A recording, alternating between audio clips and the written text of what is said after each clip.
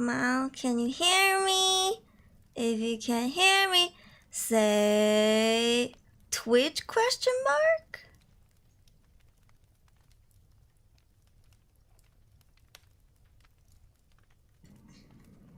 Hmm? あれ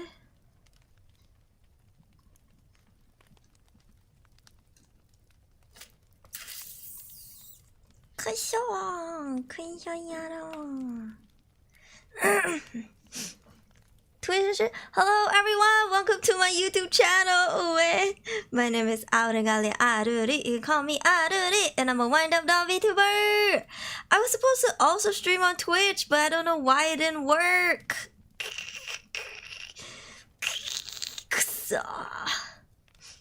So let me show you what I have. Cause I moved everything to my new plugin. Hey, it was supposed to work. Hurry. Anyways, I'll fix it next time. I'll figure it out. Look, hold on. I had two windows, right, on my OBS. One is for horizontal and one is for vertical. You can't really see because this screen is too small. But yeah. I don't know why it didn't work. It was supposed to.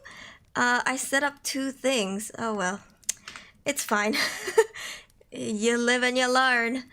But anyways, is the music too loud, guys? Hello, hello, come on in. Nora Pixel, I love your work. I love you. I stalk your Twitter so much. On my alt. I'm like, yes, pixel art. Pakui-sanglim! Do you know that if you like the live stream, and come into it from like videos, you can see short streams as normal streams in mobile YouTube. Really? Wait, really? Hold on. If that's the case,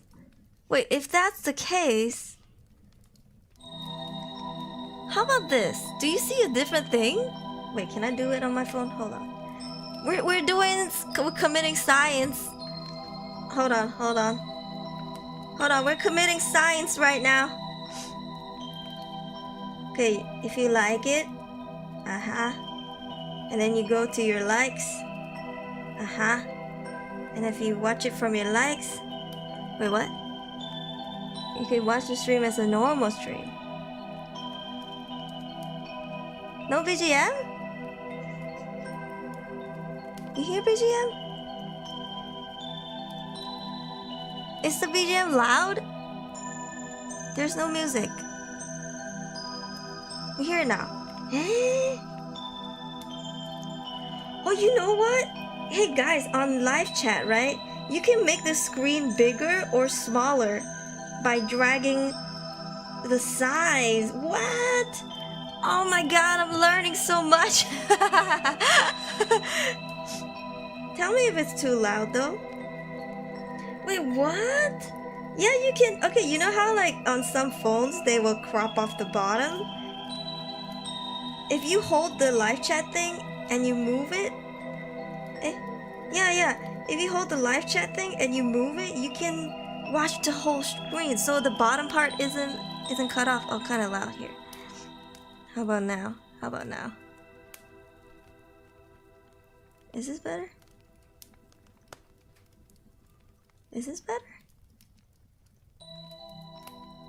Like baiting question mark. Make sure to like the stream. That's true. Like the stream and magic will happen. Thank you. Better? Okay. I don't know what the BGM sounds like because I can't hear it. But yeah, come on in everybody.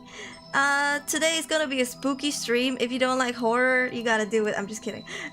It's okay. I have a Dungeons and Dragons stream. I'm not streaming it, but I'll be joining a campaign for the first time tomorrow morning at 10 a.m. GMT plus 8, or 11 a.m. JST or KST. It's my first time playing Dungeons and Dragons on Asu's channel, or I guess the first time in my entire life, so we'll see how it goes.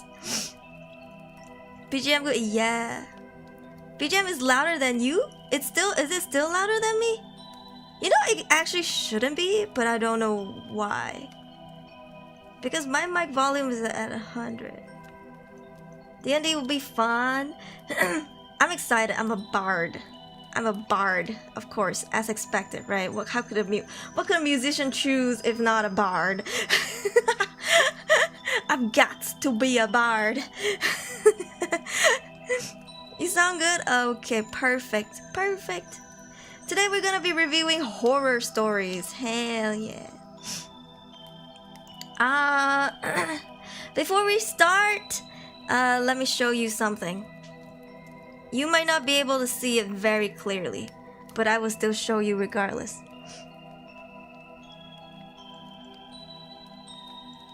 Hey, wrong. Hold on, wrong.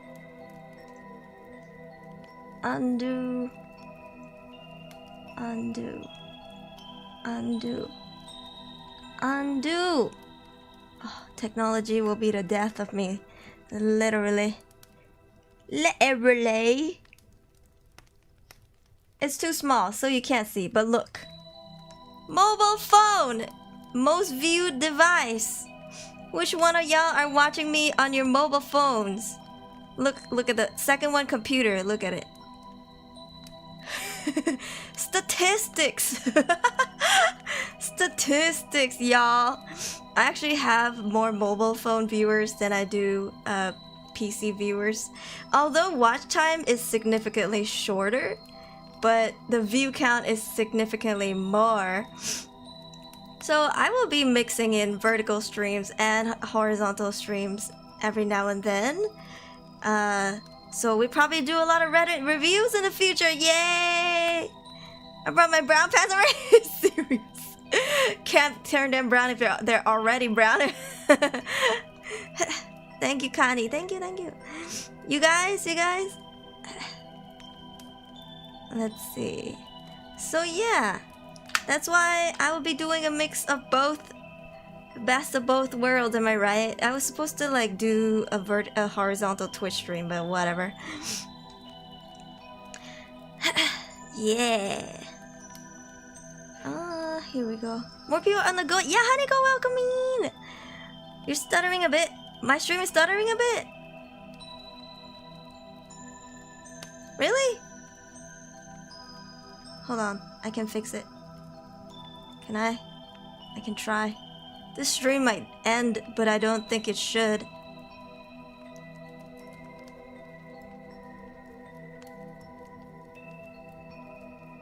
Oh, well, okay. I'm going to do something, and the stream might end, but if it does, I'll start a new link. Okay, so I'm going to switch my device. Not my device. I'm going to switch my source, and I'm going to end the stream for a split. Maybe a minute, let's just say a minute. If it doesn't come back on within 5 minutes, check Twitter or Discord, okay? I think it's the plugin. Okay, I'm going to end the stream for like a minute. I'm gonna let the message be out first before I turn off the stream.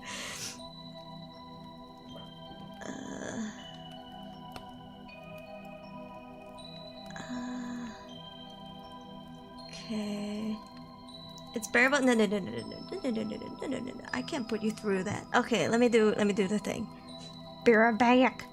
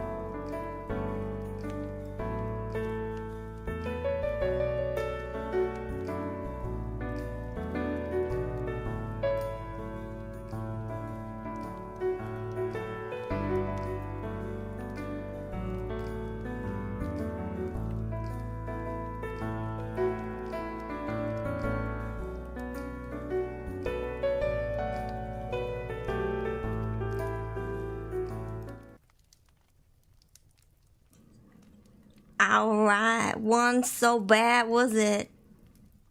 Okay. Everything is Gucci as normal. I guess I won't be streaming on Twitch because I literally just tried and it doesn't work. So I'm sorry, Twitch bros. I'm very sorry. I did what I could, but it didn't come through. All right. Let me see. One second. Okay. Everything looks fine, right? Okay. Let's take a quick attendance and then let's jump right in. Usually I like to do my horror stories in ASMR mode, but lately I'm just not feeling like doing ASMR. Yeah. Post announcements? Oh no, it's fine. I already did it. Welcome back, thank you. I already did it. Yeah, I think people know the Twitch stream is not happening. Sag. But yeah, I hope there's no more delay, because I think with that earlier there was a bit of a delay. Now I'm using my regular stream thing, so there shouldn't be delay. Chat shouldn't be delayed as well. Yeah. Alright guys, let's take a quick attendance and then we'll jump right into the horror storytelling stream from Reddit. Yes, we back. Refresh please. Refresh please. If they're like, what? I don't say the stream, please tell them to refresh. Yeah. Alright, if you're here, say spoopy time, because it's time for no sleep. We're not getting any sleep tonight. You and I, all of us. None of us are getting sleep tonight. Did do you hear the fire crackling sound? Because you should.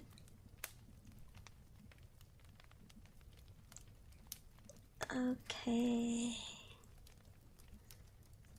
What do you mean refresh? I just got here. Oh, we had a scuff issue earlier, but it's fine now. Alright, let's see. We have Aaron Kelly. We have Pokonim. 어서오세요. We have Momochi. We have Warren. We have Shrimp. We have Imran Yayajay. We have Arion. We have Rogue Ranger Roger. We have Atlas Gatekeeper. We have Blue. We have Hanako. We have Just a Ghost. Today is your day. Today is your day to shine, Anthony. We have Alia. Blue said, like I intend to sleep at all. Nice and ambient, yes. We have Warren. Hope you're healthy and doing well. Oh, I don't know about healthy. But I'm okay. I'm managing. Yeah. 불타는 소리 잘 들려요. 힐, we have 힐이요. We have 박휘성님. 어서오세요. We have Kani. Alright. You know what time it is? It is time for... Wait, no. Wrong thing. Subreddit no sleep. I've heard a lot about this subreddit. This is a subreddit for horror stories. We have a few. So the reason why I didn't want to write down the subreddit name in the thumbnail is because I found a few horror story sources and we will go through at least one on each. Alright? You know what? Let me try to watch it on my tablet. Oh yeah. Go ahead. Oh, my back. You know what? Maybe I should change the background to something spookier. Let's change it to something spookier. Yeah. Let's do this one. Ooh, hey, atmospheric. Ooh. In a bit, you're gonna see something floating by. Oh, what did I say?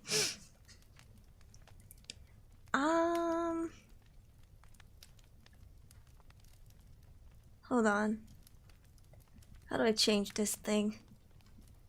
But yeah, do you guys know any other subreddits for horror stories? If you do, just let me know. I would love to read. Oh, sorry, I keep hitting my mic. I'd love to read them. Yeah. Alright, so today we have Reddit No Sleep. If you don't know what Reddit is, it is like a what do you call this?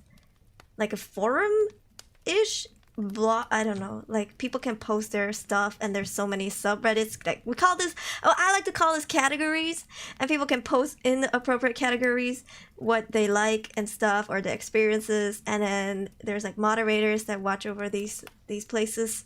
So it's very interesting. I'm fairly new to it, so you know, we have No Sleep, we have Creepypasta, which is really popular. Creepypasta, I used to read creepypastas on Tumblr. Yeah, like Sixpence. This one is one of the stories. This is like r/scary, so subreddit scary stories. This one is Stay Awake. Stay awake, stay awake, stay awake. Not gonna lie, this looks like a vagina. You probably can't see it, thank God. This one is Creepy Encounters. And I'm assuming this one is like true stories, because it seems like people are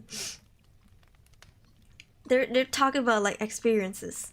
Yeah. Question mark. Hi, Night Bunny. And this one is Ghost Stories.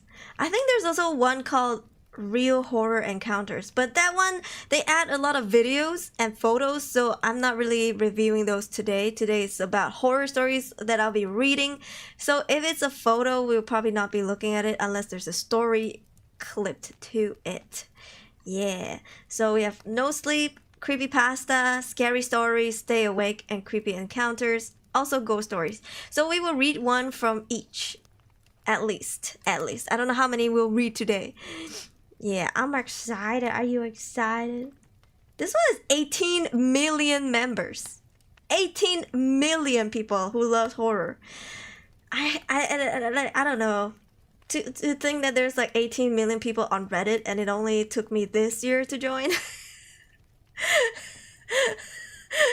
I feel kind of behind on times. You know, I feel kind of behind. Even if I joined as the 1 million member, I would probably feel FOMO. So as the 18th million member, I don't know, man. I feel like I'm missing out.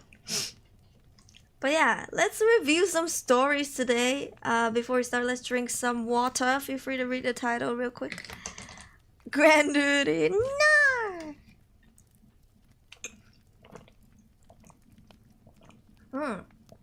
Oh, I don't know what I had for like food or whatever. Whatever that I ate makes me so freaking thirsty today. Maybe it's the weather. It's too hot. All right, first story.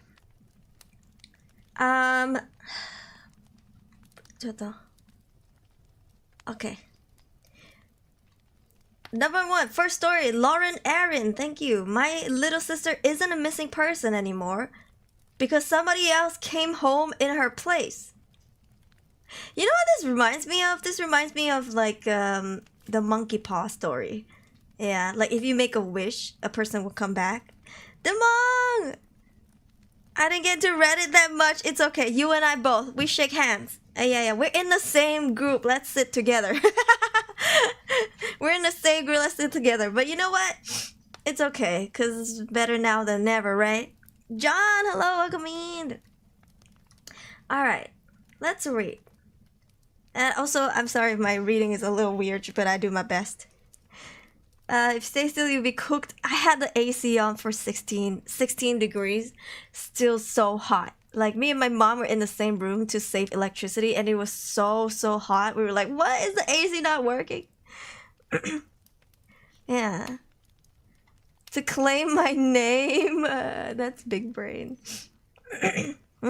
Thank you for the subscribe. Also, today the alerts are working, by the way. I shouldn't have told you this, but anyways, all alerts are working today. Yeah. Did you clean AC? We had it clean, yeah, when we came back. It's just the weather's too hot. You don't feel it, you know? You don't feel it working at all because the weather's so hot. It's crazy. Alright. First story. I know I should have been ecstatic. Ecstatic.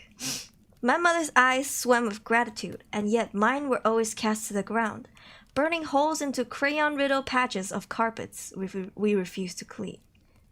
We'd barely dared to dream during those silent dinners without Willow Street! The jarring sound of clumsy cutlery echoing through our now too empty house. Conversation seemed pointless without her skipping around the dinner table, begging for the attention I gave her too little of. Thumbs ghosting over my phone instead.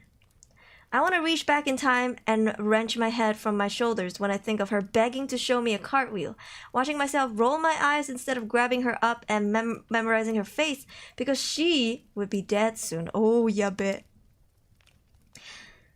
Days of torture turned to weeks, and Willow Hartfield was gone, lost to some place only our terrible imaginations could conjure up. She was dead, but we were ghosts, haunting our own house with pale apparitions of ourselves. Eating to live and speaking only to fill the silence. She was color, and the world redrew itself in black and white for the three of us. Life was over. This is so sad. Can't deny the Vtuber allegation. Oh Lord. Oh Lord. Until it wasn't. Because Willow Hartfield, 704 days later, was found. It's what the news said. What was splashed across the national paper and beyond. It was what they uttered in incredulous tones on the podcasts and what the mayor of our town boomed into his microphone. It's what my parents choked out in desperate relief sobs I had never heard fill our house before. It seemed I was the only naysayer staring into this girl's eyes and knowing with every fiber of my being that this was not my Willow sitting cross-legged on our family sofa. She looked like her, eerily so. But it was off. It was wrong. Her chin a little too pointy. Her gaze a little too cold. She was not my bright, bubbly little sister dressed head to toe in pink. But she said she was. She said it with a smile that didn't quite reach her eyes. Eyes which sparkled just a shade or two off Willow's. Her voice was a semitone lower. But that's because it's been 2 years and voices change, my mother insisted. Her chin-length hair now flowed far past her shoulders in that same chocolate hue, a length Willow would gasp at if she saw. This stranger wandered straight into our house, pulled on my sister's 2 small clothes and played pretend, pulling the strings on everyone but me. The first night was something out of a horror movie, the heaviest sense of dread settling like lead in my stomach. Bile rose into my throat as she skipped into the living room, settling herself in Willow's seat and tugging impatiently at the hem of my sister's favorite dress. I'd bought it for her on a spontaneous shopping trip, watching her eyes light up at the little sunflowers lining the collar. She had been giddy, and now a stranger's fingernails dug into the fabric, leaving marks I'd never get rid of. No longer would that little dress smell like Willow, because it was going to smell like her. What do you think about this situation? Before we continue, Eugene, welcome in. No Twitch, no fart. You can still fart. The sound alert still works, even though I'm not streaming on Twitch. I'm so lost on what I hate being like. So this person, their sister went missing 704 days ago, and now the sister has been found. However, this person is not convinced that that is their sister.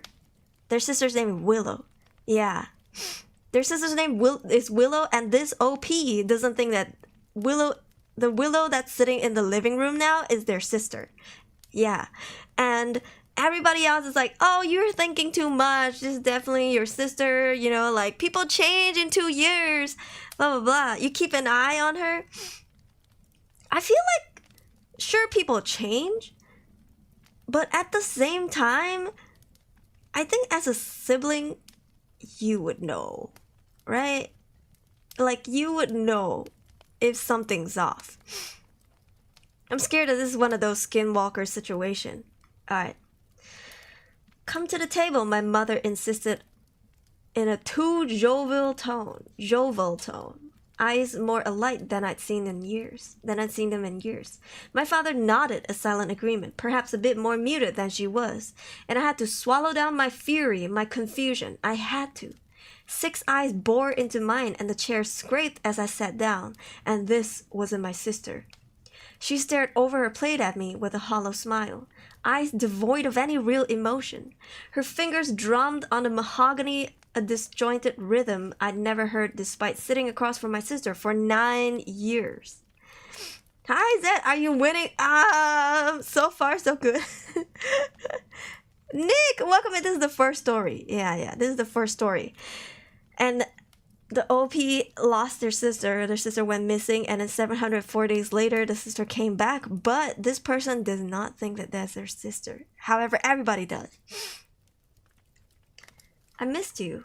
Her words were sickly sweet. Head tilted slightly to the side. Her gaze felt almost challenging, but my mother's eyes brimmed with tears as she nodded vigorously, fork hanging in midair. Oh gosh, you wouldn't believe me, she gulped her words down, overwhelmed. You've dreamt of a family dinner, haven't you, love? She regarded me almost desperately, fingers trembling. And I had, of course. I cried 1,000 tears for my baby sister, but the girl swinging her legs inches from mine, sitting in my sister's clothes, was not the girl I'd sought for. When her foot brushed mine accidentally, thousands of goosebumps erupted over my skin because it was new and wrong. Ooh, on that rabbit, hello! I'd love to hear where you've been. I dared whisper into the silence. My mother gasped. English is hard. Fork clattering noisily onto her plate. Detective Matthews said. Yeah, and if Willow ever turns up, I'll keep quiet about it, I snapped, eyeing this wild animal before me. She sucked in a mighty breath, and I swore I felt her gaze prickle me, but it was only seconds before her eyes became doe-like, wide and comical. I don't want to talk about it, she uttered sadly, looking to my mother for reassurance. Her lip quivered, hands shook. It was almost laughable how overzealous her performance was, and yet my father admonished me, snapping at me to leave while my mother gathered up the intruder in her arms, clutching at her so she'd never leave. I watched the family before me, new and being invented before my eyes. As I laughed, she smirked right at me. This bitch is too suspicious. Nobody believed me. Not on the second day when I walked in and I saw her doing perfect cartwheels in the living room, something Willow had been utterly hopeless at. She must have learned my mother chirped, scrubbing dishes so vigorously I swore she was leaving cracks. Nobody blinked on the third day when she locked herself in the bathroom and claimed to be too sick to head to the station to kickstart the rigorous medical testing. But it was the fourth night that haunted my dreams, driving me even closer to the edge I'd been dancing along. I'd largely managed to avoid her other than the odd lingering gaze as we crossed paths in the hallway, or a wry smile you call this wry, right? Or a wry smile as we brushed shoulders. Until there she was, at 2 a.m., standing over me as I slept. Just, lock your door. You know what I mean? I didn't scream. Didn't startle her into dropping her soulless smile as she gazed upon me, staring straight down mere inches from my face. So close I could feel her hot breath on my nose, feel the animosity coming off her in waves. She didn't move when I clocked her. Didn't take a step back or pretend to be doing anything other than pressing her face into mine in the dead of night. What the heck? Why are you here? I whispered, and we both knew I meant more than standing in my room. She laughed, a little giggle I've never heard leave Willow's mouth. I wanted to come home, silly, she hissed back, breath tickling my cheek horribly. I swallowed, desperate not to show the fear which was beginning to course through me. Demon child! You aren't Willow, I gritted my teeth, and only then did she pull back a little, mock hurt lighting her features. That's a shame, she frowned. You're my favorite big sister. How many big sisters do you think you have? What do you mean favorite? Oh, let's go! My hands trembled under the covers. And how many sisters have you had? She paused then, a slow smile spreading across her face. Oh, lots. I don't think I've ever felt as unsafe in my life as I did in that moment, watching her eyes glimmer with something truly evil. A sick sort of pride. I didn't find my voice for a long time, but when I did, it was small and timid, a shadow of my confidence from only hours earlier. And what do you want with us? Oh, hell no! She thought on it for a moment, tilting her head back and forth as though the question was funny. Even in the dark, she looked wrong, as though someone had built her to look like my beloved Willow and misremembered her slightly, getting the angles and details wrong. She laid her fingers on my forehead, painfully drumming that same pattern on my skin as all those days ago. Shamefully, I was too scared to move, even as her fingers jammed into my skull. I dragged mine, welcome me in! I like your mom, she mused, giggling childishly as she caught her mistake. Our mom. I think she's going to like me more than your sister. Shut the front door. But before I could react, she was gone, skipping towards the door in the wrong nightclothes, only turning back to casually ruin my life. She's dead, by the way, she murmured into the silence, shrugging. It was painful, too. Sorry for your loss. Are you kidding me? Also, I hope the words aren't too small. This is the most I could zoom in. And she left, leaving me aghast as I festered in my blanket, desperately grabbing Willow's teddy bear from beside my bed and clutching it to my chest. I sobbed myself to sleep that night, face buried into in her favorite toy and knowing for sure that she was never coming home. It only got worse. Oh my god. One day, I came home and my father wouldn't speak, only managing to stare at his new daughter as she smirked at him from the shadow of Willow's bedroom. She startled at me in the hallway, scurrying back into his study. When I called for him, he shook his head. Hanging out with your friends, go back outside. Hang out with your friends, go back outside, he ordered, voice cracking. He slammed the door behind him, and that was that. I was left to stare into Willow's room, locking gazes with a pair of beady eyes sneering at me from under the bed. What? I was left to stare into Willow's room, locking gazes with a pair of beady eyes sneering at me from under the bed? When I tried to speak to my mother, she grew more and more irate, once physically covering my mouth with her hand. Mom, please, see that she isn't who she... But she muffled my words out of existence with a trembling hand, sending me a subtle no with a quick shake of the head. She pleaded towards me with her eyes, but I realized quickly that her steely gaze had fallen behind me. I didn't need to see the parasite in my peripheral to feel her gaze burning holes into the back of my head. And I wasn't imagining it. My mother was fearful, finally turning back to me with a steely resolve. What? Spooky, creepy skeleton will shiver down your spine. What? Everything is fine, she murmured, speaking 1,000 words with only her eyes and voice dropping to a whisper. We will make it work. Mama, you delulu!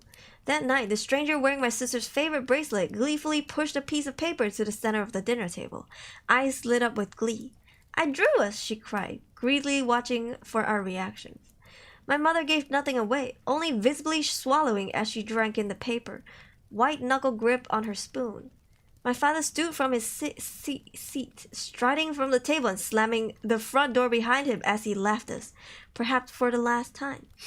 I, however, dared pick it up, regarding every horrific line and frantic scratching before me. What? It was us.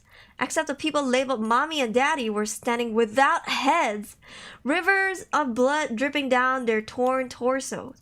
My double sat in the corner of the paper, a pair of gouged out eyes lying on the floor next to my terrified frame.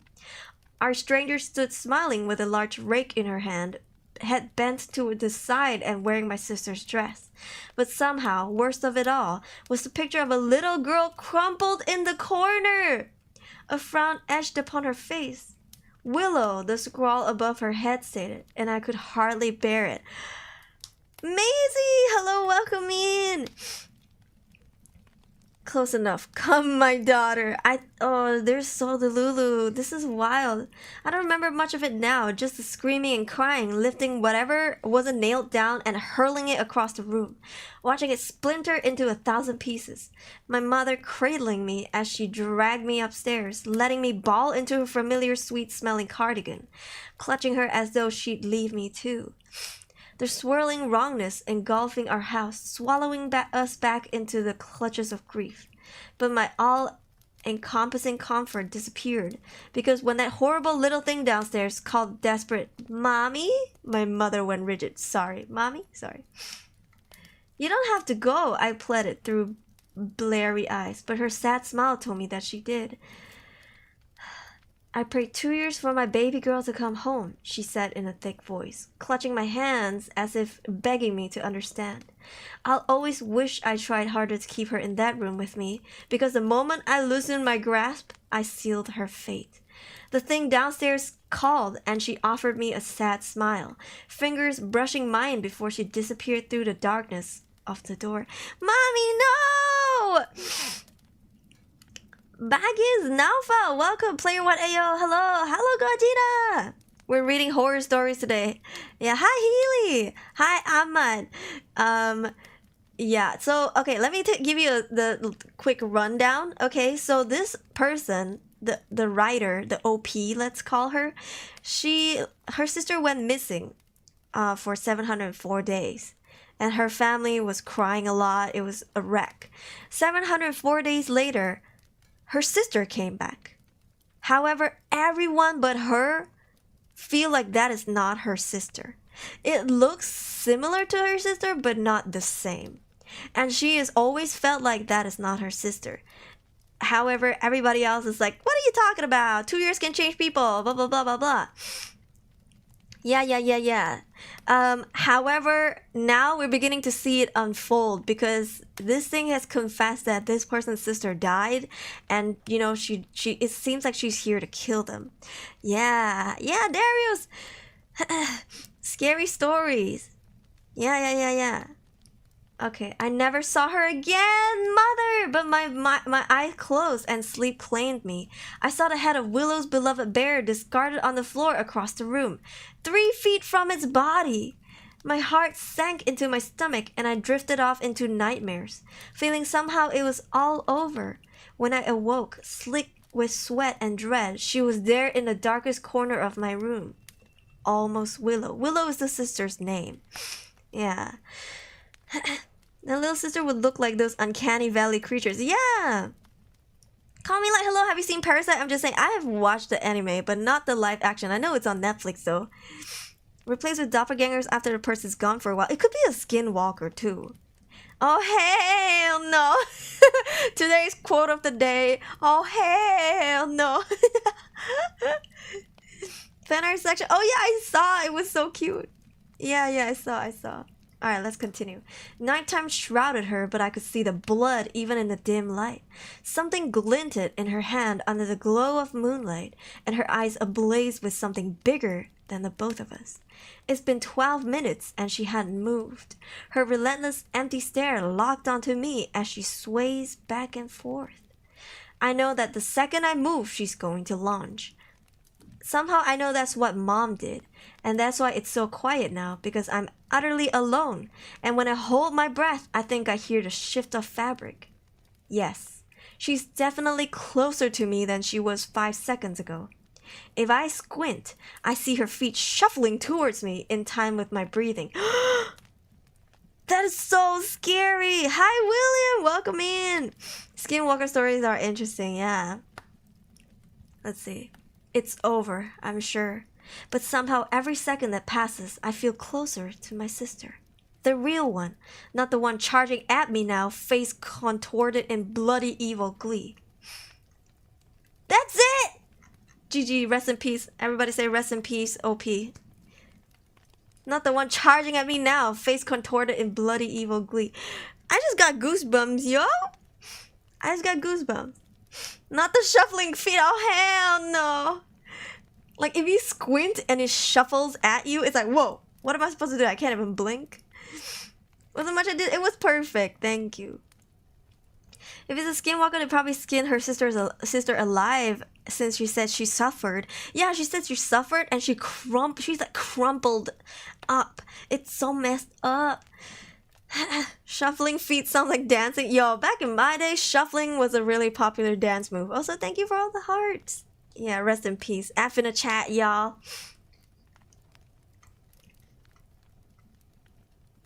No, please tell me you got the evil bitch. Please tell us you got the evil bitch. And for this sleep you steal from me after reading this. This is 3 hours ago. This is so recent. Yo, I'm rooting for the OP. I'm saying, you know what I mean? Like, if you feel unsafe in your own house, I'm surprised you hadn't like kept a weapon under your pillow or something. You know, like just for precaution, because it's better to be safe than sorry.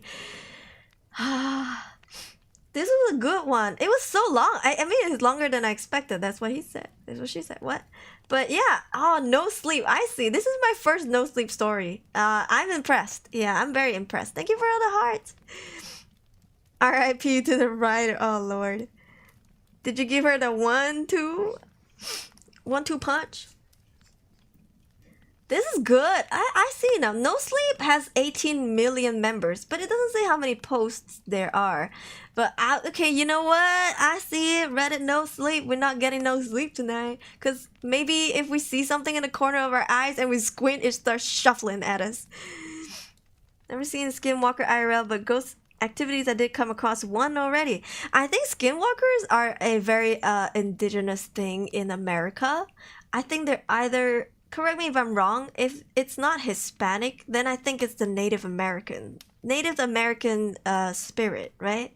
I think skinwalkers come from Native American spirit. Let me think. Is it the Wendigo? Is it the Wendigo or skinwalker? I could be wrong. I remember vaguely, maybe. Yeah, Native American black magic. Yeah. So if you don't live in America, unless it be taking a plane, I'm not surprised if it took a plane though. Like, I mean, if skinwalkers can pretend to look like humans, it could probably, I don't know, take a plane.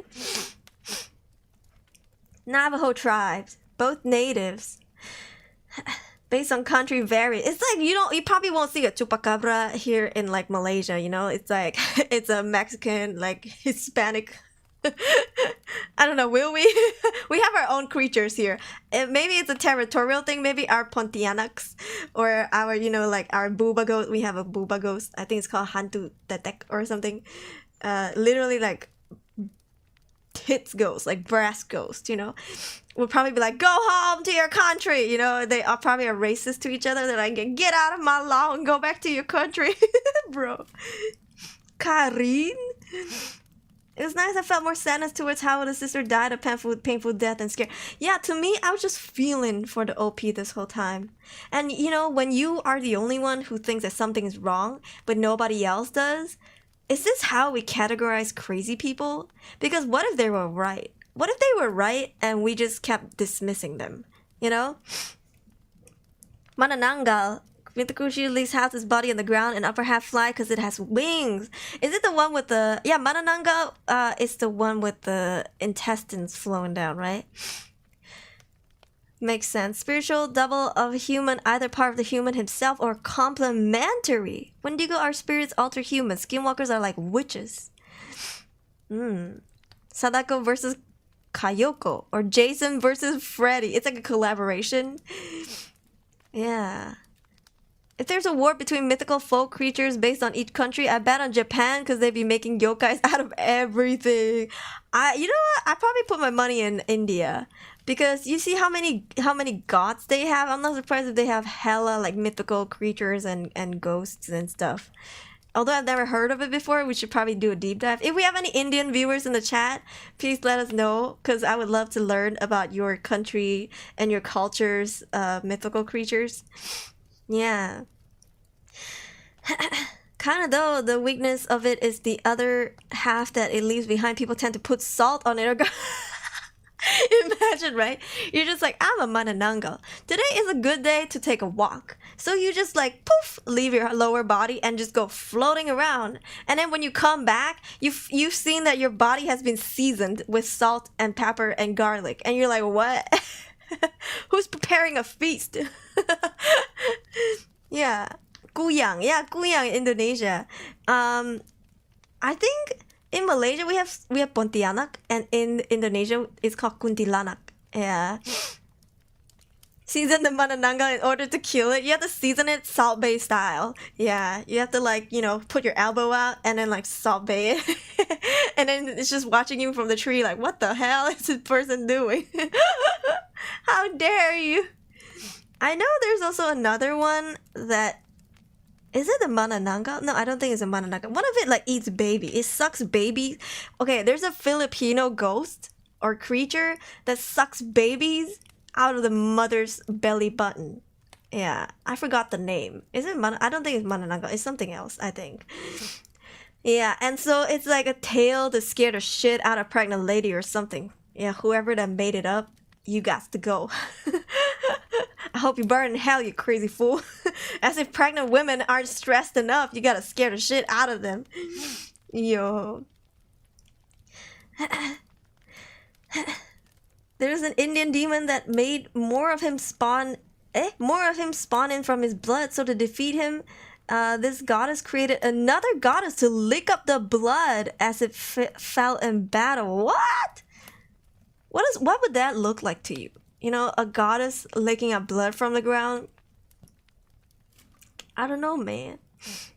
Yeah, the one with the long tongue. I forgot the name too. Yeah. Cause I watched this TV show called Grimm. It's pretty old, Grimm, but it was very good. It's about folklore and it features the one in Philippines. Kiriya-kun, thank you for the raid. Welcome in, everybody. We're doing horror storytelling today. Yes, this everything is juicy tonight. Yeah, I hope you enjoy the vertical stream. Get cozy, get spooked. Yeah. Oh, I think it's called tikbalang. Is it called? No. Tikbalang is something else. It's not tik. It's not tik. I would know the name. It's different. Yeah. But welcome in. Hello, Kiriya. Right? What were you streaming, Kiriya-kun? Hope you had a good stream. Hantu Barakang, if I'm not mistaken, eats babies. No, this one is like it sucks the fetus out of the mother's belly. So what it does is it had something long and it would stick into the mother's like belly button and then suck the baby out. Yeah. Is it Tik? Doesn't it have like a different name? Wak. In Indonesia, the way they laugh, it's like awaka waka waka. Awaka waka. What did we enter into? We're talking about like mythical creatures and folklores and monsters from other cultures. So we talk about the one from the Philippines, where there's this monster that attacks pregnant women, like belly and everything. And how they do that is this monster will stick something long, I think it's his nose or whatever, like a straw, into the mother's belly button while she's sleeping to like suck the baby out. Yeah, it's really wild. Embracing the internet culture. That's what I'm doing today too. I hope you had a good stream, Kiriya. Thank you for the raid. Thank you. Welcome in, everybody. 어서오세요, 여러분. My name is Aruri. I'm a one of the Vtuber. Yeah, I was supposed to stream on Twitch as well, but it didn't work. Yeah. Tick or wak wak. Crazy movie from the 70s with that monster. Oh yeah, Aswang. What does that sound? Scared shit out of me. Aswang. It is spook o'clock. So we have a few subreddits. I'm really new to Reddits. Okay, or the Reddits. Reddit. This one is Reddit nosleep. Next we have creepypasta. We have scary stories. We have stay awake. Creepy encounters and ghost stories. Yeah. So we'll read at least one from each one. We just finished the one from Reddit nosleep. It was pretty good. I'm impressed. it's the person's sister was missing for 704 days, and when she came back, the OP was like, that is not my sister. However, everybody else was like, you're crazy, 2 years can change a person, so you're thinking too much. But this person's like, that is not my sister. Yeah. Overlapping with many variations. Aha! Wak wak or tick tick. I think in the show it's called aswang. Yeah, aswang. Tick tick, tick tick. Tick tick is such a cute name though. Tick tick and wak wak wak wak. Wak wak. Wak wak sounds like a puppy name. Alright, next we have creepypasta. I used to read creepypastas on Tumblr. I believe they had a Tumblr long time ago, many years ago. This one is 844k members, yo. Yeah. Penanggalan? No. Creepypasta, yeah. Creepypasta is pretty good. They have their own website, but I think this subreddit is probably popular. I clicked on only stories, so we probably only get stories, yeah. Golconda. This is my the Golconda. This is my first. Please don't be harsh in the reviews. How was this one? This one 2 hours ago. Okay, hold on. I think we can read this one because I had this one pulled up already. This was 13 hours ago. Smiling dog. Pretty spooky, some skinwalker shenanigans right there. Yeah. That's what we were talking about. And you know, because like a lot of us here are from Asia, we're like, oh, we probably won't come across some skinwalkers because it's native to the Navajo tribe, right, in America. But then we're like, what if they take a plane? We're doomed, bro. We're doomed. Gets harsh already. All right, let's read this one. It's called 3 Steps. From anonymous_taken out. Tag story. Alright. I saw once in the internet a game called 3 Steps. But I'm a little scared to play this one to see if it is true. The game works like a walk game. Oh frick. as a content creator gamer who played freaking Exit 8 and like what's the train one again? Shinkansen Zero. This is not a good news, boys. American Customs will slow. American Customs will slow the skinwalker. You have to have 2 friends plus you, 3 people, and black socks. Why? This game is simple and complicated at the same time. Midnight o'clock, you and your friends have to choose a large corridor, no matter if there is a house or a building. Oh, like physically walking. So it's not like a. Okay, it's not an internet game, but they found it on the internet. This game called 3 Steps. Okay, you have to choose a large corridor. One person has to be between the other players. That person will be the chosen. Only the person in the middle have to wear the black socks. The game didn't work if the others were using 2. Okay? In a count of 3, the 2 players accepted the one in the middle would give 3 large steps forward, repeating the succeeding phrase. Step 1, step 2, a step 3, again a 1, 2, 3, 4, 1, 2, 3, 4. And then we said when the 2 players had already gave the 3 steps, they would close their eyes and gave hands, saying, "We are already far from you. Would you play with?" Shut the front door. The person in the black socks would be always staying up. Do not sit or move.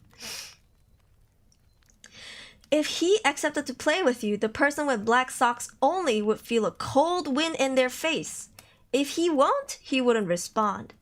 Next, the chosen would aggressively hit their right feet on the ground 3 times, closing their eyes. The game begins there. What?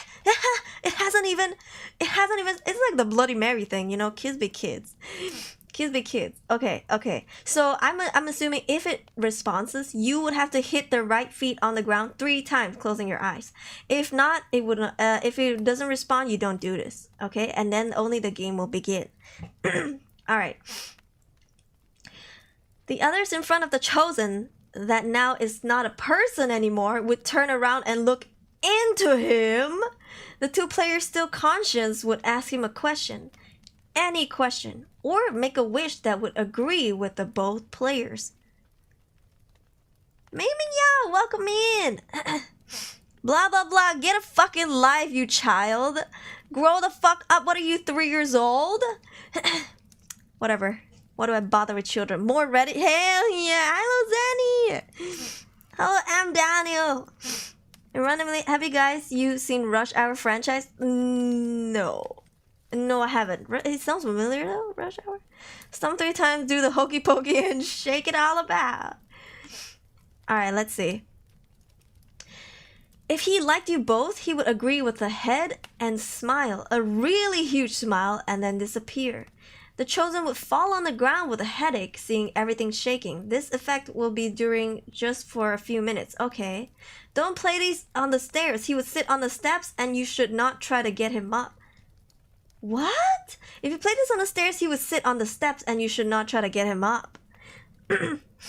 I hope the kids get scared with the story. I bet it's a punk ass bitch. 2-person just to become safe. This needs 3 though. I feel so isolated. Chris Tucker, not Chris Rock. You just wait to see the answer or the wish become true. Okay, I wouldn't recommend this game for people that can't sleep at night because maybe he liked you so much that he would never leave you both alone. What? Nobody's responded to this post. I mean, this was posted quite recently. Okay, so would you guys try this? I mean, I wouldn't. I won't. Like, listen, my mom has tried the Chinese Ouija board before, where you use the pencil, yeah. And she was like, ever since we were kids, she was like, never, ever play that with your kids. Like Chinese Ouija board. It's kind of like the American Ouija board, except you hold the pencil, and you can never ever let go, no matter what, unless the spirit has left. You would try this, Alberts? You wouldn't dare to try it? Nope. Yeah, Zanny would try this. Rituals have its procedures. When done wrong, everybody will be possessed. Instructions unclear. I have eaten the black socks. Why black socks? I don't get it. Hi, Dini. Too complicated for my 2 brain cells. You need 3 players. Yeah, I don't have 3 friends. And we will 2 more, including us. Yeah. I kind of want someone to like me so much that they don't leave me alone. Whoa. Get a pet. You know what, serious? I have a suggestion for you. Get a pet. Get a doggo or something. Your doggo will be so obsessed with you that you're like, oh my god. Okay. First question, would you play this game? Second question, would you be the chosen one? Because according to this, we're already far from you. Would you play with us? And if it accepts to play with you, okay, the person with the black socks will feel cold wind in their face. If won't, he won't respond. The next chosen would the chosen have to hit their right leg on the ground 3 times. And then the others in front of the chosen, that now is not a person anymore, would turn around and look into... I'm assuming the thing that is now in front of the chosen one would turn around and look into him. I don't think I want to be the chosen one, bro. If it's some creepypasta story, I'd avoid it. I'm not going to get involved with something like spiritualism or something like that. Yeah. NZ said, if I have 3 or more friends, I mean, why not? Try it out. Let us know. Hi, Bravo! I'm ready to get scarred and scared. Cat is actually a good pet when doing rituals because cat believes to suck out bad energies in the ritual. You know, in Chinese culture, cats are known to bring in bad energy. Like, it's supposed to bring... But that's a dumb superstition. And also, they restrict it only to, like, black cats. But yeah. This one, I mean, the writer tried their best. You can tell that English is not their strong suit, like not their, maybe their main language. But if you guys try it out, you know what I believe in? I don't. Okay, here's my belief. Okay, no matter what the ritual is, regardless of the ritual, it doesn't matter if you have to wear black socks, white socks, gold socks, jump around, whatever. If you believe, if you manifest the energy, I feel like something will spawn. Do you guys know what I'm saying? Yeah. 师兄. Like if you do something with the belief that something you're going to like conjure something out, I feel like it's going to happen. Like if all of you feel that way while you're doing it, I feel like you're gonna like manifest something. Yeah. So I don't think you have to restrict it to like 3 steps. It could probably be like something else. And you could probably get something to like pop out. That's just my belief. That's why when I do things, I try not to make it like a ritual. I try not to like conjure something up because I feel like whatever I do can probably like welcome in those kind of vibe. You think so? Partly because I got lost with instructions. I don't try them because what if? That is true. It's better to be safe than sorry. Thank you for the subscribe. Any rituals need a method to close or end the ritual or else the entity will stay. Yes! Crying nachos. Yes, that is also very important. Because this one, it doesn't seem like there's a closing to the book. Because it sounds like, it sounds like, the chosen will fall on the ground with a headache and everything is just shaking. You only have this effect for a few minutes. But that's it. Now you just wait for the answer or the wish to become true. But then now what? After that, what? Then what? Right? The ghost will be there if you keep manifesting the belief. Yeah, that's why they say when you're scared, just shrug it off. Because if you keep dwelling in it, it's going to manifest. Yeah. I'm meeting up with people soon. I sort of want to try it with it. Albert's nose. Do I call you Albert or do I call you Nose? Nose. Let us know. let us know later. If you try it, let us know. I have a Discord server, so if the stream dies, you can tell us there or let us know in the comments. And see if you feel a cold wind in your face or maybe if your friend is the chosen one. Yeah. Weird synergy. After you look back, feel like someone was there watching, staring, is glazing at you, especially when washing dishes. You know what I used to feel a lot? When I did the dishes, I always felt like someone was behind me, like hunched over me. Because I would feel a shadow. Yeah. It's not my own shadow because the shadow's bigger than me. Like when I used to do the dishes, it's in this house, and not in the other house. Not in the one in Kuala Lumpur. I'm currently in Penang. I would always feel like someone is hunching over me. And the shadow is bigger than me. Yeah. But next to me, there would be like a water filter next to the sink. And it has like a reflection, right? I would look and there's nothing there. Yeah. What is the 师兄? Isn't that... It sounds familiar though. Hatsune Miku, hello! Hee hee. There's someone there. It's your mother over watching you doing the dishes. It's kind of scary. No, my mom would like hover next to me and like she would have one hand trying to watch it. You know what I mean? If she's really trying to like helicopter mommy, she would be like, move aside, let me do it. She'd be like, get out of here. Yeah, I don't know. And you know what's interesting? Like nobody in the family is that tall. Like we're quite short. We're like a short family. My dad was short. My siblings are short. My mom is short. I'm the shortest in the family, but even then, nobody is that tall. It feels like someone who's like 6 feet hunching over me, and I'm only like 5'4".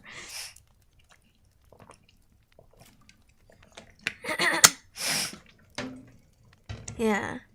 Water mirror is a ritual related to ghosts or ghost-related things. Also, in Chinese culture, they believe that, and I'm Chinese, that's why I can preach these things.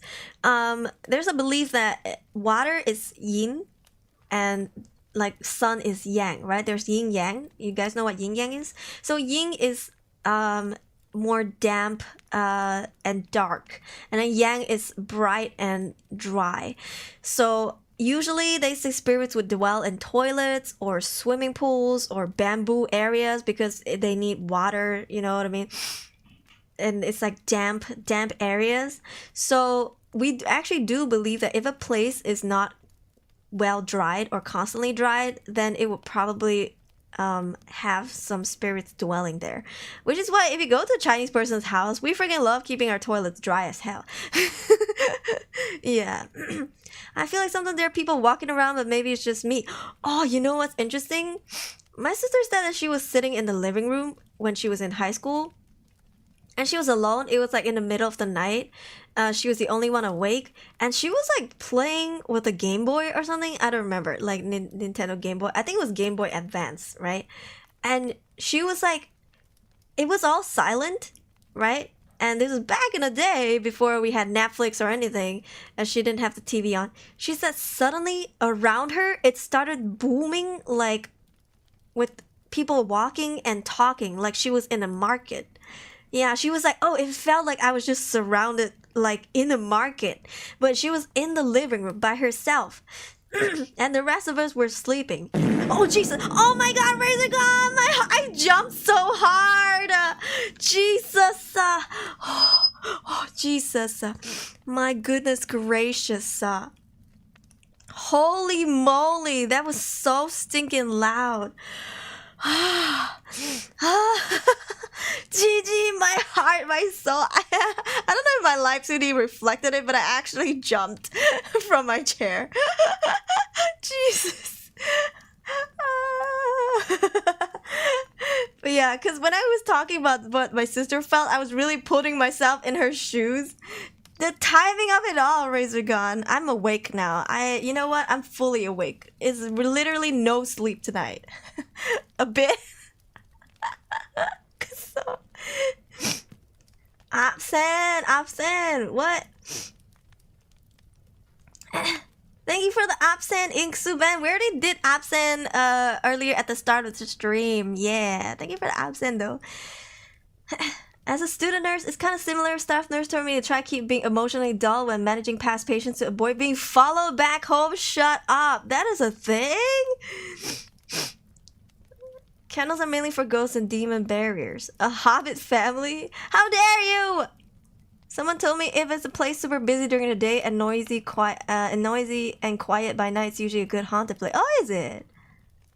I don't know who told me. I just remember. You know what I feel like? If a place has too much still air that people don't really walk around there, that could happen. Like if you live in a house, say if you live in a 3-bedroom house, okay, and you are living alone, and you keep walking around only in the same area, and you don't give chi. I don't know if this is gonna sound a little whack, but like if you don't walk around the areas that you don't usually go to, those places are probably gonna start manifesting some dark shit. Yeah, like you have to walk around or at least keep the air flowing, like open the windows, let the air blow through, because if you keep the door shut, windows shut, and you don't go into those rooms, you keep the doors closed all the time, that's not good. Like my mom, she has a thing, she would open the storeroom door and let wind go in every now and then, like she would air the place out. Yeah, because it's bad to have still air, especially in your house. Yeah, the silent farts, atomic farts, the true horror. Yeah. I don't know, do you guys believe in things like this? Because I'm Chinese, like we have a lot of superstition. Yeah, like people actually believe in these things with their heart. I wonder how rituals are done here in my country, although I know it's probably either pentagram or candles. I don't know about the mirror myth or the water myth being real. It's probably American based. You're in the Philippines though, right? Are you in the Philippines? I'm sure you guys have like a lot of different rituals. Because in Malaysia, we have black magic, what do you call it? Casters? Like the people who do like the witch doctors, I think they're called.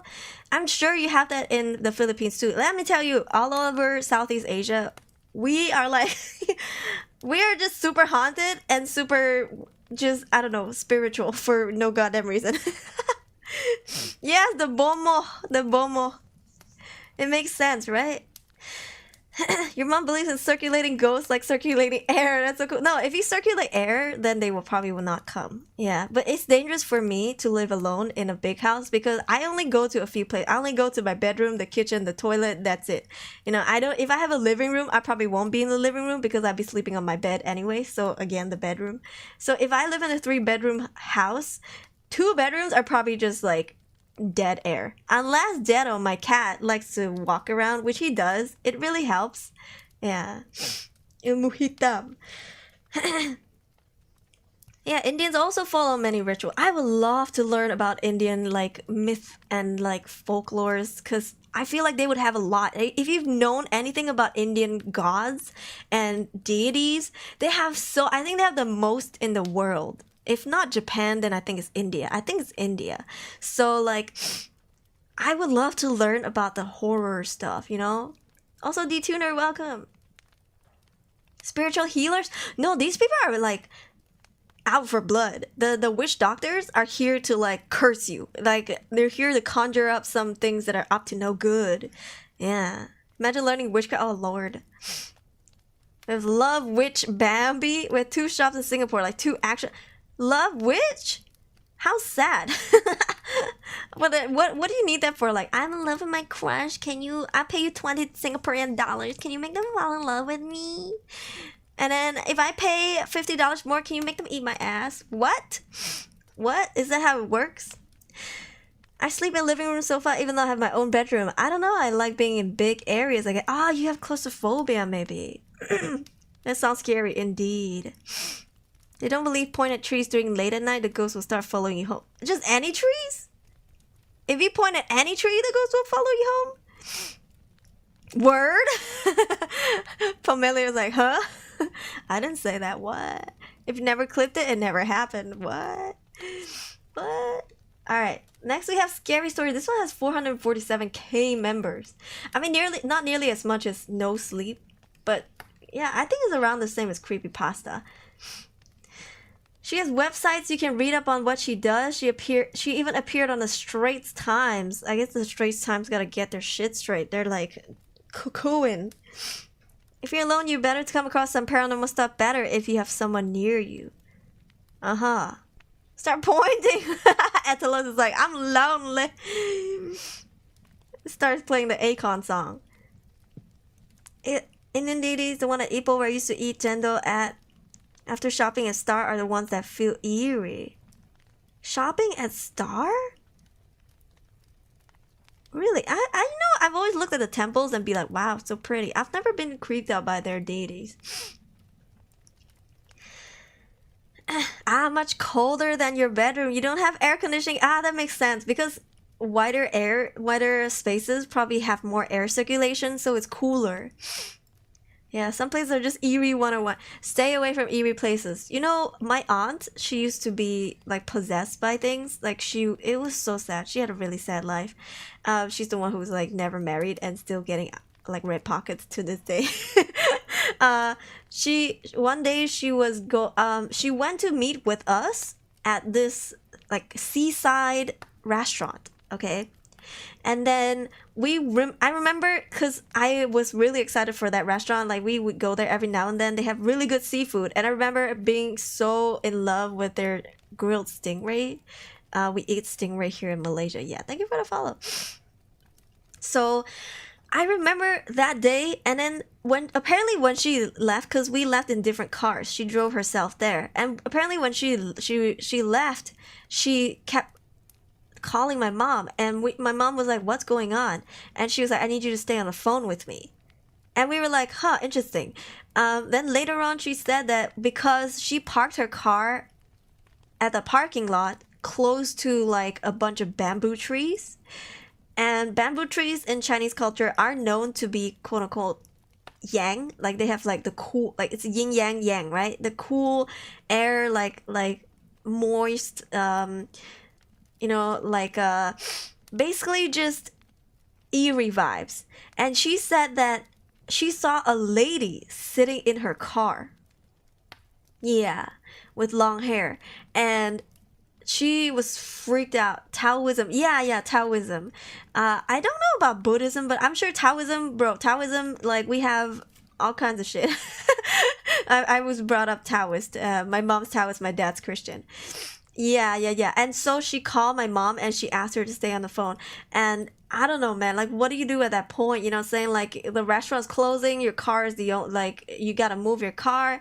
Like, like, you'd probably have to call someone to be in the car with you, but who wants to be in the car with you knowing that there's, a lady ghost in the back?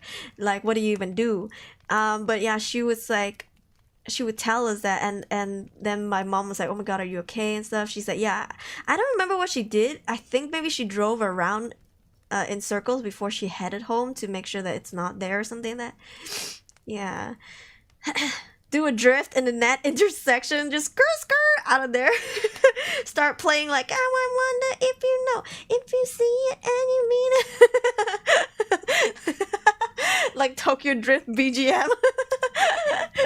Oh Jesus. So creepy. The vibration, man. But yeah, it's like a thing. It's a thing.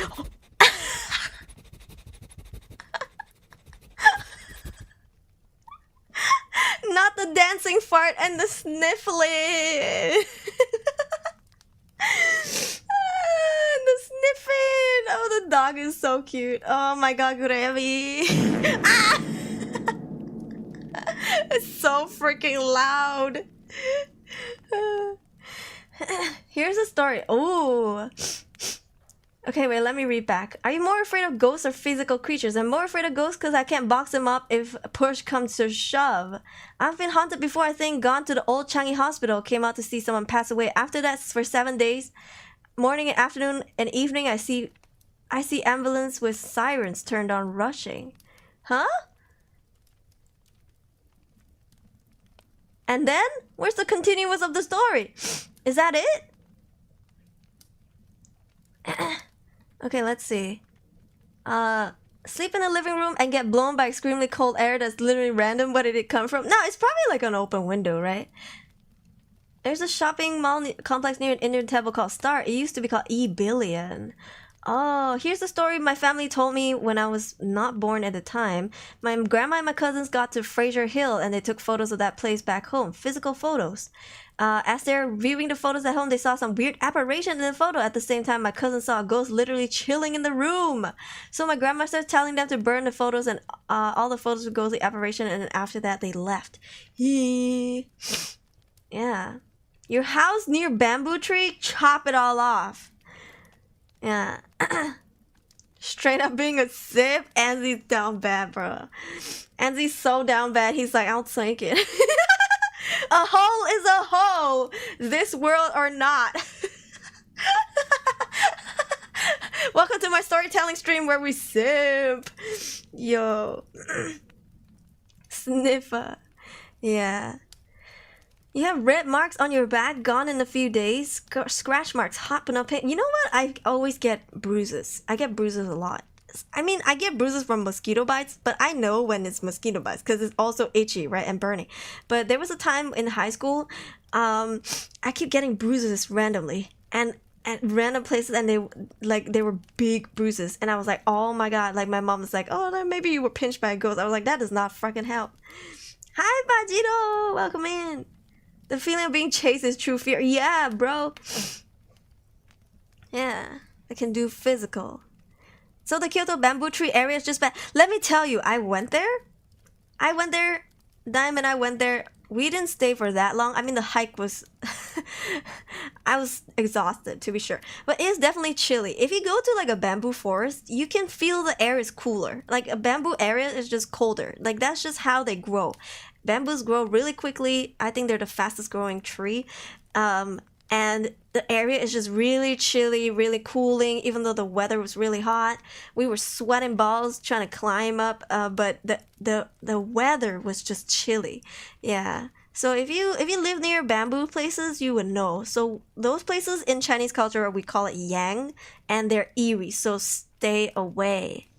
Do you guys have bamboos in the States or in America or like North America? Not like just NA or even Europe? You know, do you guys have bamboo like forests, or is it only in Asia? Hi, good AB. How big their fingers to pinch that big mama. Hard to terminate. They keep growing, and sometimes they grow really fast. Yeah. Different variants called baleti trees. A fig that people here believe is haunted or haunted tree. Yeah, what's up with like Filipinos and haunted trees, man? Filipinos love they haunted trees, you know what I'm saying? Canopy structure, including factors such as leaf, area index, and canopy coverage. Bamboos are delicious. Bamboo shoots. Imported like cherry blossoms. People here in my place burn trash near bamboo. Why? And what's up with Indonesians burning stuff? Because we Malaysians, we get the short end of the stick, man. When the wind blows over, we're just like, the haze is real. I can't believe you. Why can't you believe me, love? What did I do, sweetie? I can fix him. I like me some tree. Gravy being the Filipino, being like, I like me some trees. We have no bamboo in Indonesia, but we have trees. Tao. Tao, I'd be surprised if you're like a Southeast Asian country with no trees.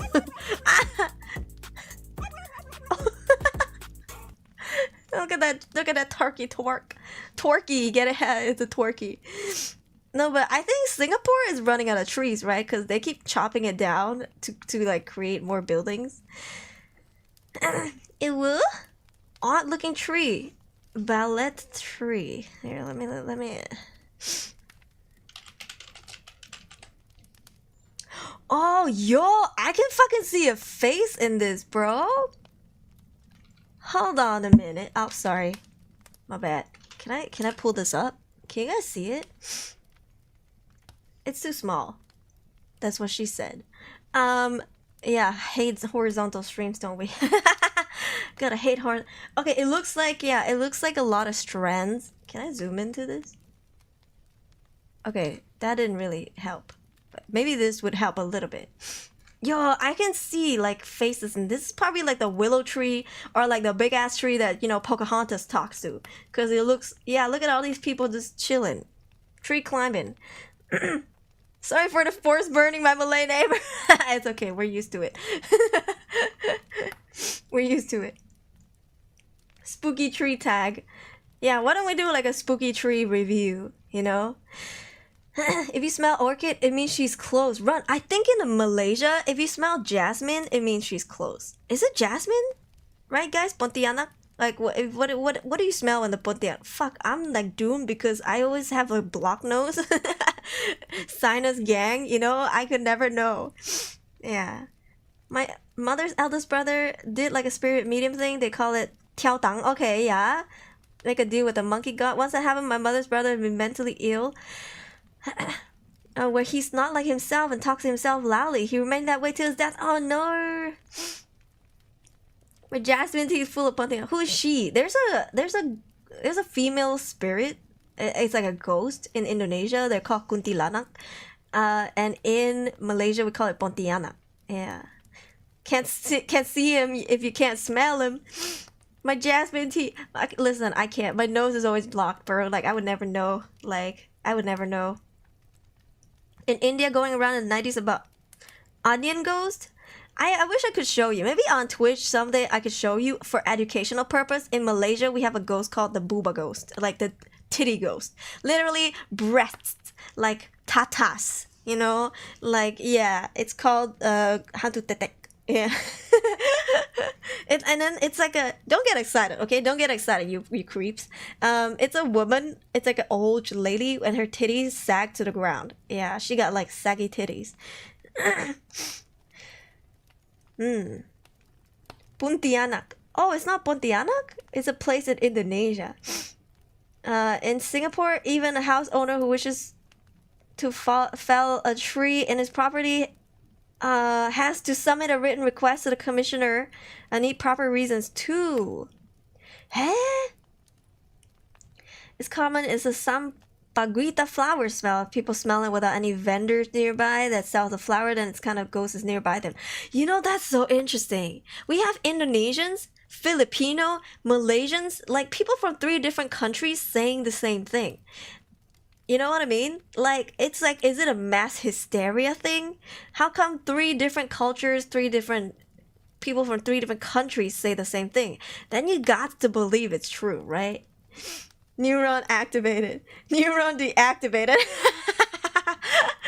First he's like, oh, and then he's like, oh. Sorry to get you excited. Oh, okay. Now we have scary stories. So this one, I'm not assuming that it's all... Okay, horror stories does not always mean supernatural horror.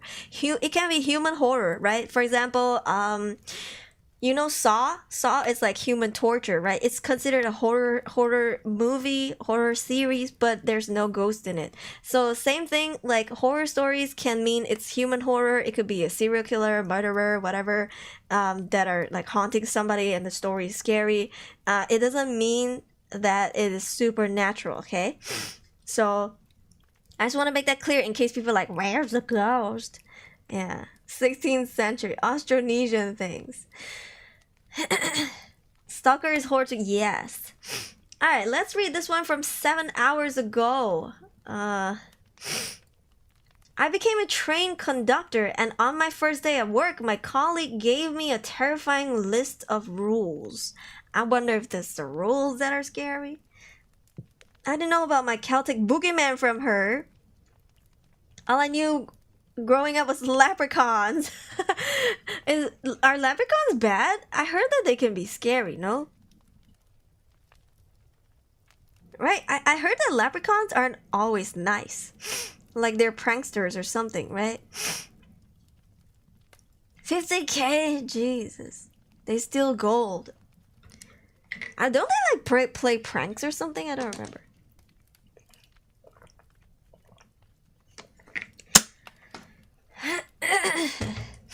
Oh, they're bad. Oh, up to 50k. Because the barrier between ghost believers, they will definitely say no if they have not experienced it yet. But I don't hate those that haven't experienced it. And listen, I'm not here to convince you that ghosts exist. Okay, it's not my job. There's never my intention. If I ever tell you about my experience, which I have had about supernatural stuff, I'm just telling you to let you know. Like, I'm not trying to convince you. I'm not here to preach. I'm not here to be like, trust me, bro, they exist. Like, whether you believe it or not is up to you. Whether you experienced it or not, that is entirely you. If you've never experienced it before, good for you. But as an Asian living in Southeast Asia, I'm just saying, you know, things be wild here. Yeah. Make them look like demons. It's better to believe than not, just to be cautious. Just be respectful, I would say. Like, always be respectful and just, you know, be nice. So where's me, lol? Yeah, I'm not trying to tell you, like, trust me, bro. I would never. I'm just gonna tell you the story, and then whether you take it or leave it is up to you. Yeah. Alright, let's see. Train conductor. I recently lost my job due to a misunderstanding. I had bills to pay, so I needed a job. I searched for jobs that didn't need any training and such. Took me a while, but I found a workplace as a train conductor, okay? It wasn't a popular train company or anything, but it still paid $500 a trip. Woo! Quite confusing to pay so much for a 12-hour trip, but I still signed for it. Soon I managed to get my place in the company as a train conductor. Hello, I'm a bit early. The train is he in here yet? Is he in? This guy's killing me, bro. This is the scary part. Drop this. This I does not belong here. I don't belong here, literally. Thank you, Hiwi. Is this the Shinkansen ghost story? Shinkansen. I asked my boss as I shake his head. As I shook his hand. My shift hasn't started yet, but I hope it doesn't. Yeah, no problem at all. I don't have time to keep talking, but you can go chat with your colleagues over there. He pointed at a tall man standing next to the rails. So you must be the new conductor, huh? The train should be here in a minute, he said. My name is David. Oh, David. David is a bartender at the restaurant Carriage. Okay. A few minutes after our conversation, the train arrived at the station. The train was really long and dark. That's what she said. Sorry. Long and dark? What? Only lights were the ones inside the train. Only lights were the ones inside the train and the train headlights. We stepped on the train with a couple of passengers, and David tapped on my shoulder and handed a paper to me. That's the rules. Read them carefully before you start your shift. It is not a joke. Then he smiled and walked away. I stood there thinking about what he just said. I quickly went to my small chair and started reading the note. Is Shinkansen one of the train gate? Shinkansen is actually a bullet train. It actually exists in Japan. It's called Shinkansen. Shinkansen Zero is the name of the game. Yeah. The true horror was the wrong grammar all along. That was definitely what she said. Long and dark. Mermaid and merman. Have you heard of Zitiron? Zitiron are knights. Yes, mermaid and merman have knights. Are they hot? Or do they look like the one from the movie? Oh shoot, what's that merman movie? There was one, and people were like all furry all about it.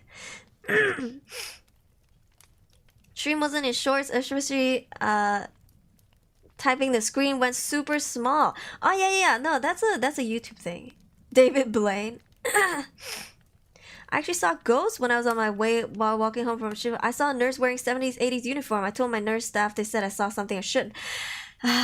You know, the first spirit that I encountered in my house, she looked like a sailor. Like she was wearing like a sailor, not a Sailor Moon. Don't talk about Sailor Moon, okay? If it was that cute. It was like more like a back then, like those sailor uniforms. Yeah, like very traditional.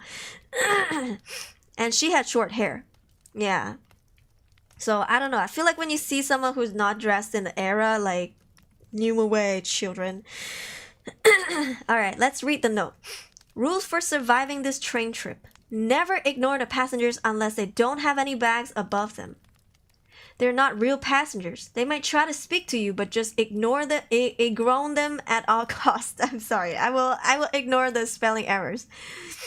There is no other conductors in this train than you. If you see another conductor, hide in a bathroom for the rest of the trip. Because this is a night train, you'll also have to sleep somewhere.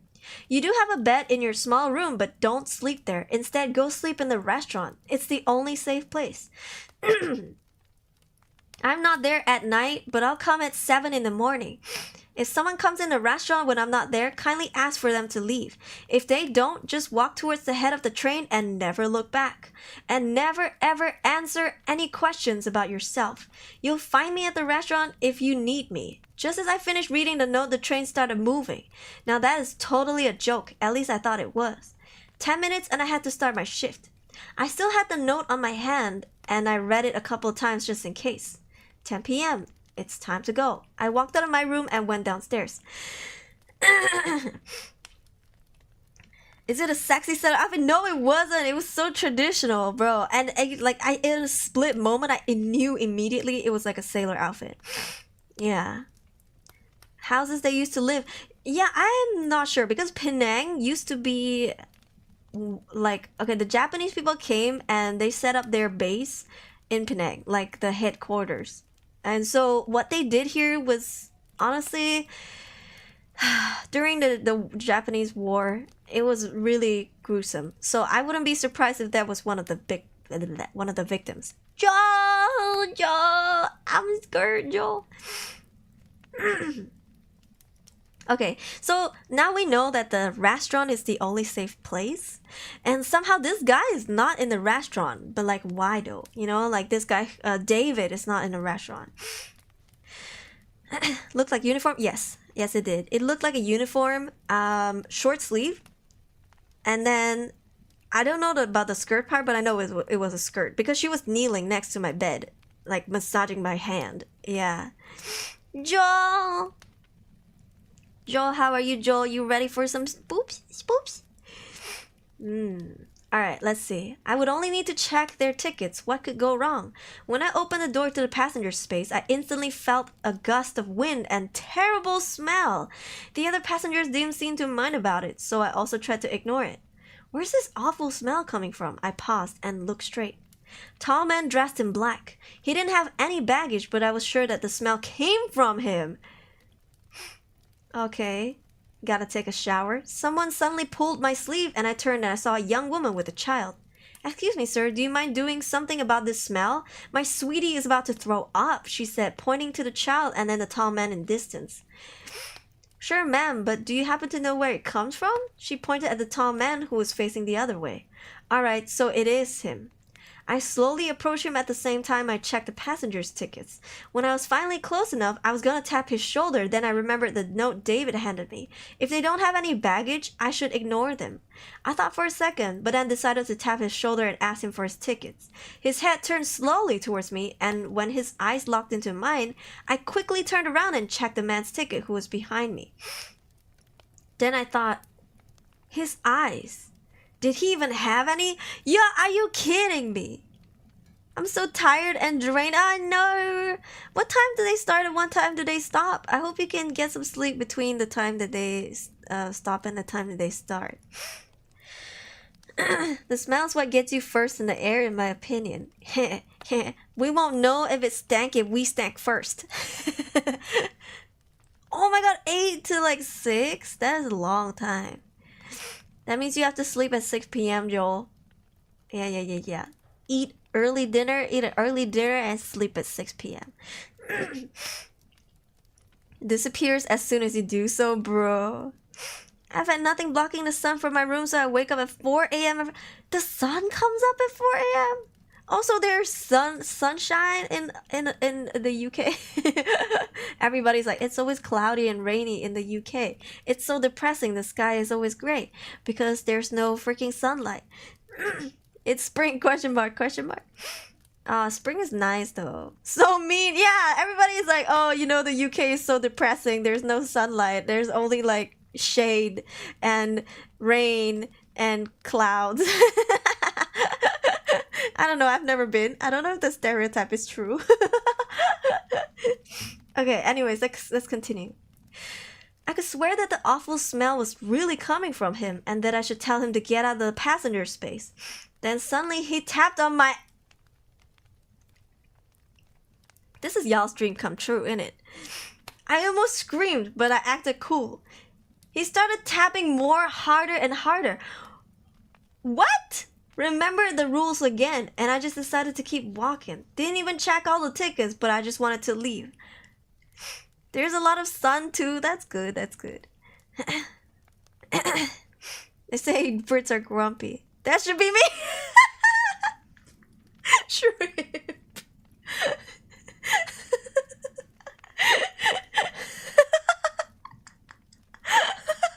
That caught me off guard. In all caps. Lamau. Are you sure this is not a fanfic? I think this is turning into like an erotic novel. It's a party train, yo. It's like, you know, those like party buses with like stripper poles and like champagne. This is the train version of it. Yeah. Sometimes sun, sometimes rain, sometimes cloudy, sometimes just hot sun for the entire month, sometimes flooding. If the smelly spirit is the grandpa. Hi, Mate-kun! Mind if I look for it? Go ahead, dozo. Thank you for coming. He got molested, bro. Yo, what is this, Japan, bro? Who's to say horror can't be sexy? Alright, let's see. I went to use the bathroom and checked the time. 10:30. I still had 10 carriages left to check. Plus that they all had upstairs. I haven't even checked upstairs in this carriage. I probably need to finish in 30 minutes or I'd probably lose my job. I slowly opened the door, looked left and right, but in the right I saw the same tall black suited man standing in the hallways checking the tickets of the passengers in the next carriage. I was gonna go tell him to leave them alone, but then I remembered that I'm the only conductor in this train. The note said that there isn't more than one. I quickly slammed the door and locked it, moved the toilet in front of it just in case. What kind of toilet lets you move it? What are you, in a porta potty? Even in a porta potty, what do you have, like one of those tiny house like compost toilet? What? I sat down, took my phone, and started typing this. I don't know what I should do, but if you don't hear about me anymore, go tell my children and wife. I was just gonna post this, but someone started banging on the door. I was gonna scream for them to leave me alone, but I just can't. I'm too scared. Sorry and goodbye. Oh, please use paragraphs and proofread before clicking post. This guy is like, please use paragraphs. You moved the toilet? Thank you. Maybe they meant something else, right? But okay, if this was a true story, they probably typed it in a hurry. Maybe they were panicking, right? So maybe they said toilet when they wanted to say something else. You know, you have to like tap into the psychology. Yeah, you have to put yourself in their shoes. You know, maybe they see the toilet and they were trying to type something else, but instead they typed toilet. Because I've done that before with other things. So you know what I mean? Yeah. Coppable story. One day I'll show you around. You can see our weather yourself. Yes, I would love to. Everything's so expensive in the UK. I cry. Man, so stonk. Click more replies. I think he's just getting roasted. Poor dude. Which one? You wanna see this one? Wait, no, that's the wrong one. Oh, there's no more replies. I mean, this was posted today, so yeah. 18 hours ago. Maybe if you give it like a month, you'll see people roasting the shit out of this poor guy. And marry your wife for good measure. Ah, rest in peace. Now your wife and your kids are mine. Maybe they just want to shut themselves. How would they move the toilet? That's so when I read it, I was like, ooh. Where's David? Jesus, I was hoping to meet David. Okay, you know the premise is not bad, right? The premise is pretty cool. You know, go to the kitchen, and if they come in, you know, like tell them to leave. If they don't, then keep walking towards the conductor's room and do not look back. It's all setting up for such a good plot, and then unfortunately at the very end, this guy butchered it. David who? David Beckham. What? Touching him, train conductor guy, baby. Yeah, his ass got groped, bro. And it said harder and harder. Like what? Where was it? Where was it? Aha, yeah. Then suddenly he tapped on my ass. He started tapping more and more, harder and harder. What? What? I'm confuzzled. But you know what? A+ for effort. I like the premise. I hope someone cleans it up and like writes a more in-depth story, because I wanna see what happens if someone goes into the kitchen, or like what happens if this person has to walk to the conductor's room without looking back. You know, things like that. My boy got what? Yeah, look, his butt got grabbed. His ass. The poor guy's ass. Yeah, he said, I quickly turned around, then I thought, his eyes, did he even have any? I could have sworn that the awful smell was coming from him. I should tell him to get out of the passenger space. Then suddenly he tapped on my beep. I almost screamed, but acted cool. And he started tapping more and more, harder and harder. I didn't know what to do. So I just decided to keep walking. It's Master Roshi all along. Well, it got 26 upvotes, so that's not bad, I guess. And you know what? I think it could do better. You know, I give it like A+ for effort. Yeah. If you were sexually assaulted by a ghost, you'd be scared. I actually mentioned this. That was on a Twitch stream, so if you're not there, you probably wouldn't know. But when I was like 16 or 17, I know I was in high school, because I remember it was really early in the morning and there was like thunderstorm and stuff like that. I remember the rain was roaring, and I always had to wake up first because I take showers the longest. So after that, I would go to the bus stand and take a school bus. So I remember it was like early in the morning, 6 a.m., 6:30 maybe. I was taking a shower, right? And I was a teenager, mind you. So I remember washing my body, and then as my hand trailed down towards my butt, my hand turned into a pinch, and it was a twisting pinch, and it pinched my butt. I'm telling you, okay, I don't know how to explain this, but like, I would not do that shit to myself. First of all, I'm not a morning person, okay? Like, I just want to get done with shower and I just want to fucking leave. I'm not about to like pinch my own ass. That's so weird, okay? That's just not me. If that's you, good for you. That's just not me. But I'm telling you, when my hand formed into that shape, I was like, huh? And then it pinched my butt and twisted. I was like, I'm telling you, I quickly like rinsed off all the soap and everything, and I just fucking yeeted out of the toilet. Yeah. I would consider that molesting, okay? Like, I don't fucking know what ghost that is that possessed my hand, but like, that is not me. Yeah, I'ma just watch some puffin bird videos. Oh Jesus. Yeah. When did it come back to you, pinch your butt? It was not me. It was my hand, but it was not me. Yeah, grab doesn't get better than that. I'm telling you, I was underage. So if that ghost, if that was an adult ghost, I hope that, you know, Chris Hansen does a seance and do a summoning circle and catch his ass. Like, please, Chris Hansen, give me justice. I was like underage, okay?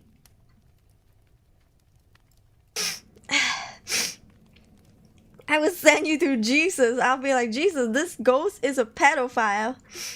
Hi, Loudy Pro, welcome in. 600+-year-old. It was not me. I did not do it. I swear. It was the most weirdest, uncanny feeling. And I'm telling you, I was just as dumbfounded as I am now. Like, what the fuck? I was like, what? What? I was so shook. And I'm telling you, I've done that shower routine over and over. I have a shower routine, okay? And I've been doing it over and over for years. So at that point, it was like, oh, you know, I'm just gonna rinse myself off and then go out and like change into my school uniform and go to school, right? I was just minding my own business. And then when my hand moved down, I will never fucking forget. This was the weirdest thing ever. Yeah, Your Honor, it was technically self-inflicted. It possessed my hand. Okay, it possessed my hand. Hi, what's your name? I'm Aruri. Welcome in. No need to go all caps. Yeah, thank you for the subscribe. Take a seat, ghost. Takes it to afterlife. The ghost be like, you gonna finish that? You gonna finish that? FBI ghost. My name is Aruri too. Yeah, we're all Aruris here. That is true. You're the one catching the ghost in the shower, referring to a fast mode stream. Oh yeah, that is true. Is this why I have such a like? I'm so like vindictive towards like fast mode ghosts, because I'm like, I got to get your ass. I think maybe I'm tapping into a part of my mental state that I've never done ever since I was, you know, molested in the shower by a ghost. Running out of chairs. Antagonist, a Jewish ghost, and the Mexican MC uses swastika like the cross and pointed at the ghost. What is that? Scary movies? She's a ghost as well, in fact. Yeah, bet. Wild, innit? Get wet ass. No, I don't want to. Alright. Love your eyes. Thank you, Midnight Star. Comedy parody movie. Oh, not in English. Became an internet meme, bro. Alright, let's move on.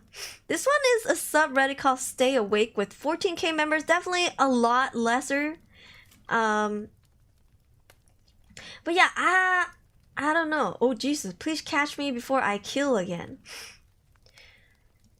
I'm a drill sergeant at Feet Jackson. What is this? Fountain Jackson? And something unnatural is here, part 2.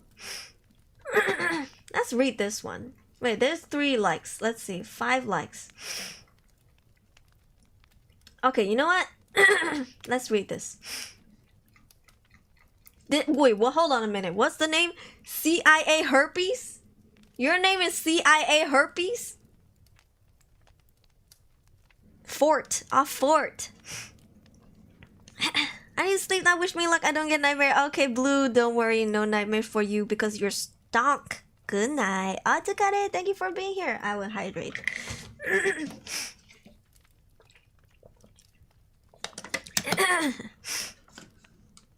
CIA herpes. What did the CIA do to you, bro? Is this an attempting murder confession? I don't know. This one's Stay Awake, so it should be a horror story, right?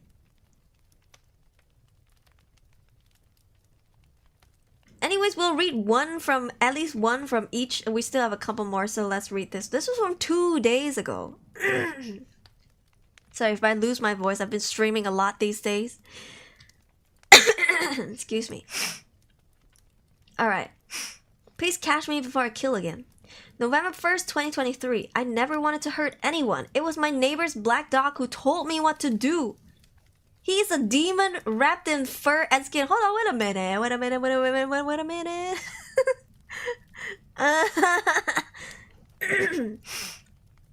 What? There's a campfire, yeah. Wait a second, what? I never wanted to hurt anyone. It was my neighbor's black dog who told me what to do.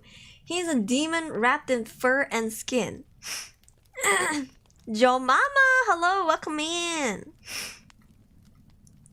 His metallic ringing voice would incessantly scream through my brain every time I tried to fight back.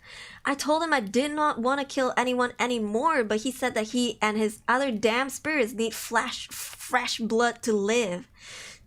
He said his name is Friend and that he only wants what's best for me. Typical. I don't know what kind of dog my neighbor found, but I think it may have come straight from hell itself. I'll update this diary once I figure out what to do. Okay. Copy pasta stories from WeChat days. Can I pet the dog? Who let the dog out? November 10th, 2023. I saw the sacrifices in the news tonight. A young man and a young woman. They were young and healthy, beautiful and strong. They had their whole lives ahead of them. I never wanted to do it again, but friends said we must. I'd gone hunting as soon as the sun set, traveling through the dark, winding streets of the suburbs. On the rolling hills, I found them. The first of the new sacrifices. They were parked in a red sedan on a well-known lover's lane in the area. Ooh, a spot where the view of the city's cold white nights shone like the stars. I had taped a flashlight to the end of my rifle. They seemed to think it was a police officer when I first sent the bright glare of the flashlight streaming through the driver's side window. Leave them alone! They're getting a room! Dog being demonic? I only know Courage the Cowardly Dog. Curado Espantos. Comedy horror movie 1992. The driver began to roll down the window, his face a mask of confusion as he stared into the white light shining into his eyes. He opened his mouth. His face looked as pale as a corpse. Officer, what is... He started to say when the voice of Friend screamed through my head like shattering glass. Take them! No! Friend gurgled in his flat, dead voice. We must feed the spirit of the dead with their blood. Do it now! Now! Now! The voice rose like the wailing of a tornado. I couldn't breathe or think. My vision turned white as I pressed the trigger again and again. Oh my god. They screamed, but it sounded far off and faded under the ringing of the gunshots. The man's face exploded before me in a shower of bone splinters and ground meat. By the time I was done, it looked like nothing more than a crater of gore. The bullet smashed through the car with a shattering of glass. The smell of gun smoke and sweat hung thick in the air. The woman shrieked as one caught her in the throat. Then her wailing was cut off. She choked on her own blood, her wide, frantic eyes searching my face as if for a reason why. But there was no reason, not one that I could tell. They were far from my first, and I doubted they would be the last. This is gore, bro. I followed the voice of Friend back home, leaving the dead with their frozen, terrified faces and the panicked animal sweat that clung to their still bodies. November 11, 2023. I haven't been sleeping much. That dog keeps barking all day and night. His voice rings through my head like an eternal scream. In the barking, I hear the rhythms of something deep and demonic. It gurgles through the night and never leaves me alone. What are you, schizophrenic? In summary, in summary, he got peer pressured by a dog. What a weak motherfucker. When was the last time I slept? Maybe 5 or 6 days ago. Everything seems blurry. I know what I need to do. At midnight, I hear the incessant barking of friend, the whispering of dark secrets behind the veil. I grabbed my rifle and slunk out into the night. I needed to end this right here and now. The street looked as empty as a midnight graveyard. Mist swirled around the blackness in thick, cold clouds that clung to my skin like raindrops. I couldn't see far as I left my dark and empty house.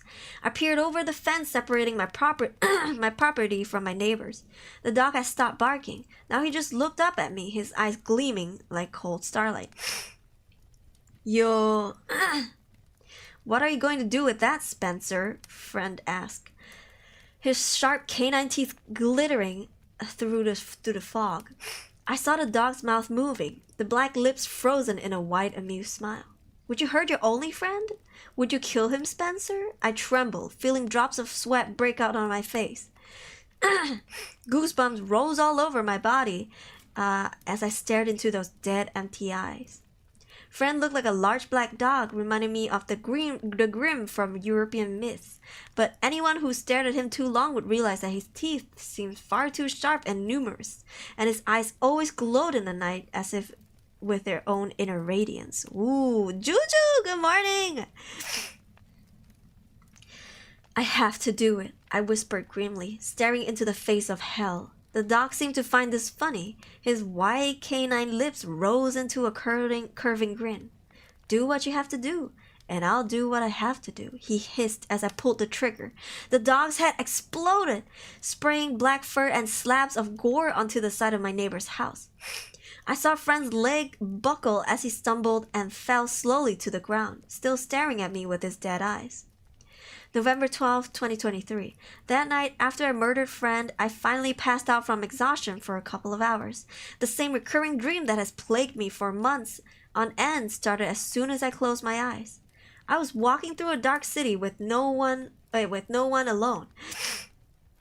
Hundreds of mummified bodies hung from the streetlights, the nooses around their necks fraying with age. They swayed gently in the wind, men, women, and children alike, all victims of some terrible atrocity I couldn't imagine. The echoing of my own footsteps sounded deafening. The entire world felt dead and still. Empty skyscrapers loomed overhead on both sides of me, their giant bodies glistening with glass and steel. Up ahead, something black, and long, something black with long twisting limbs writhed, in the middle of the streets like some giant spider.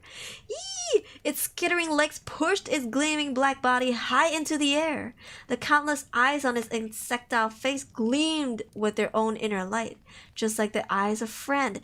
Who are you? I asked, my voice ringing out like a gunshot in the empty silence. The spidery face split into a lipless grin, showing off its curvy fangs dripping with venom. You know who I am, the thing hissed. I am the true face of Friend. I am the one who will stay with you until the end. Together we will feed the abyss. What are you, a freaking chef? Like a caterer for the hell? Like what? You're the only one saving this world from total destruction. You are a holy one, Spencer, a saint, for you give of yourself to protect all others, even of your innocence and your eternal soul. For if you do not offer sacrifices to the hungry spirits, then they will spill over the veil like a plague of locusts. You must keep killing. You must offer the sacrifices, fresh blood, the bodies of the damned. Friend whispered. I felt freezing cold here in this empty city where the night sky looked like a blanket of shadows, where we existed without moon or stars to light the way. I woke suddenly in my bed, the sky outside still black and lifeless, just like in my dream. From my neighbor's house, I heard the frantic barking of Friend. Friend, don't die! Also, how come Friend doesn't do that to his own owner? Why does he do it to you? I mean, wouldn't it be more convenient to like possess or try to hound the owner itself when you live in the same damn house than like your neighbors? Black twisting and long sounds sus tentacles? Question mark. I know the drug this guy is talking about. Hello? Hello? November 13th, 2023. I look up cases similar to mine on the internet, wondering if I was going insane. Immediately, the famous case of Son of Sam came up, the man who claimed his neighbor's dog had forced him to kill. I wonder if it had been Friend or something like Friend. I kept going over his case looking for clues. I remember reading the letter David Berkowitz, called The Son of Sam, has sent to the police. His word had seemed bizarre for the first time I read them, even insane, but now they had a cold, sickening logic.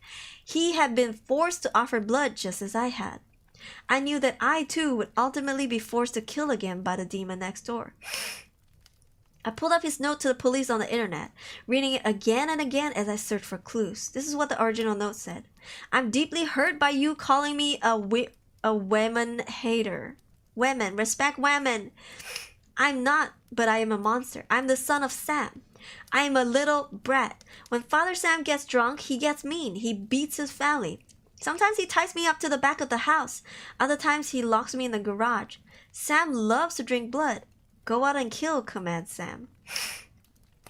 Behind our house, some rest.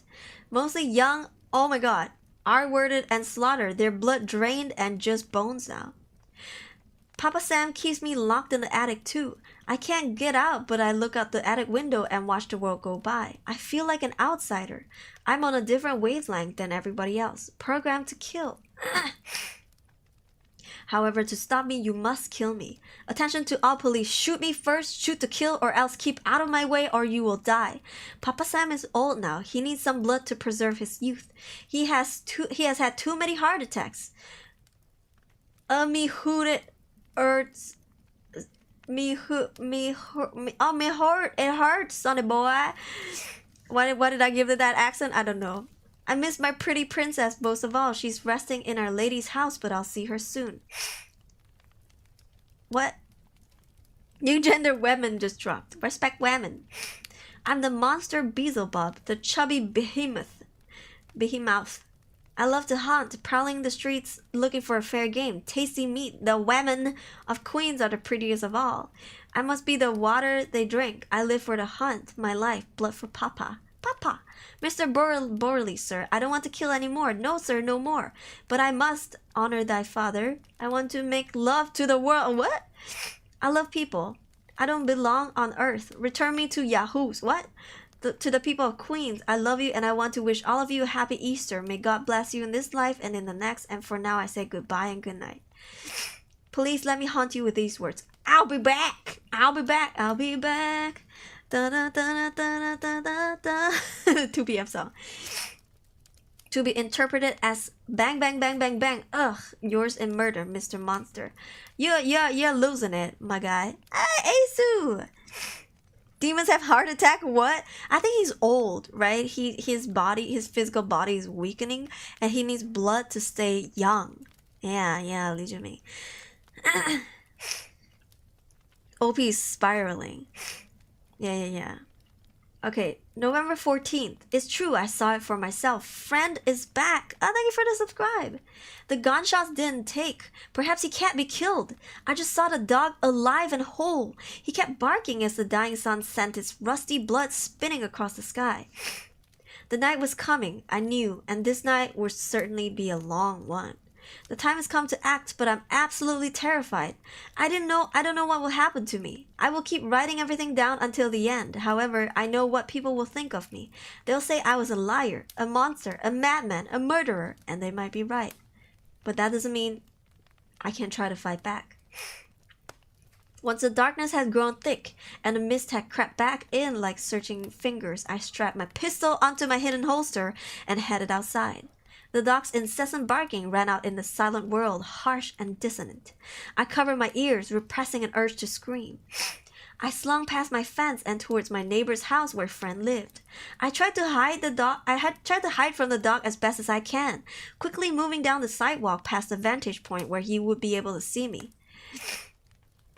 As I did, the barking abruptly cut off.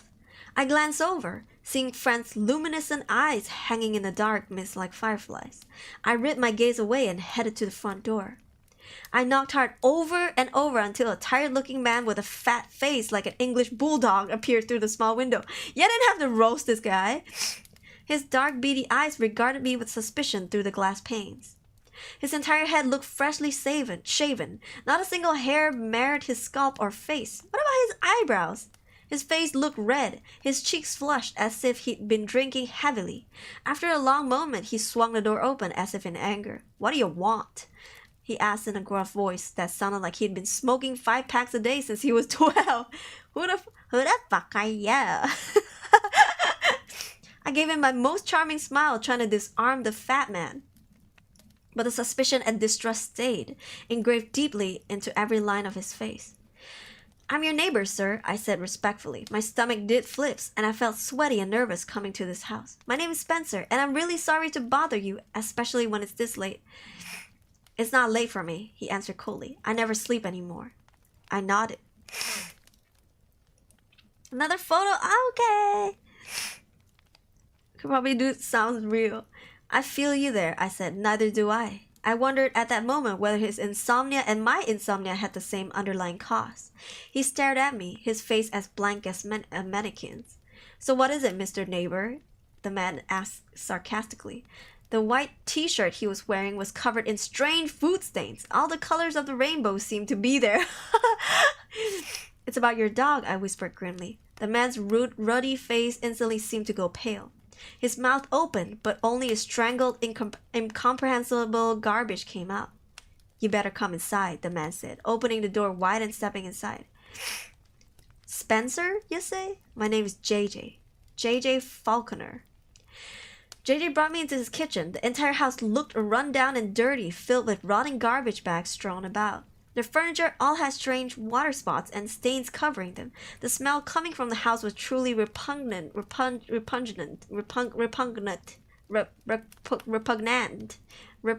do you pronounce this word? Repugnant. What?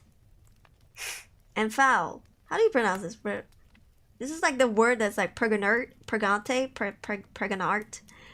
Repugnant. Oh, repugnant. Oh, okay.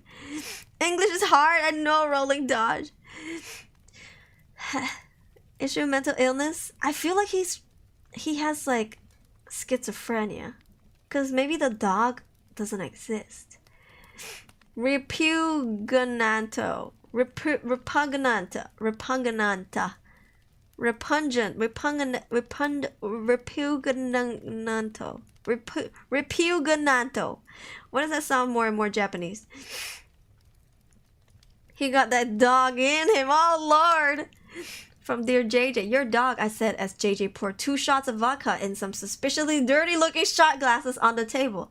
The rest of the table was covered in filthy dishes, some with moldy food still clinging to their surfaces. Ooh, what does he never stop barking?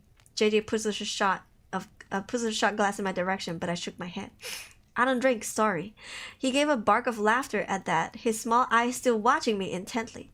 And though he laughed, his eyes didn't laugh, and neither did his mouth. "Ah ha ha ha ha." Is this how he laughed? "Ah ha ha ha."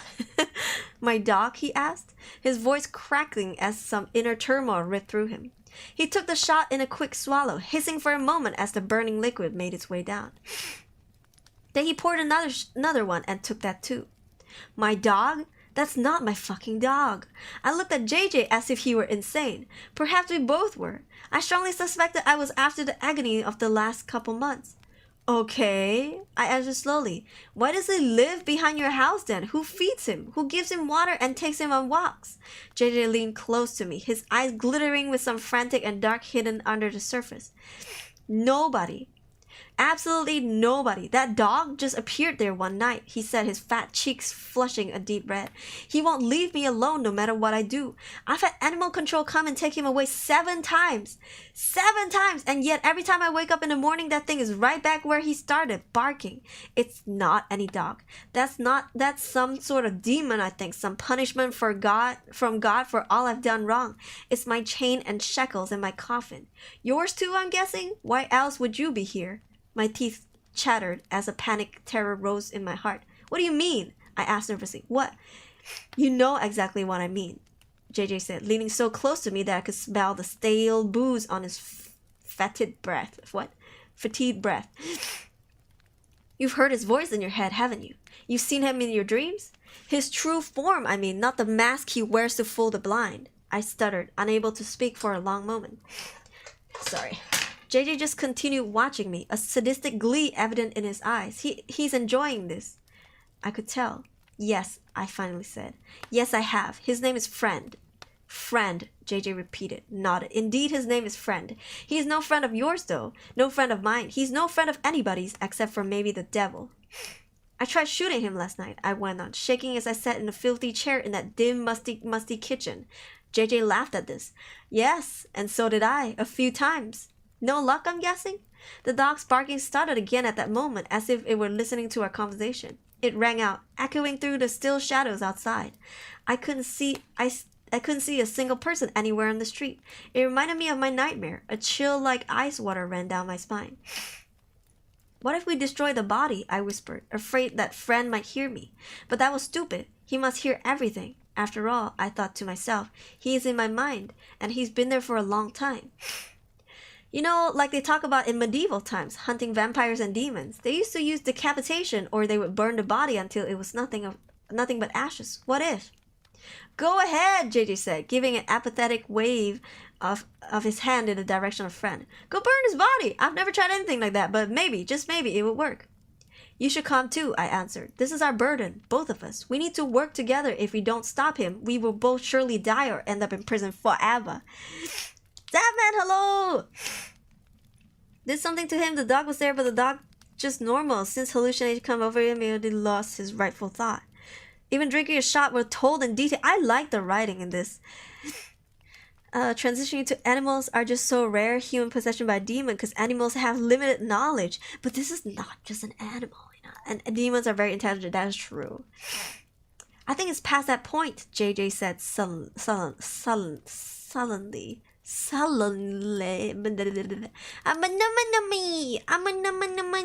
Nemo. I can't pronounce words.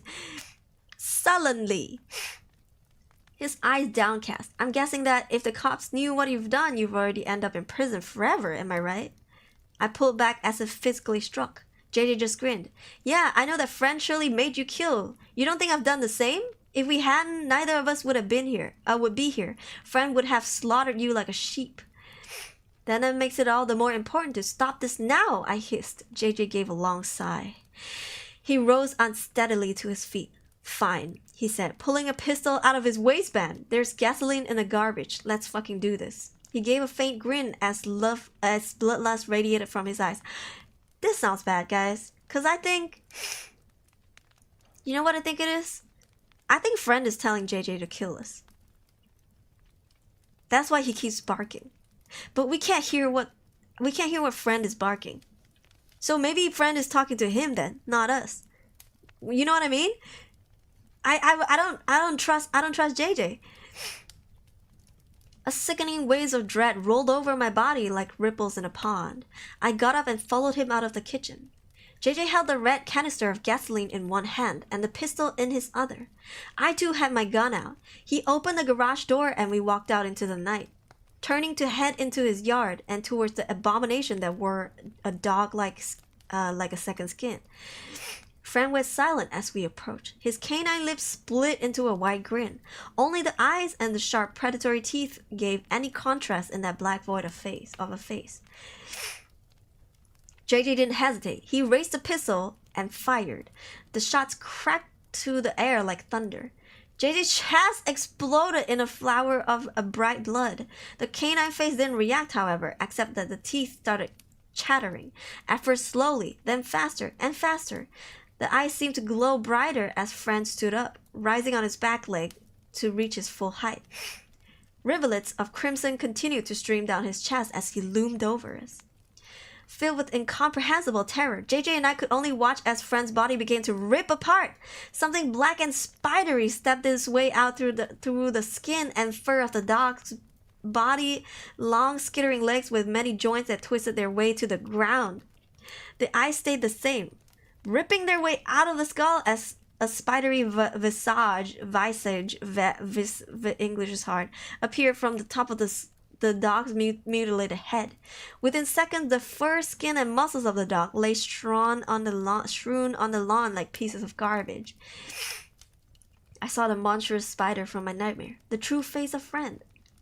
JJ gave a battle cry and ran forward, shooting over and over, emptying the magazine until his pistol clicked empty.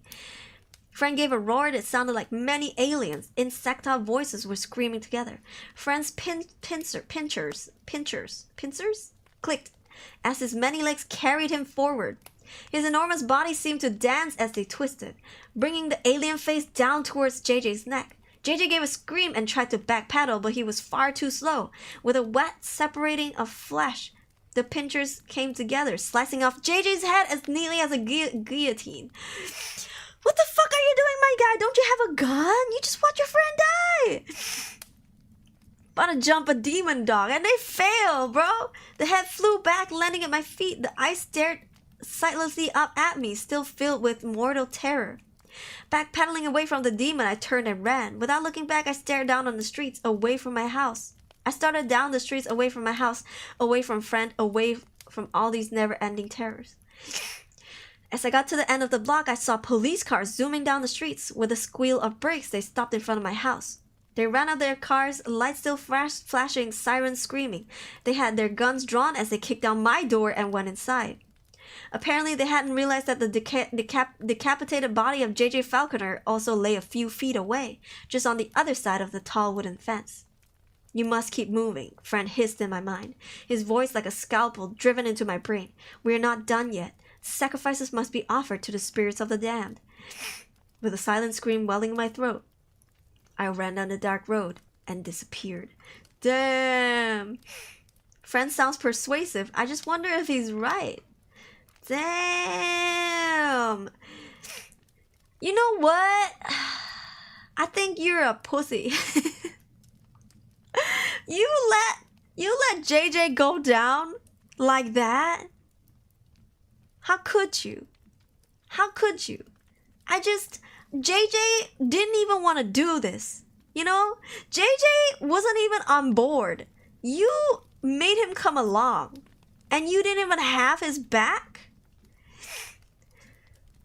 What's going on now? It all revolves. You know what? It would be so freaking cool if this guy was like, my neighbor said he never had a dog. You know? Yeah. It would be cool if at this point he was like, if at this point, or you know what? If at this point he said this, hey. Okay, yeah. Where? Here. It's about your dog. And then he's like, you better come inside. And then he's like, my name's JJ Falconer. And then he's like, my dog? My dog passed away last year. You know? That's not my fucking dog. Oh Jesus! Oh my God! Razor gun! My heart, my soul! Oh Jesus! Gotta go. Oh, so he had to go out with a bang, and then be like, I don't know how to get rid of that, but that's not my dog. My dog died. Or be like, that dog never existed, but I keep hearing you talking to someone in my front lawn or my backyard. Yeah. Post a second photo. I hope everyone likes it. Yeah, go ahead. If it's appropriate, you can always post it. That would have been a great ending line. Yeah, right? If he was like, I never had a dog. Then the OP would just be like, what? So that means he's killed all these people because of a hallucination. You know, like a long-term hallucination. Not just like today I saw a dog, but like something that has been going on, because it kept giving timeline. You see, November 1st, and then it kept giving you like dates. So I think it adds to the scariness when you realize it's something that has been going on for like weeks, you know, like November 18th or like November 25th, something like that. Yeah, I think that would have been cool if it was a schizophrenic Like, you know, some people they don't know they have an illness until they see a doctor. Some people don't know they have schizophrenia until later, right? Because how do you know you have schizophrenia? So I think it would be cool if that was the plot. Conjuring demon showing itself as a human boy. Chills after you said the neighbors. Oh, that gave me the chills after you said the neighbors never had a dog. Yeah, that would have been cool, I feel like. The real question is the dog actually possessed by Beelzebub demon or the dog simply have rabies? Let's be real for a while. Can you be real in this situation? If the dates go back to the first date. Amnesia? On top of schizophrenia? Don't let the talking dog makes you do things. But you know, to these people, it's like, okay, for example, you're looking at your computer screen or you look at your phone right now, right? It feels real. You're holding your phone. You're holding your mouse. It feels really real. But imagine if someone came up to you and said, what are you holding? There's nothing there. And they insist that it's a reality. Everybody else around you that come over and see what you're doing are like, there's nothing there. Like, won't that throw you off? That's how schizophrenia feels.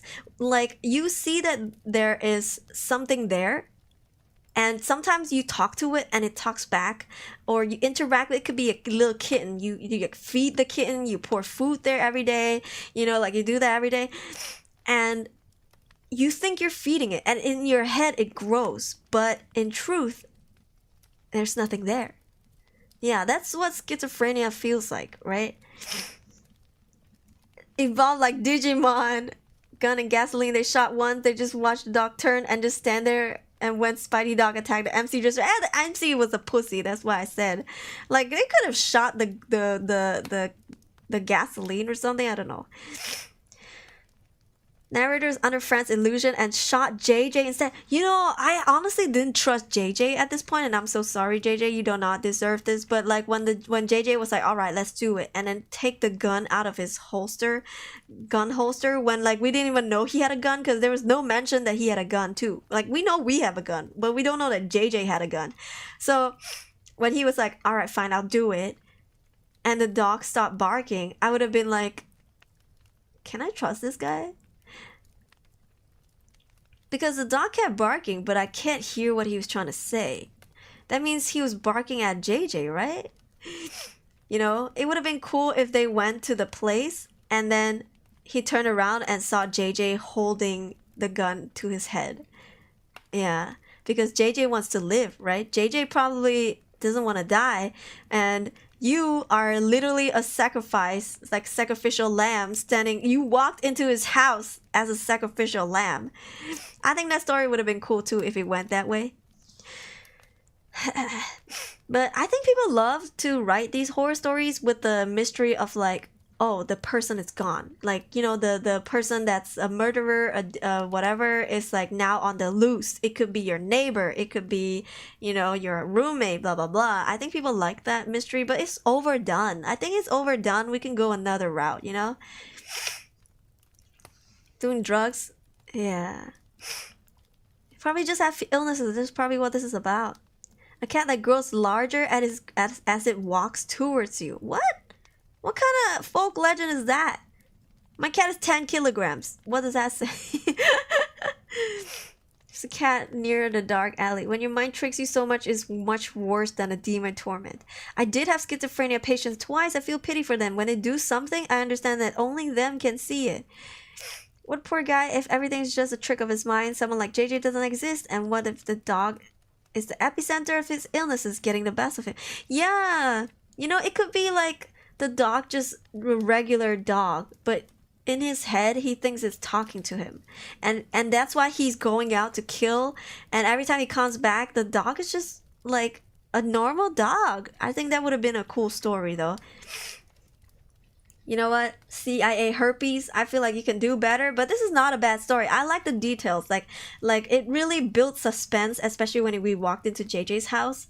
That was really cool. Like it was like, what is JJ gonna do? Or what are we gonna do to JJ? Or like, what is JJ gonna say? I was really like into it. I like that. Yeah. Gets the best of him. Alright. Stay awake. Not bad. Not bad at all. Shall we drink some water?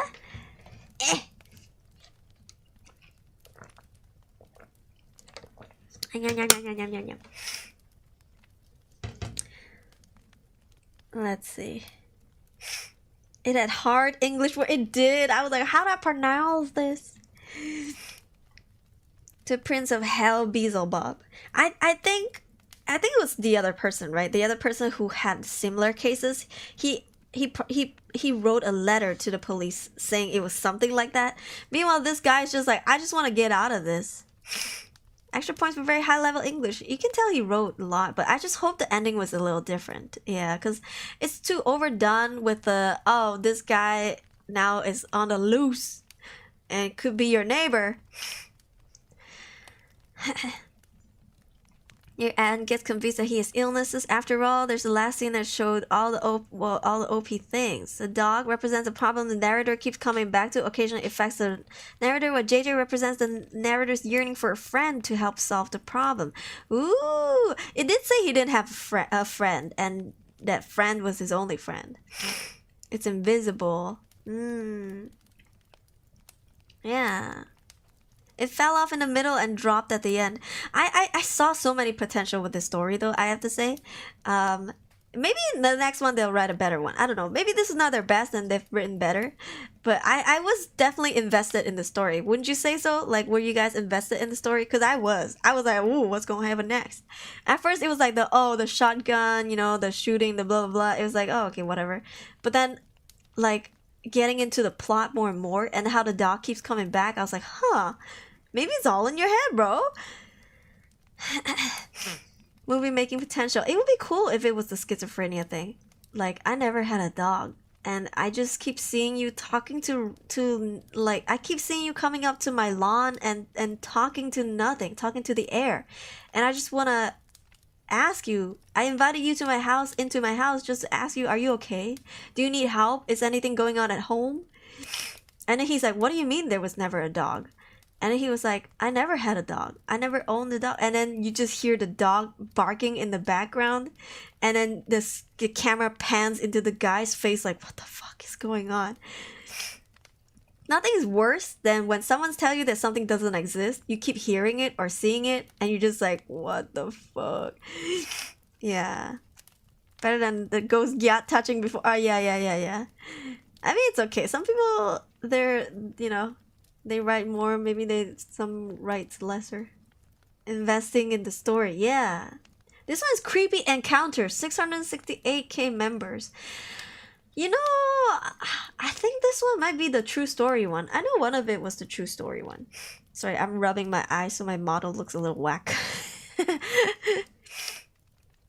12 online. We have a YouTube, yay.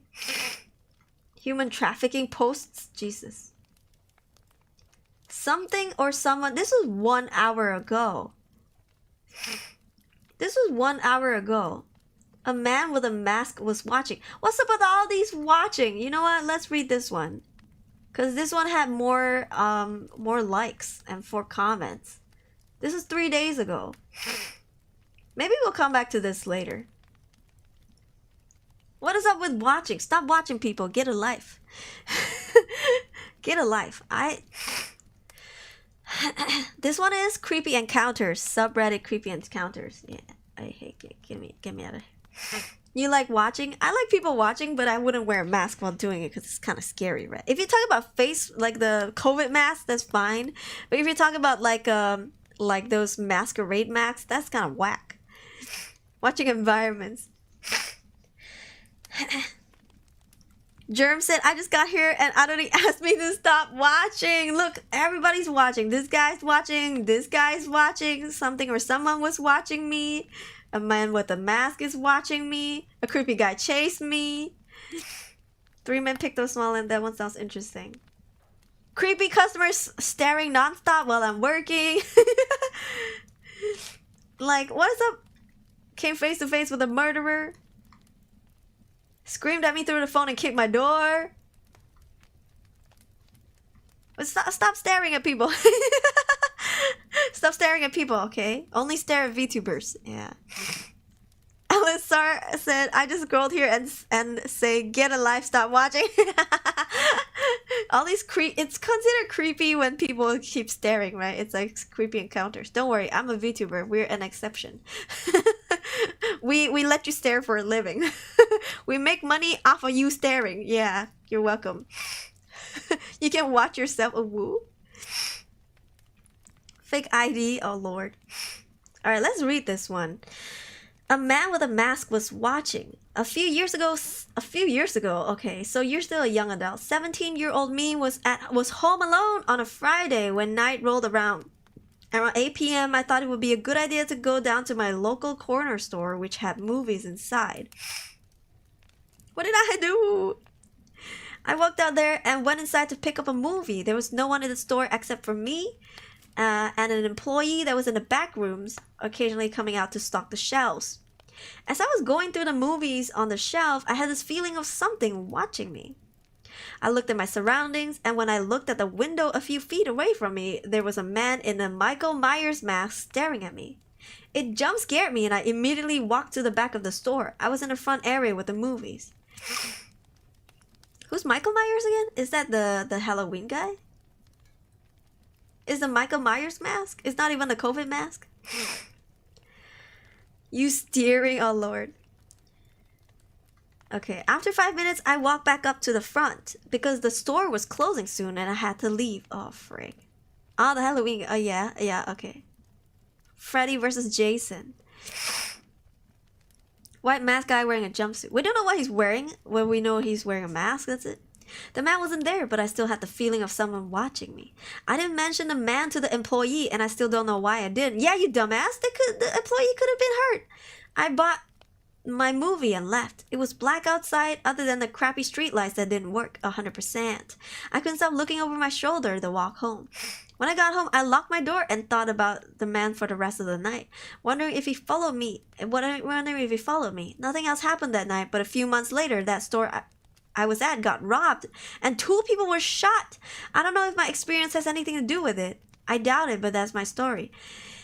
2 months later though? A few months later. Sounds like the dude was just fucking with you, nothing to worry about. That would have freaked me out, glad nothing happened. Creepy! I would have called 911. Somebody call 911. Shouting fire burning on the dance floor. Were the robbers wearing Michael Myers masks? It didn't say. It just said that the store were robbed and 2 people were shot. I mean, it didn't say the 2 people who were shot were dead, so maybe it was a good thing. Man, you know, I my heart goes out to people who work the night shift, especially at like convenience stores or like gas station stores, because Jesus, like when the sun sets, you just there. At some stores they're like trying to cut costs, so you're the only staff there. If not, it's just the 2 of you. Even the 2 of you without the 3rd security guard, that's still really scary. Yeah. Damn. Since this one was short, let's read another one. Then maybe we'll read this one. Something or someone was staring at me. This is 1 hour ago. Oh, 13 hours ago. Oh, this is removed. Oh no. Paranormal ghost stories. Oh, this is like okay, so this creepy encounters is no paranormal stuff, just human creepy encounters. Interesting. A creepy guy chased me. Maybe these stories are just short in general, right? Oh, this one's a bit of a long one. Naruhodo. I enjoyed your stream tonight with a scare and a laugh. Tomorrow, another day, another work. Have a great stream. Have a good work day tomorrow, and have a good rest of the week. Yeah, I'll still stream tomorrow morning for sure. I'll be at Asu's channel, but probably stream at night as well. Yeah. But yeah, thank you for dropping by. Have fun with you. Bravo, otsukare. Human to human paranormal encounter. No paranormal. Just human to human creepy encounters. Yeah. Which I like because, you know, horror is not always paranormal. Sometimes people creep the shit out of you. People scare the shit out of you. Sometimes people are scary. Yeah. And just, you know, like during a zombie apocalypse, right? Sure, zombies are scary, but humans are scarier, you know what I mean? Like you can't trust nobody. Yeah. Yeah. Alright, this was 4 days ago. Oh yeah. Okay. A creepy guy chased me. 16 female was waiting for the trolley when a man came up to me. Are you British? He was talking to himself quite loudly, then walked over to me and asked if I thought he could unscrew the bolts on the train tracks with his teeth. Reminder that I was waiting for a trolley. He kept coming closer and closer and asked me what time our train was coming. Why I looked mad or sad and other more personal questions. I was scared. There was no one around. I'm a minor and he seemed unpredictable. He crouched down on the trolley tracks and shouted at me to let him know when the train was coming. As soon as he turned his back to me, I made a run for it. I snuck behind a trolley shelter and booked it. I was a little shaken up, but nothing serious. I thought I lost him until he came around the corner, running towards me, screaming unintelligible words and throwing something. I didn't have my contacts in, so I have no idea what he threw, but it hit something and made a loud metallic bang. My stomach dropped immediately. I sprinted 4 blocks to the next trolley stop. I was hyperventilating the whole way there. I threw up in a trash can while I was waiting for my trolley. I would have gone home, but the stop he was at was way too close to my apartment. I stopped the whole trolley ride and I felt so sick on the bus, but I successfully made it to therapy. Really hoping he's not there again on Friday. Girl, you sound like you need an escort. You know what I mean? You need like a friend to wait there, a bunch of friends to wait there. What did I miss? This girl, this poor girl. Like, you know, I would have just let him try to unscrew it and not tell him when the train is coming. Is that too much? I'm like, you know what? That's one taken out of this world. It's so crazy. That's crazy. But yeah, like, bro. You know what I would do the next time I see him if I was alone? I would be like, okay, I'm sorry. Like, I you know what? Listen, let's talk, okay? Don't throw stuff at me. I'm like, okay, fine. You can try to unscrew it with the teeth, and this time I'll keep watch, okay? I promise. And then he'd be like, okay. And then I'll be like, all right, keep on going. Oh, I think I see it coming loose a little bit. And then when the train is coming, I kick his ass. I'm like, bye. What is a trolley anyways? Is it like the train in the middle of a city? Is that... I thought a trolley is like a cart. Like, you know, like in a shopping mall, you know, the shopping cart, we call it a trolley here. Yeah. She needs a gun. She's 16. She didn't run to a police station. I know, right? She just ran to the next station as if he wasn't chasing her. But I gotta head to bed. I got some stuff to do tomorrow, but I'll rewatch the stream when I'm free. Don't forget to check the fan art server. Good night. Okay, thank you so much. It would be nice if you could leave a comment after you rewatch the VOD. Yeah, it helps the channel out. Thank you so much. 고맙습니다. It's a small train. Oh yeah? It's a shopping cart. We call the shopping cart a trolley. We'll be like, get the trolley. Yeah. Cart. But it's a small train. I think a trolley in British English, it's like the in-city train. But is that the one with the... You know how it's like hung by a line? Like there's a line on the top, and then the train is like hollowed down like 2 lines in the ground. Is that a train? Is that let me see. Trolley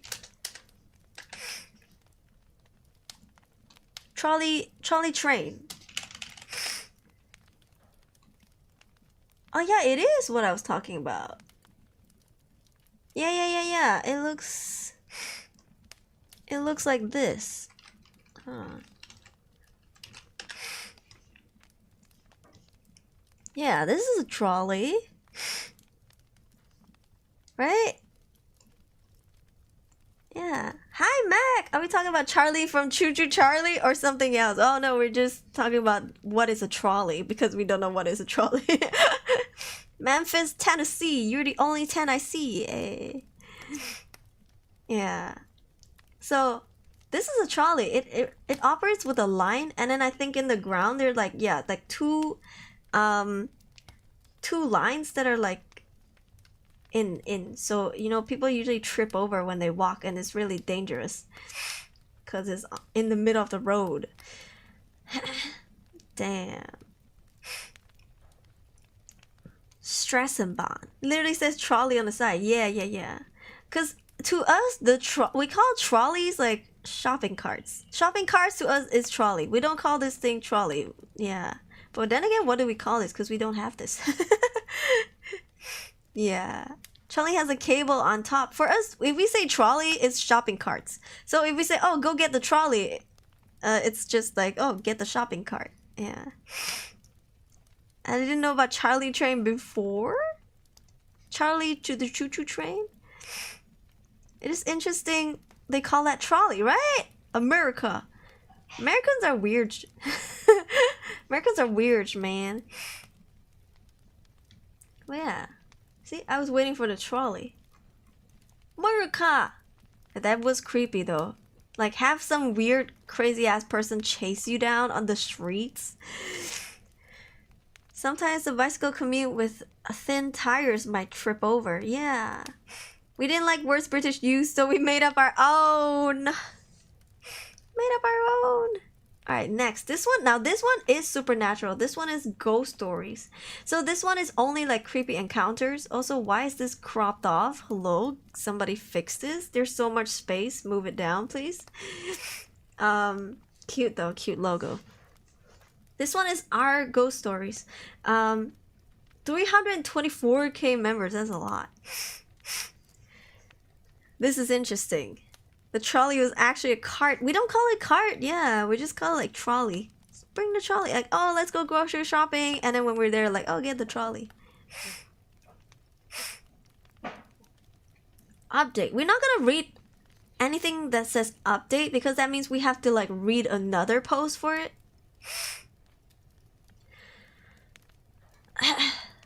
Okay. Don't ignore strong negative energy. This one has something to do with a nerdsy. I'm just gonna call them nerdsies. Nerdsies. To like not get, I don't know, demonetized. Alright. This one is called I Kill Satan. Don't ignore strong negative energy. This is a long and also trigger warning nerdsy symbol mentioned. I saw it in a house years ago and no, I'm not okay with it. I live close to a street with 3 abandoned houses and a house with someone who lives there. I think maybe a bank or the city kicked someone out of the houses because there was a notice on it and I had no idea if the houses still exist or not because it's been years since I went there. Yeah. Back to paranormal. I've experienced a few things there, such as my phone shut off at 2 separate times right when I tried to take photos, or my battery wasn't even close to dying. I heard a child screaming from one of the houses, and I don't know if I just thought I heard them or if it was in my head. One of the houses also looked like there was a figure standing in the doorway at night, but I think it just turned out to be nothing in the daylight. I think it was a part of the house that I saw. I ended up going to a second house where this giant teddy bear sat on a chair in a tiny stage-like deck for years, and right before I entered the house, I felt this really strong energy, and I honestly should have listened to that feeling because when I went in, I'm pretty sure I saw a nerdsy symbol someone tagged. Ever wanted to see a real dead body? Go downstairs. Why was this person here? Like, where's the context? What are you, like, exploring abandoned houses or something? Oh, I live close to a street with 3 abandoned houses. Okay. And a house with someone who lives there. Okay. But why would you go into these houses? Anyways, alright, we move on. I went downstairs and the layout of the basement was very strange to me, and I had to turn a corner there to look around. And I didn't see anything for anyone, but I was spooked and walked out of there, and I think that's the worst my anxiety has ever gotten from going into an abandoned house. And now I hardly ever go into them. I don't think I've been inside one since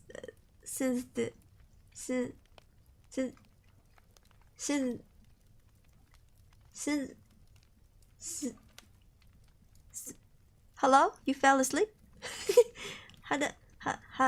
Hello? Wake up. I think this person's phone shut off. Somehow it posted. It would imagine there's this technology, right? You're typing and typing and typing, but if your device turns off, there's a timer. So if you don't turn it on within 5 minutes, it will auto post. And maybe this is what happens. Yeah. Yeah. I don't think I've been inside one since then. I think I was trying to say since then. Not the cliffhanger, Ikata! Alright, this one is trash. I don't like it. Next. Bad energy fall? What's up with these bad energy? All these energy stuff, man. I'm telling you, the juju is real. It's a good and the suspense made it better. It was like, ever since the... You know, it would have been cute if it was like a found text. But this was posted, you know what I mean? This is posted. So if this was posted, I would have been like, if your phone shut off, how did you post this? I have to go. Okay, listen to me. Also, thank you for coming. Thank you. Good night. Yeah. The crystal people. The guy trips big time. Okay, bad energy following me? Question mark by Jaybird0131.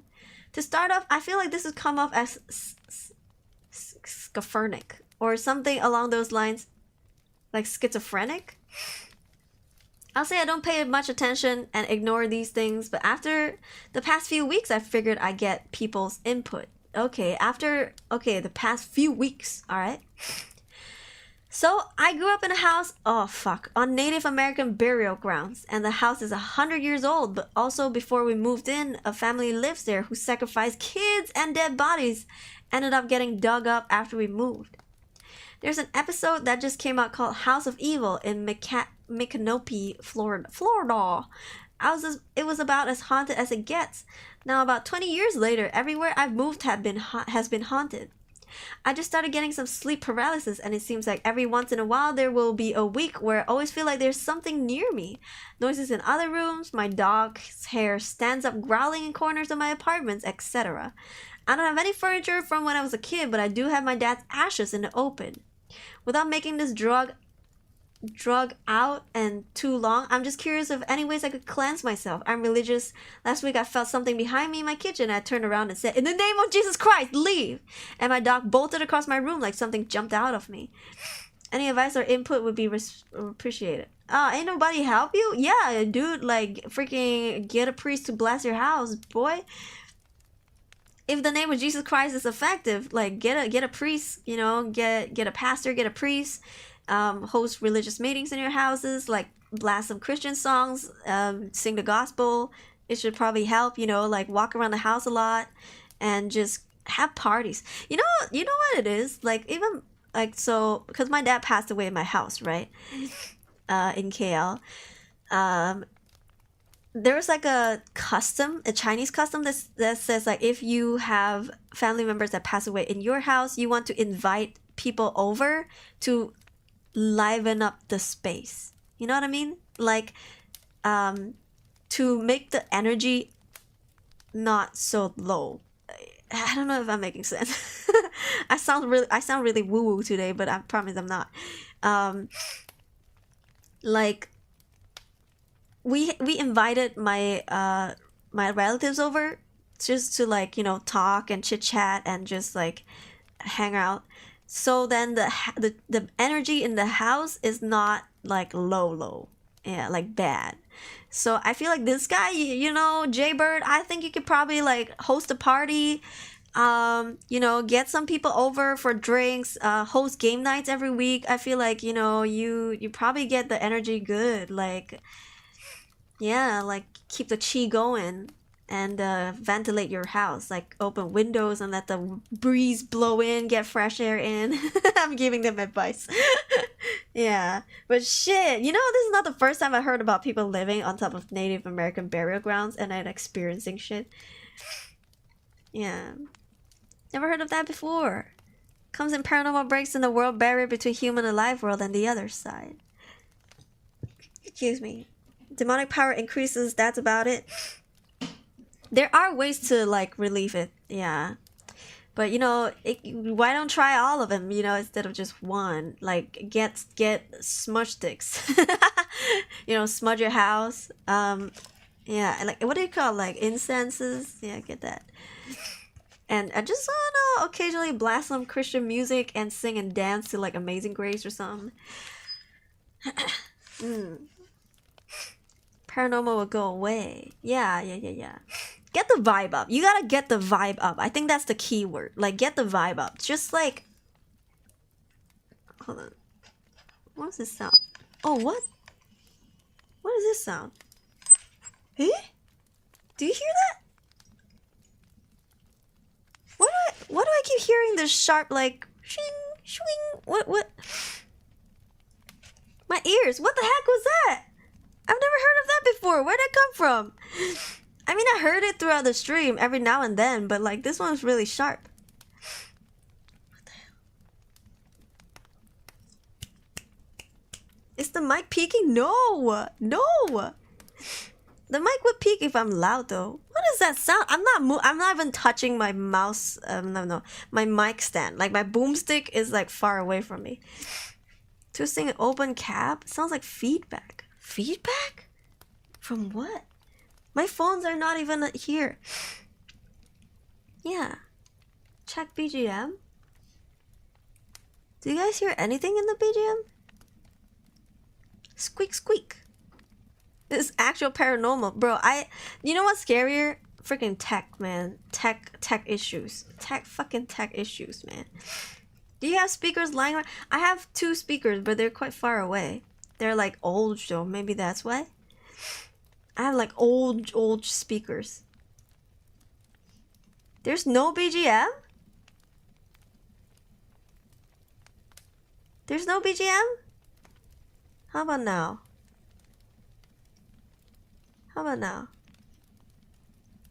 Wait, there's no BGM? There's campfire. Wait, really?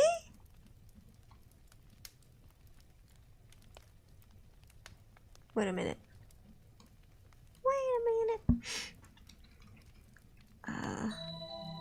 Oh crap. Oh crap. How about now?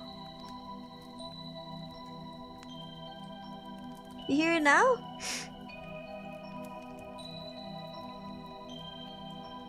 Now we hear.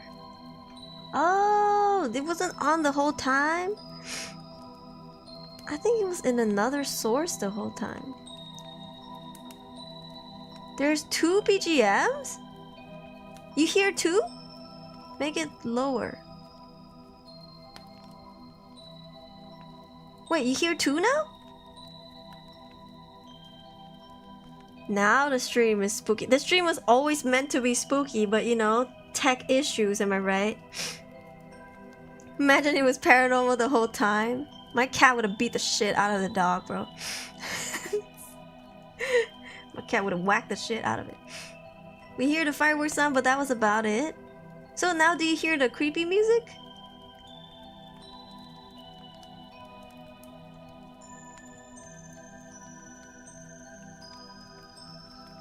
Just a soft tune. Okay. How about now?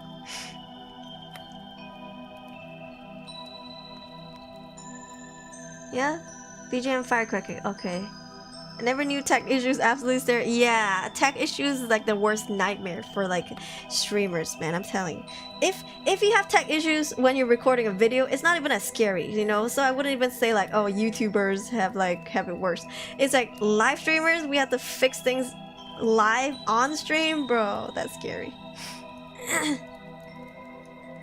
Yeah, I hope you guys enjoyed this because I did like handpick this horror music. I have a few, but I think I'll use them next time. This one was supposed to play from the start of the stream. Wee.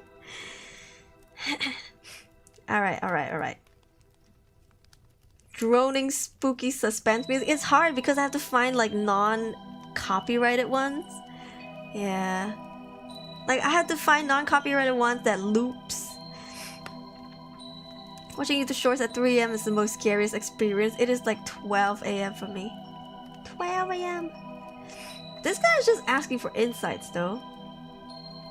Alright, let's read this one. One more from this guy. From this Reddit, because that one was asking for advice. And nothing really scary. What? Oh, sorry, I clicked on the person instead of the story.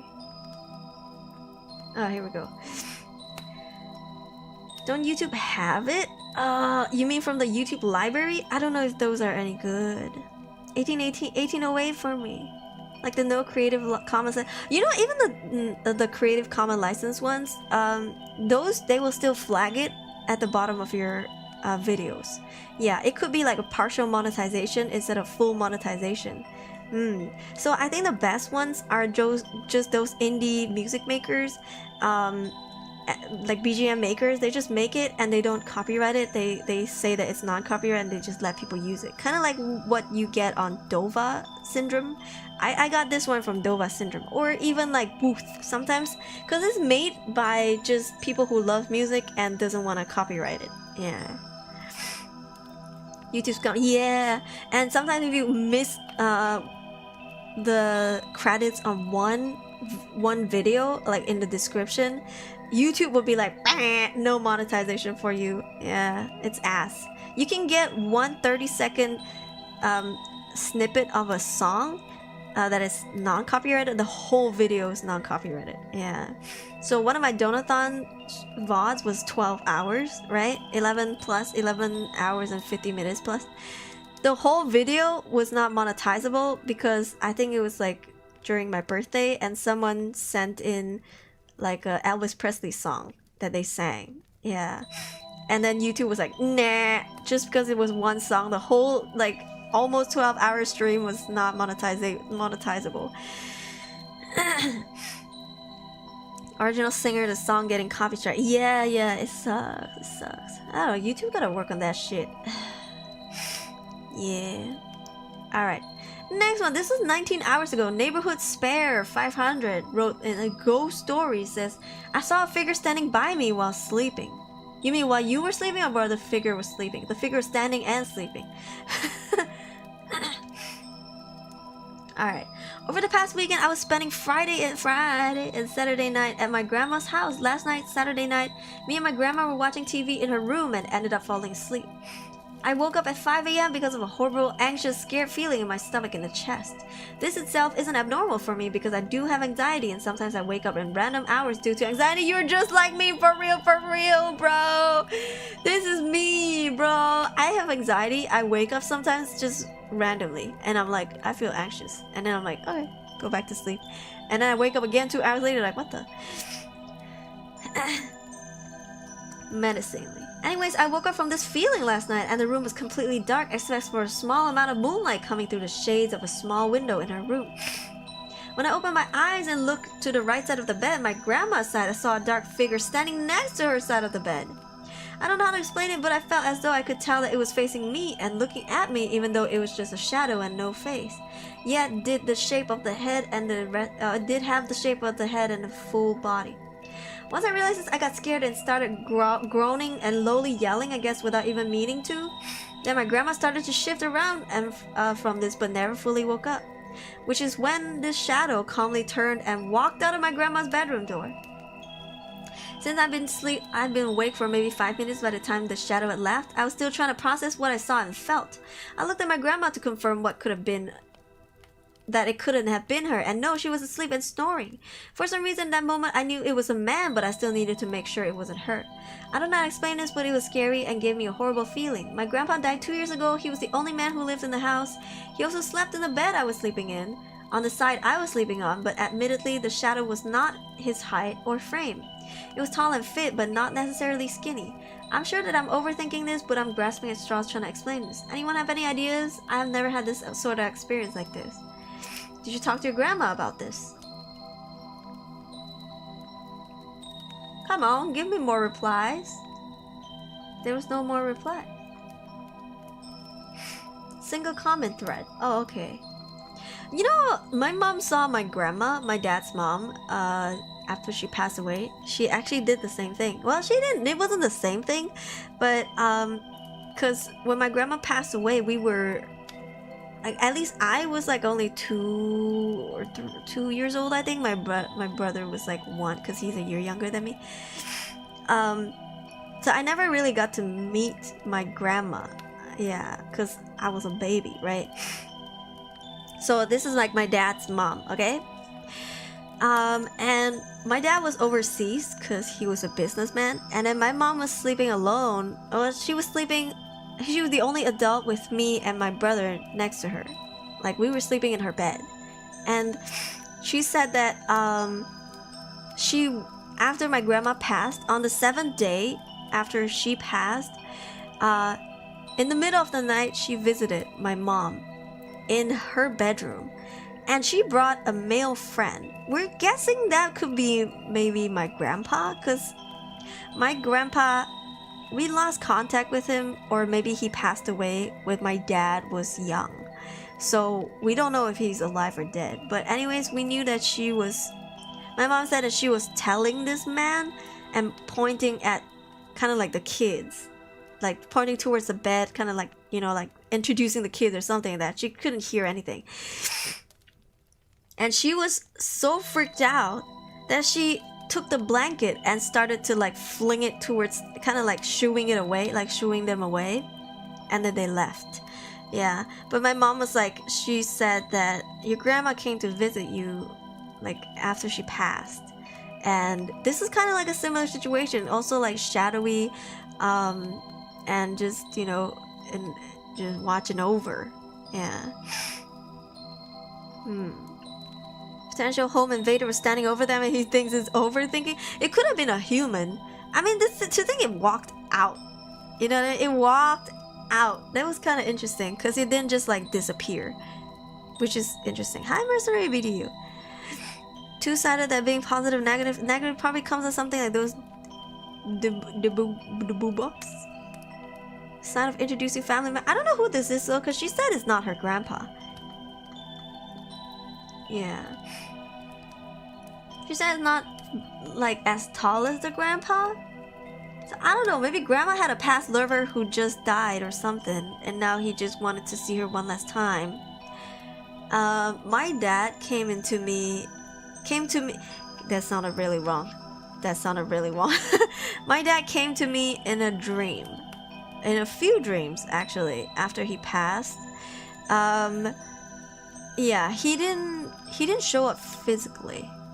So I didn't see him physically after he passed. I saw him in my dreams. And the first dream that I saw him, he was glowing. He had like glow on the back of his head. Like, yeah. Please don't haunt me, I'm joking. Old man made a mistake. Wrong grandchild. Oh shit. Yeah. I don't know. I think grandma got to know, because this is like what?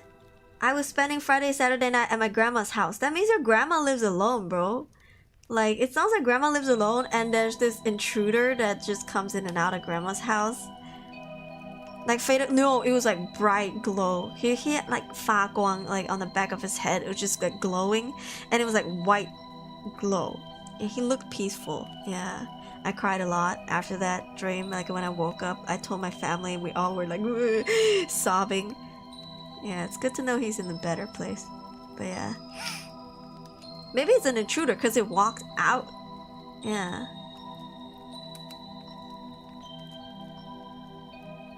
That's interesting though, right?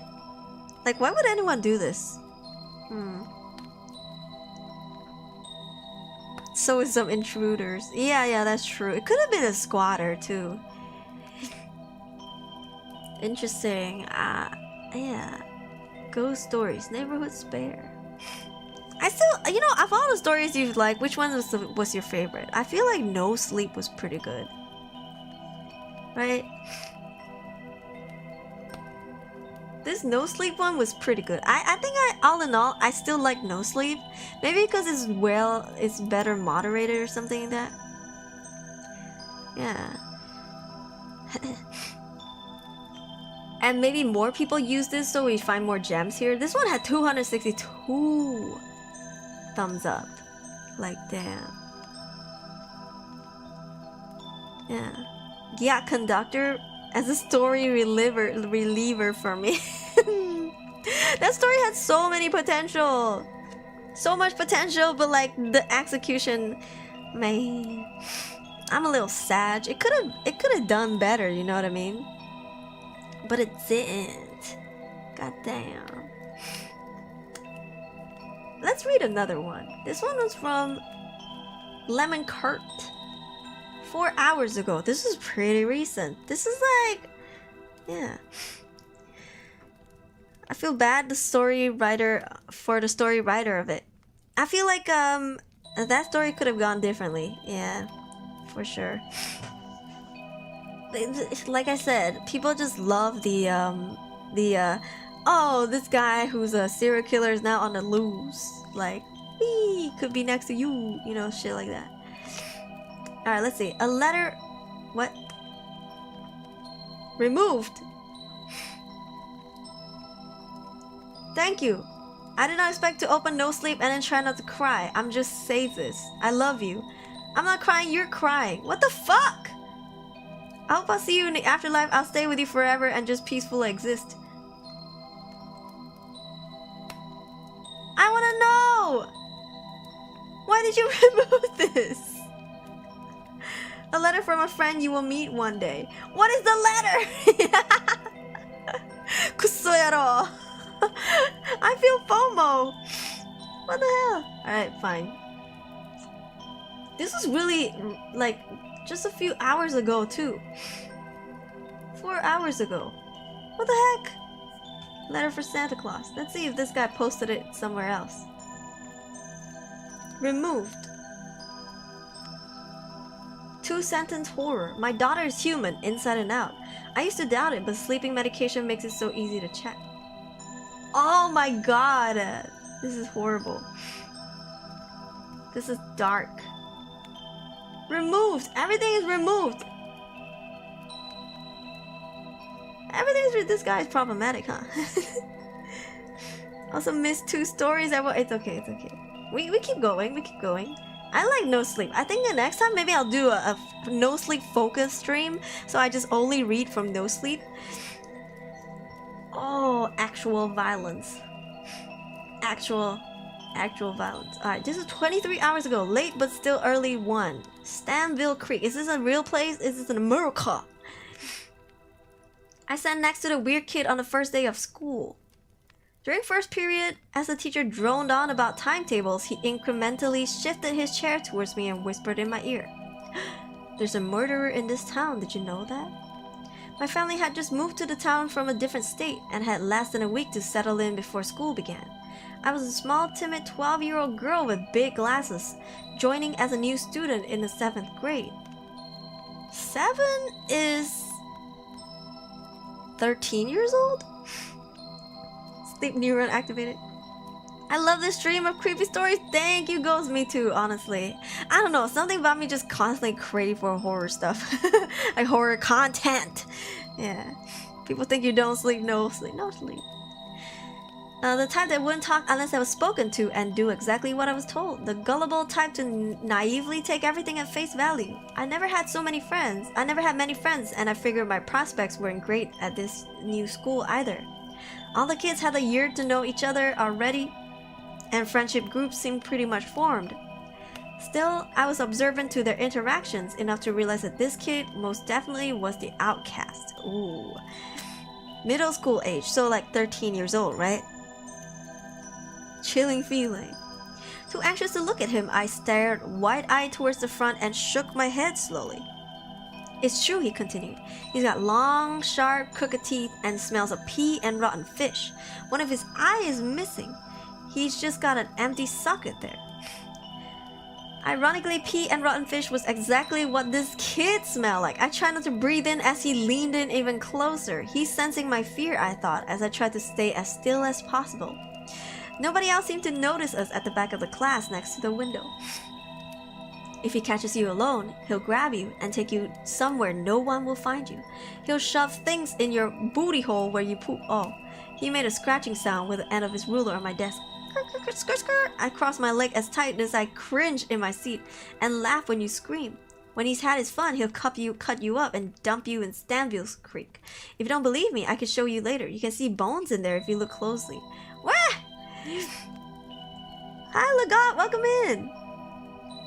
I think kids my region go to first grade at the age of 6. Oh yeah?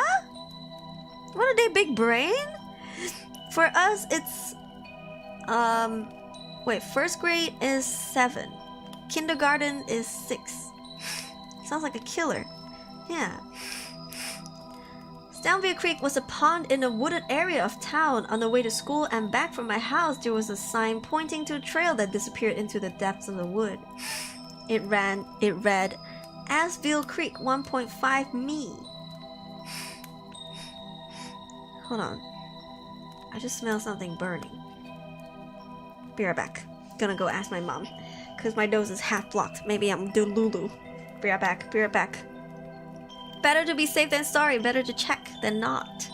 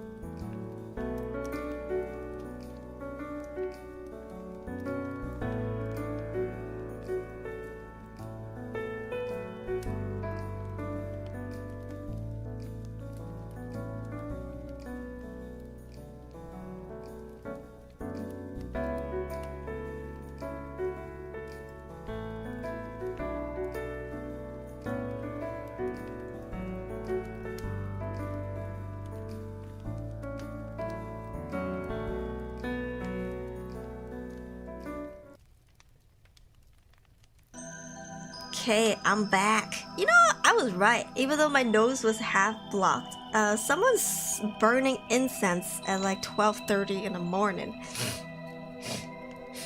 My nose is blocked. Hi, Jello. Jello came in to accompany me.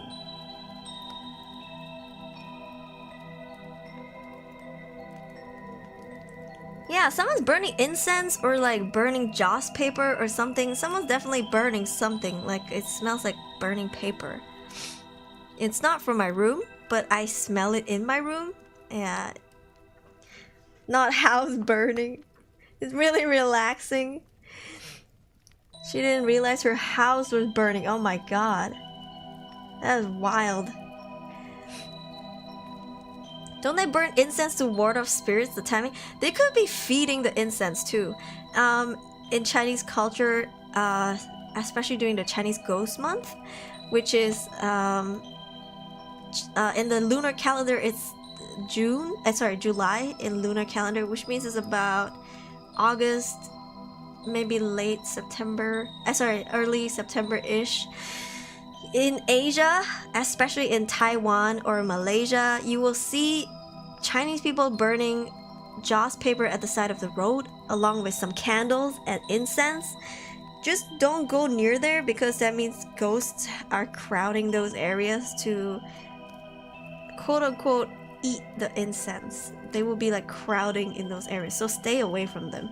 And if you go out in the morning, because they usually burn that at night, if you go out in the morning and you see a patch of the grass that's just burnt because of that, don't step in it or over it, just step around it or away from it. Yeah. The burning of something. So early to burn. It could be any reason. Maybe they said someone passed away or something, but I don't know why 12:30 a.m. Like, it's weird. Deeply inhale. Speaking about ghosts, they get summoned or something like that. There is a saying like that, yeah, but incense, I don't know. Why would they burn incense? It's not for my room though. Food and fruit offerings, yeah. I don't know. I don't know. Come on. He's ignoring me. You'll crack your mama's back. Mama back. Mama back. Alright, where was I? I forgot. Indicating it was 1.5 mile walk away into that dark abyss. I later found out it wasn't really a creek per se. It was just a large stagnant body of water inhabited by a lot of wildlife. The misnomer originated from its previous branching into the town's main river, but industrial works had somehow isolated it. What are you doing, Dada? Dada! Why are you staring at the corner? My cat's doing what cats do now, huh? Okay. Yeah, it could be the mosquito repellent mosquito coil too. I think it's probably that. Or whatever it is, it's not from our house. Oop, he's going through my shit now. Ah, cats do what cats do. Anyways, he poked my face with the sharp end of a pencil and I accidentally let out a loud yelp.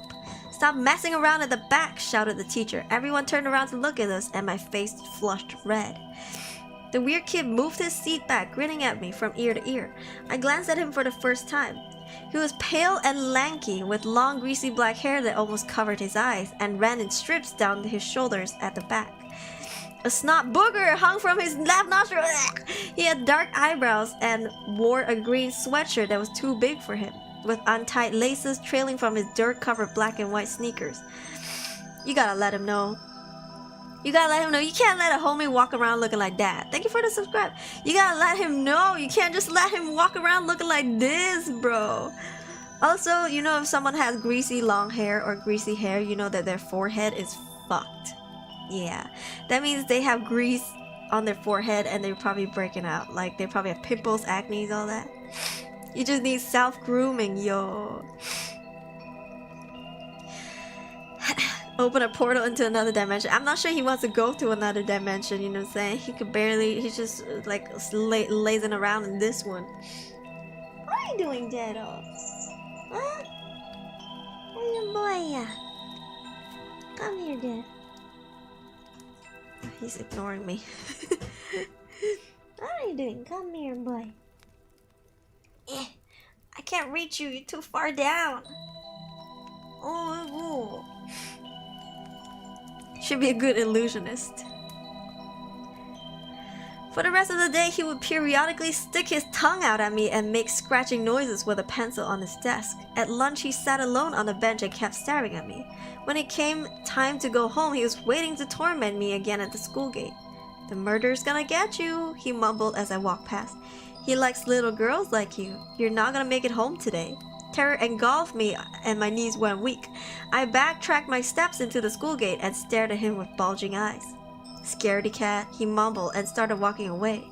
Instinctively, I followed him. The killer can't take me if I'm not alone, he thought. I thought. He turned around. Are you stupid? What if he's the killer? When the one weirdo's in. I'm glad my hair was the dry stick hair. If it's not greasy, then you won't break out. Yeah. Stop following me, he growled. He kept walking. I kept following him, and he turned around again. A wicked idea popped into his mind, and he flashes a grin. Wanna hear a story? I looked at him blankly, which he evidently took as a yes. He continued walking. I noticed he had a slight limp as I followed behind him. About 50 years ago, there was a really nice teacher working at our school called Mrs. Derry. She actually taught in our class. Anyway, she married one of the other teachers, and they had 3 kids who went to the school. One day they got divorced and he got the kids. They all told her she had to leave the school on the last day of the year. Why? When the next year started, she wasn't there. He paused for a dramatic effect. Guess where she went? A different school? Nope. A new job? Nope. A different country? Jero. Wrong again. Oh, what are you doing? Oh my god, he's so hyper. Come on, Jero. He's standing on top of boxes. On the first day, a girl noticed a bad smell coming from the storage room outside of the lunch hall. You know, the one with the door painted red? She opened the door to have a look. He paused again dramatically as I remembered walking past the same red door earlier. And she saw Mrs. Derry's dead, rotting corpse hanging from her neck off the ceiling. He grinned as my eyes widened, gleeful as he watched the psychological damage, emotional damage he had inflicted with a single sentence. I was walking shakily on autopilot, still trailing behind him. I inched closer to him as we walked past the Asville Creek sign. It was only a 15-minute walk back to my place. If my house hadn't been on the way to his, I probably would have ended up following him. I would have probably ended up following him. You sweet girl. Emotional damage. I'm gonna go now, I trembled as we walked past my house. He ignored me and just kept walking away. I looked around like a deer and sprinted up to the front steps where my mom let me in. Hey sweetie, how was your first day? Good, I said, still trembling. I walked briskly past her and up the stairs to my room, curling up in a ball on the floor. All I could think about was that night, was what I would find if I opened that red door outside the lunch hall, and how someone could die by being hanged from their necks. Oh my god, what are you doing, boy? You being so hyper. Can mommy hold you? Why? What's wrong? You don't like mommy spending time with my viewers? Cause you're jealous? 왜요? 오, 싫어요. 어이구. you so chunky. Oh, yeah. Okay. I kicked me. How could you kick mommy like this? So weird. It just like I let go of my hands because I hugged him like I would. Like I usually hug him like this, right? Don't mind the extra hands. Like this, right? So his like chest is facing up. And as soon as I like let him go, I was about to flip him, he jumped off me. Bruh. It's so nice to hear him. He's such a baby. Yeah. It's a he. Yeah, my boy. Jealous too. We're jealous that Aruri can spend every day with our king. Reading Ghost Story, cat battering ghost Dragon Ball Z style behind her. Oh hell yeah. He's really strong. My cat may be fat, but he's a really strong cat. Yeah. Anyway, next. The next day, I sat beside the weird kid again, whose name was Will. Okay, Will. He kept making faces at me every time I looked in his direction. Thankfully, we had different classes later in the morning. But when he wasn't there, it was as if he had infested my mind. I still couldn't concentrate. I kept thinking about the serial killer and the teacher he told me about yesterday. At lunch, I walked past the dreaded storage room and stood outside the red door for a moment. I heard Will's voice behind me. I dare you to open it, he grinned. Hey, I'll give you a $5 if you open it. What's a $5? Oh, $5? Fluffiness. In 2 months I'll be home, you got this. I reached for the handle. Being in my nature to do as I was told, he came closer. In that moment we were alone in the corridor. Sorry. Thank you for the follow. I'm rubbing my eye. I turned the handle and pulled the door open just wide enough. Suddenly I felt a strong push behind me. I stumbled into the storage room and the door slammed behind me as footsteps started away. This guy is a fucking prankster, dude. No wonder you're a fucking loser that nobody wants to hang out with you, dude. Like, if you stop being such a goddamn creep, then maybe you'd have friends, dude. Like, how could you be a fucking loser and a bully at the same time? Huh? Like, how can you be an outcast loser and a bully at the same time? I don't get it. Usually, it's kids like you that are getting bullied, bro. Like, how does that reverse? Anyway, you deserve it. It was pitch black in there, a foul, sweaty odor marinated in the warm humidity.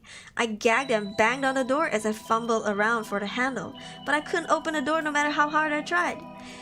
It slowly dawned on me that I was locked inside a room where someone had hanged themselves. I looked into the darkness, then I heard the sound of something swinging. I looked up and thought I saw a mangled, decomposed face looking down at me with a noose around its neck. I began screaming. "Help me! Help me! Help!" I shrieked. I banged on the inside of the door as hard as I could, but no one came to save me.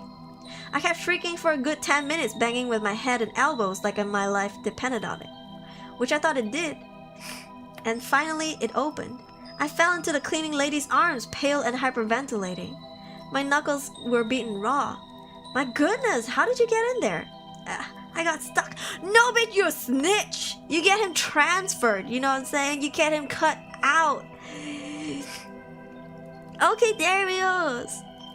Bad titles like collecting bird twigs for nest. He's multitasking. You poor thing, she patted my head and left. Will greeted me again at the school gates, a sickly grin plastered on his face. I wanted to avoid him, but at the same time, I was now deathly afraid of walking home alone. That was hilarious, he laughed. Did you even hear yourself? You sounded like a dying monkey or a dolphin or something. I grimaced as we started walking. I would have been like, can you stop being a fucking loser? So did you see a dead body in there? He taunted. I nodded. Really? Well, you better hope it's not hiding under your bed tonight, he smirked. I remained silent as ever. We walked for a minute, and suddenly he stopped, pointing at the window at the hospital close to the school. There's an old woman living in that room, right there, he said. She's laying down so you can't see her, but sometimes she'll sit up and stare at you out the window with 100 tubes coming out of her and all. He motioned with his hands and as I looked away quickly. Then, he continued, when the sun sets, she sometimes climbs out of the window and finds people walking alone on the streets. Kids, adults, old people, anyone. Then she claws out their necks with their nails and sucks their blood until they're dry. This fucking kid needs to be put in a fucking mental asylum, or you know what, better yet, give him a book deal. Let him write it down and just might as well make money off of it. You know, because he's so good at making up stories, right? My middle school days pretty much continued like this. I was traumatized for a while after the storage room incident, but I was afraid that Will do something worse if I... Will do, you missed out on Will. Something if I tried to avoid him, or that a serial killer would get me if I walked alone. Ironically, an idea he had planted in my mind, so I was stuck with him. He waited for me at the end of every school day by the gate and would have a new horrifying and totally age-inappropriate story to terrorize me with, based on random places we passed in the town. His stories progressively got wilder and more creative. You see this bridge? There was a problem with it just a few years ago. They didn't build it quite right. A pregnant woman was walking on it one day and it snapped. She fell into the river and drowned with her baby. Some kids went into that field for a camping trip and they never came back. Turns out one of them got bitten by a wolf with rabies and he started biting the others. They all died slowly and painfully, knowing they were dying but couldn't do anything about it. Because you know, rabies make you go mad. He sometimes sprinkled in the odd horrific fact. If you cut someone's head off, they can still blink for 5 minutes. About 1 million kids get kidnapped every year, did you know that? Who hurt you, motherfucker? Maybe he saw them and went crazy. Like, who hurt him? He's 13 years old. Thank you for the subscribe. Right? He always made it a point to meet me at the school gate every day, and over time it became a ritual. Girl, you keep hanging out with the fucking guy who scares the shit out of you, you might end up marrying him. He was sick one day and didn't attend school, but he made it to the gate as usual school finishing time with a fever and a sore throat, and walked straight back with me, informing me that some teachers in my school was spying on me at night or something. There's no way he'd miss a single opportunity to torment me, probably the highlight of his otherwise solitary day. This is kind of sweet though. Am I getting Stockholm Syndrome? Hi, Lord Peeves, welcome in! You know, I think he has a crush on us. I mean, he's such a loser, he probably have a crush on the first girl who showed him interest, right?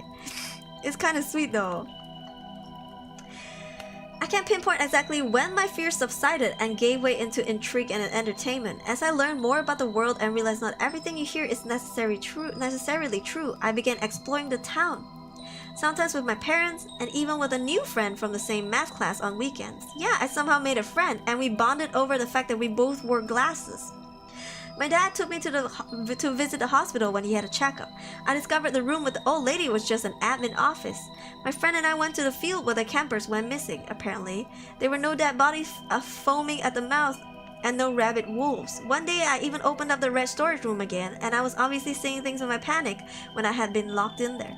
Nothing but a bunch of tools and cleaning supplies with a conveniently placed mop that could have been mistaken for a head in the dark. Moving from 7th to 8th grade, I was surprised to find myself looking forward to our walks back home. You catch your feelings. Will caught onto my newfound skepticism and figured the standard horror stories just wouldn't cut it anymore. He changed tack quickly. Look, that's Ben's house. You know Ben in our class?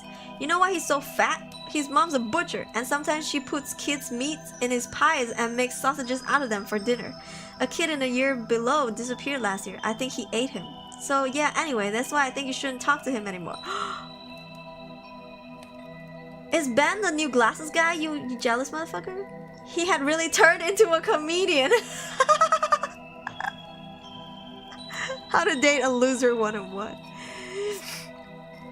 We became somewhat friends. We even started having normal conversations periodically, stuff about school, work, and other kids in class. He stopped abruptly one day when we walked past the St. Asville Creek sign. You ever been down there? No, I replied. Of all the places in town, Stanville Creek was the only one I couldn't bring myself to visit in our small, relatively safe town that I had begun settling into. I never suggested going there to anyone, but I would think that was what was down. I would think about what was down there often. At this point, I doubted there was actually a serial killer dumping bodies in there, but I just felt uneasy about it. Perhaps it was because that was my first introduction to the town, so I was still subconsciously afraid and couldn't control that. I couldn't put my finger on it. Come on, let's go then. I don't know, I said. What, you scared? He sneered. Come on, don't tell me you actually think there's dead people there. I shrugged. You can hold my hand? What a fucking bait. He held his hand out, but I shook my head. Fine, whatever. I was surprised he didn't drag me down there. We kept walking, silent for a while before we got close to my house. His idea of a date is like, let's go to scary ass places. Let's go to scary ass places, you know what I mean? I'm scaring the shit out of you, but I'll be your white knight and we go check it out together. That was his tactic, his strat for years. This man got strats for years, this kid. Yo, he got riz. You gotta give it to him. He's playing the long game. Yeah. He's my type. He did say, he's my type. Edgelord. A bit sus. You know, all the shit that I told you last year was fake, right? He paused. You do know that, right? I figured, I replied. Just checking. He walked off without saying a goodbye. But I was used to that now. I watched him head off onto the next road, the ever-present limp in his stride. On the last day of 8th grade, school ended early. I had the last period with Will that day and was expecting to leave with him as usual. They built this new lounge place on the 2nd floor. I'm gonna check it out, he said, and bolted in the hallway, then up the stairs without warning. I naturally went up too. They had some beanbags, soccer balls, and a PlayStation and DVDs in the school? Wanna watch a horror movie? No. Cool. He immediately picked up Friday the 13th and slotted it into the DVD player. I sat on one of the beanbags at the opposite end of the room. So we're going to different high schools, I guess. Who are you gonna follow around when I'm gone? I'll just have to find someone else, I shrugged. He looked disappointed for a second, but the expression faded quickly. Fair enough. You know, they're getting comfortable with each other, you know what I'm saying? It's starting to seem a little cute. Colored lines and pixels flashed across the grainy screen. This piece of shit's broken, he complained as the screen went neon blue. Silence regained, he turned to look at me, illuminated by the blue glow. I realized he looked different too when I first saw him. He was taller, his hair was cut shorter, and he wasn't as scrawny. Even the snot that faithfully hung from his nostril before was gone now.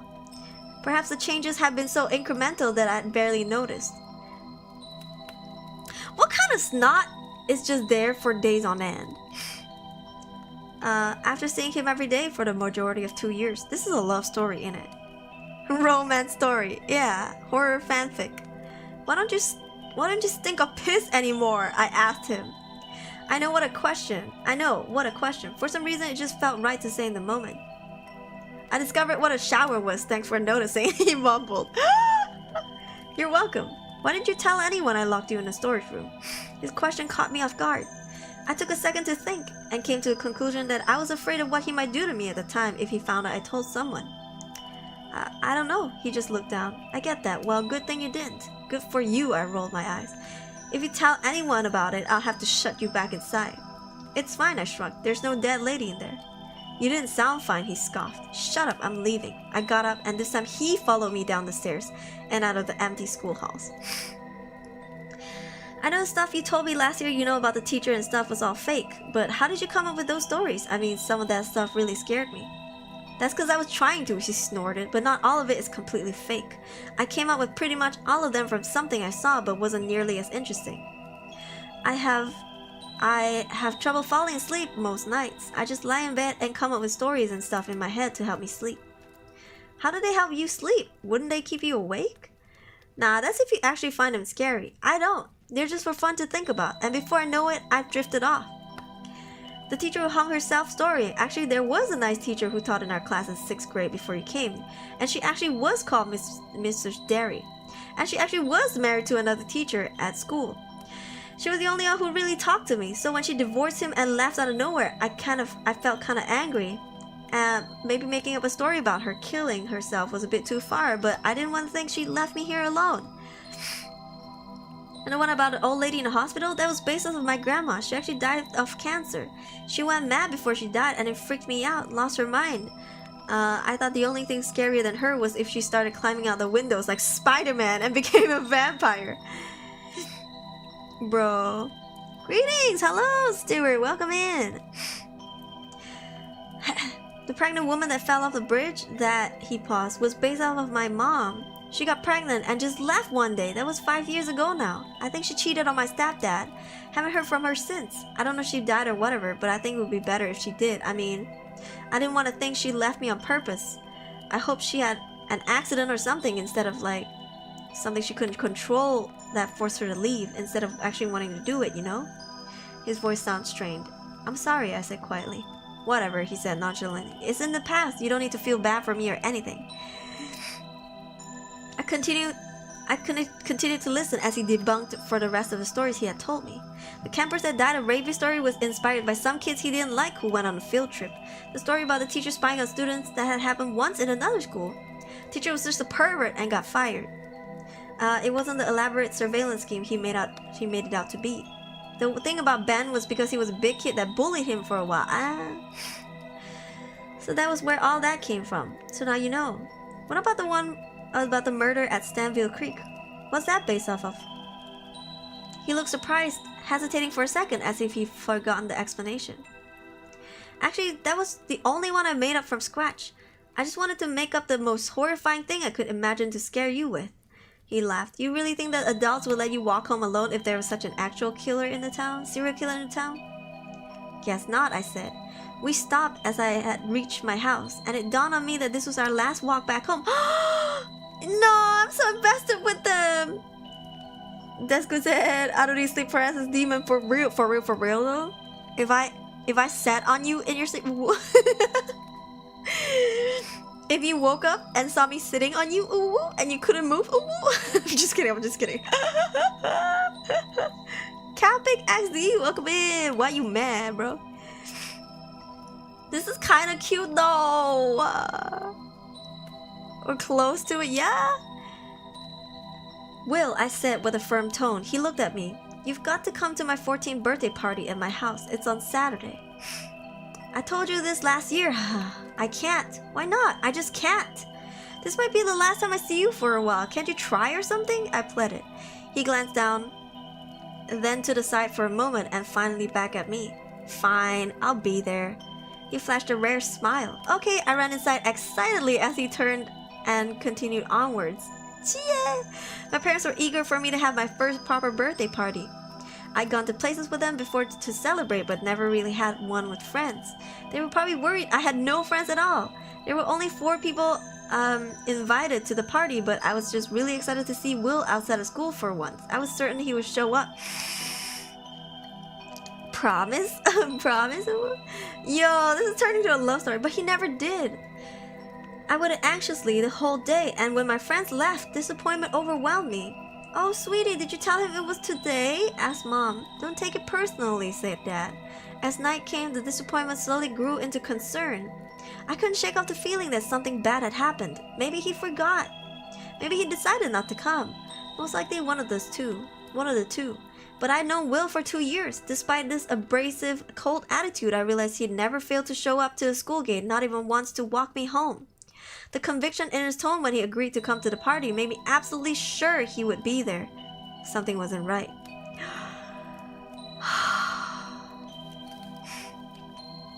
I woke up at 2 a.m. in cold sweat. I had to go to Stansfield. Oh my god.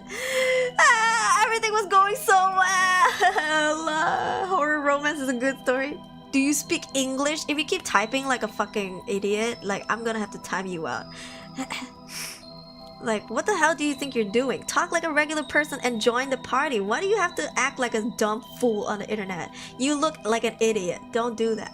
Don't embarrass yourself, okay? Don't do that. Why are you making your parents embarrassed of you? Don't do that shit. Talk like a normal person because I know you can, alright? Learn that lesson. Learn that lesson. Anyways, you're here chatting probably because you're subscribed. Feel free to unsubscribe. I couldn't give less of a shit. Anyways, next. I don't know why or what I was looking for. I just had an undeniable gut feeling that I would find answers there. The impulse was too strong to be ignored, and it took over me completely. I tiptoed past my parents, sound asleep in their room. I didn't bother to wake them. They would make me wait until daylight, and in that moment there was no waiting. You should heed your parents' advice. Jangan mempersiasukan diri. I know, right? English is not my first language. This guy, look at the way they spell it. Look at the way they spell it. Do you speak English? Here, let me copy and paste this. Can we all say this in chat? English is not my first language. As a matter of fact, it's my 3rd or 4th language. But if you go on the internet intentionally typing like this, embarrassing yourself, like, what is the point? You know, it's like what Ollie said about Indonesian kids that go like, nggak bisa bahasa Inggris, nggak bisa bahasa Inggris. She's like, are you proud of it? Why are you bragging that you're bad at something? Are you not embarrassed? Like, what? Language is hard, it is, but don't intentionally make yourself sound like a fool. Like, that's so embarrassing, bro. I'm embarrassed on behalf of your parents, dude. Like, have some shame and learn. Get better. Talk like everybody else in chat, like normal conversations. Okay? If you can't, at least try. Yeah. It's like, you speak English, bro. We can learn to just improve, bro. Improve. Get better. I can't speak Indonesian, but I learn. You know? I'm guessing this kid is freaking, I don't know, 10 years old. I don't know, 7 years old, somehow got Twitter and then discovered Shorts Live. Me learn the languages. I'm not saying I'm perfect at languages. I speak 6-7 languages and I'm mediocre at all of them, if not bad. Let them cook, just ban the kid. I want to see if they say one more stupid thing, I'll ban them. Yeah. Landscape Live on YouTube, didn't know this was possible. Hey, Chocolicious Nugget. Yeah, this is the new meta. Oh, it's not new anymore, but it is definitely a meta. It's called Shorts Live. Yeah. It's like a Instagram Live. Yeah. Hell yeah. YouTube short streams. Yeah, I think it's called Shorts Live or vertical live streams. Yeah. Excuse me. Ooh, I'm so gassy. Chicken nuggets, hell yeah! You spelled that. Maybe you're lacking 1 C, but that's improvement. Don't ban them yet. Don't ban them yet. Clowns are funny. I'll give them a chance to learn. You know, I'm in a good mood today. Yeah. The never sitting live stream. I'm forever standing. Alright, let's read. I put on my coat and grabbed a flashlight, then slipped out of the house into the dark street, blasting into a sprint. I felt my pulse bound in my temples as I ran as fast as I possibly could. For the first time, I traversed the sign that said Asville, I get it, Asville Creek 1.5 mil and descended into the depths of the woods without fear or hesitation. What am I thinking? I thought in my confused, panic sprint. Why am I running out here alone at night? Why am I so sure I'll find something here? I couldn't answer those questions. All I could do was keep running down the trail. This is like a true love story, guys. I arrived at the creek. I aimed my flashlight at a circular pond with a diameter around 30 yards. Thin forest surrounding the area, lily pads floated on the surface, green algae strewn across the stagnant water. The moon and stars reflected faintly. It was quiet and serene. Apart from the sound of my own breath and crickets, nothing sinister. No bodies, no blood in the water, just sleeping nature. Let me guess. Let me guess. He's going to show up and be like, so you came. Did you think that I was in danger? And she's like, yes. And I was scared. I was scared that something would happen to you. And he was like, you silly fool. Nothing will ever happen to me. Because who's gonna walk you home and protect you? Oh, whoa. And then they're gonna kiss. Ah!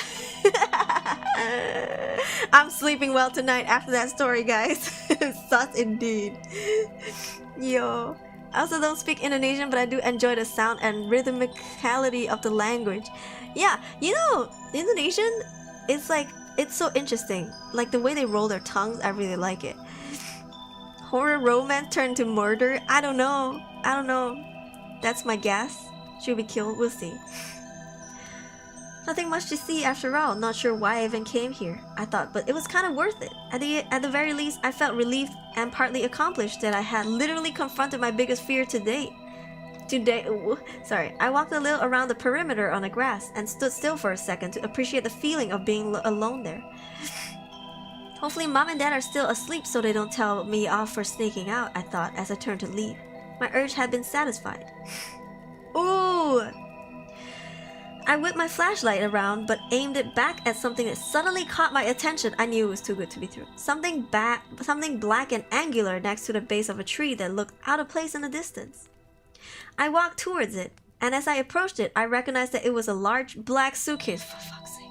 Figuring someone had dumped it as trash, I looked at it for a while before I pinched the zipper and tugged on it, unzipping it halfway out of curiosity. Why don't you call the police? You're leaving like fingerprints on this. I don't know. Here it comes. It's coming. You know what? This guy gotta be turned. You know what? 30 minutes is good for you. Something slipped out and it took me a second to register that it was a human hand. I don't remember much of what happened immediately after that. It was still a hazy blur, even after my parents put me through 2 months of therapy. According to them, I burst in through the front door screaming at them to call the police. That there was a body in a suitcase. The remains were promptly investigated and discovered.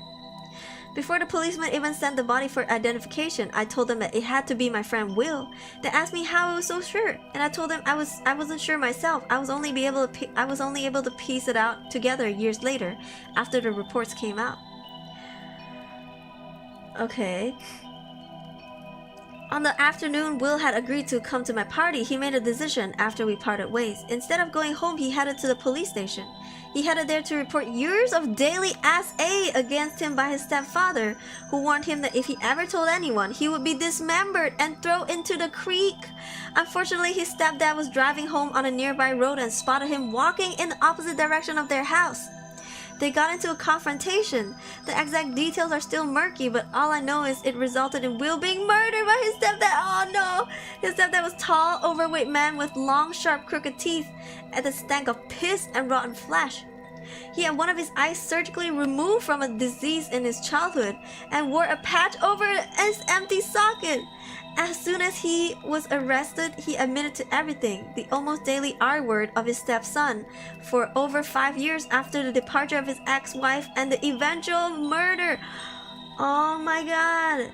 I blamed myself for a long time. Despite talking to Will every day, I realized how little I really know about him. I never asked why he couldn't go to other people's houses or on school trips. I blame myself for not recognizing the signs. Above all, the stories he used to he used as a coping mechanism for the horrors he endured in real life. As he walked me home safely every day, he returned to face those horrors alone every night. I'm going to fucking cry, bro. How blind I was to overlook that the first and most disturbing story he ever told me could ever been conjured up out of thin air. I moved to a new town after high school, and life was good. I have 2 kids of my own, aged 7 and 10. My favorite thing to do is tell them stories as I walk them home from school. It reminds me of the time in the middle school days I miss every so often, looking forward to a new story as I walk home with a real friend who hid secrets I could never have guessed as he kept me company. Sometimes I tell my kids a scary story in honor of those times. Something age-appropriate, of course, but still jarring enough to remind them to be vigilant about the very real evil that lurks in our world. And someday I'll tell them this story, but they'll have to wait a while. Ah, hope Karma has met his stepdad. Oh no, this is so sad. You called it. Hi, Dwayne "The Rock" Johnson. This is tragedy, bro. You know, his stepdad,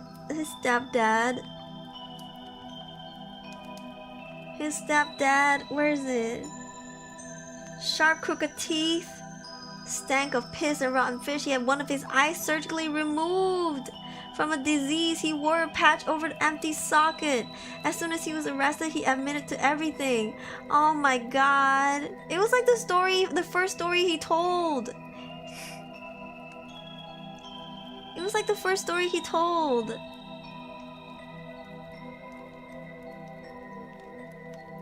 Let's see.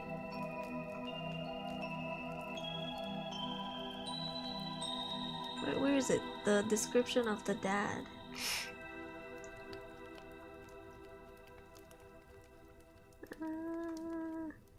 Long, sharp, crooked teeth, smells of pee and rotten fish.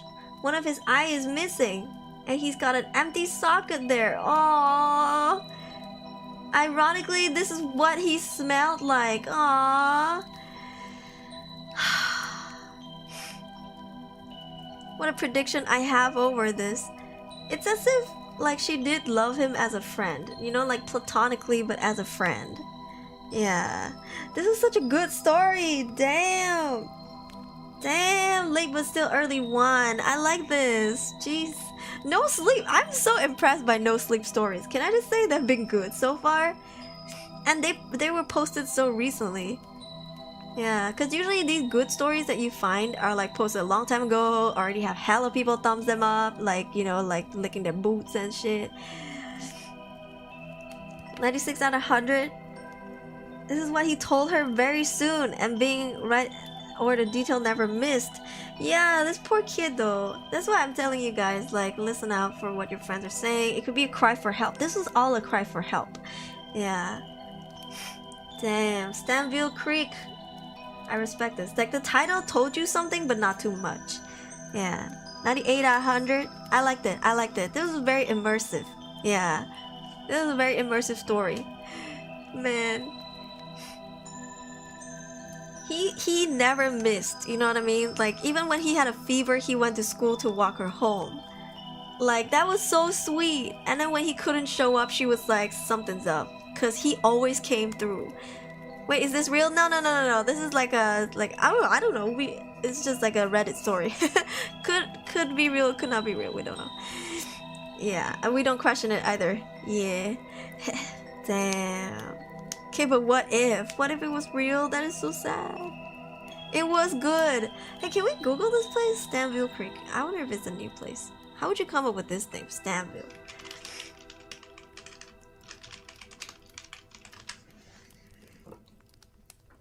Stanville, Kentucky, formerly Mare Creek. It was in Kentucky. But it's not a creek. It's just... Oh, it's called Mare Creek, formerly. It's a real place. Excuse me. It's a real place, bro. Wild. Wild. Sweetest is the opposite, has always have been. It's a real place. Yeah, it used to be called Mare Creek, M-A-R-E. Ironically, there's a ghost called Mare. Yo. What the heck is a soundstage?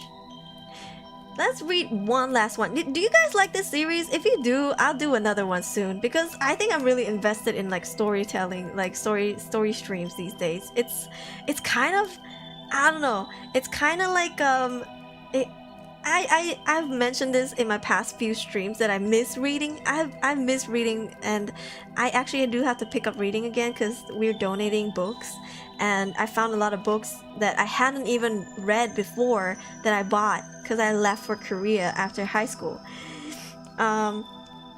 So when we went to Korea, I just never touched these books. Now that we're back and we want to donate them, I should read them again. And this is really getting me back into the groove of reading. Like, I love this. Is this my reading arc? It could be my reading arc, guys. Maybe we're entering my reading arc again. Yeah, I'm back to like reading stuff. Maybe not always horror stuff. There are like lots of subreddits. Like, for example, Am I the Asshole? Or like Today I Effed Up. There's a lot of subreddits that are good with stories. Yeah, if you guys know any good ones, submit it in the Discord server because I want to read it too. Horror and reading arc. Yeah. Actual people and thoughts. Ami wasn't a hoe. Wasn't an a-hole. DBZ or One Piece, RIP Akira. That was so random. Well, listen again after work to hear what I missed. Yeah. The first story was pretty good, Ghost. The first story was also from No Sleep. It was pretty good, I would say. Yeah, it also got us really like, it was immersive. Sorry, let me see something real quick. What time is it? It's 1 a.m. I have a collab at 10 a.m. so we probably meet up at 9 a.m. I have time. I have some time for a couple more. Yeah, I don't wanna stay up too late, cause then I can't wake up in the morning if I even sleep. If I feel like I won't wake up, I'll probably just stay up the whole night. But I'll try again to see if I could get the vertical and horizontal streams to work on Twitch. I don't know how, but I'll just have to figure it out.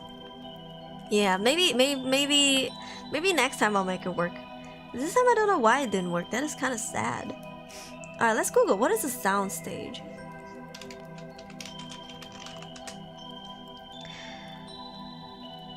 Slaps lived on a soundstage? Well, I guess it's just like a... Huh? It's just like a studio. What's the difference?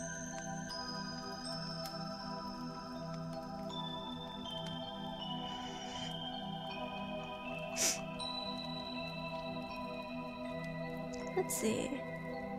Large soundproof structure, building or room with large doors and high ceilings, used for the production of theatrical filmmaking and television production. So basically like a shooting place. Like a shooting warehouse. That's the TLDR. Soundproof, yeah. Not sure if Twitch supports vertical streaming, maybe that's why. No, I had 2 scenes? Look here, let me show you. Also, the topic today is horror stories. So yeah, it'd be great if you guys can stick to the topic. Look, I had 2 screens. Right? On the left is the horizontal one, and on the right is the vertical one. And they should have 2 different stream keys. I had 2 different. One was like YouTube stream key, the other one was Twitch stream key. And somehow the Twitch one didn't work, which it usually would if I had just like done the the horizontal one. But somehow when I started using this for the first time today, this one didn't work. And I don't know why. Maybe the best way, yeah, tag is hard. I think maybe the best way is for me to set it up on Stream Elements OBS, or Streamlabs OBS, because right now I just have OBS. Maybe I need to kill my laptop, kill my PC, and have like 2 OBSs running. I don't know, that sounds like a lot.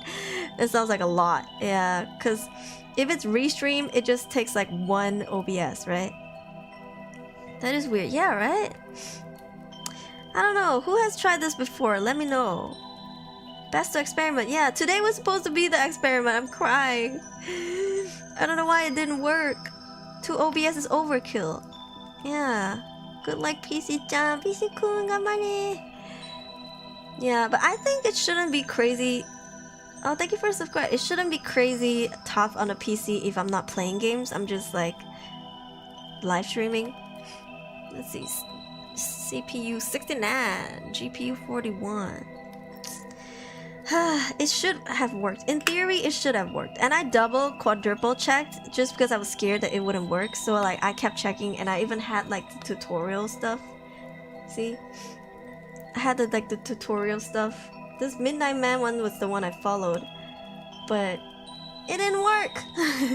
So 69. I can't. It's on the button. Cut the PC. Yeah. Anyways. This is Ghost Story. Let's do No Sleep. I like No Sleep. This is from 1 day ago. Relative obscurity. My wife and I lived on a soundstage. Terrible things are happening in there. Huh? This one might be interesting because this is like definitely a place that we don't go to often unless we're into film or into like theater, into like recordings, like photography maybe. I don't think you need it for apparently videography or like if you have a studio for like content creation like what Mr. Beast has. So it's interesting. Let's see what it has to offer. Soundstage. Song recording is different. Song recording is like a studio. Yeah, this one soundstage is for like video recording, like music video recording, or like if you ever seen those like teenagers come together and try different foods from different countries, you know those YouTube videos? Yeah.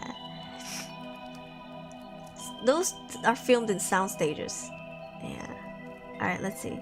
For a while, every day was the same. I wake up in the morning, kiss my wife, make a cup of coffee, throw on my uniform, and walk my beat.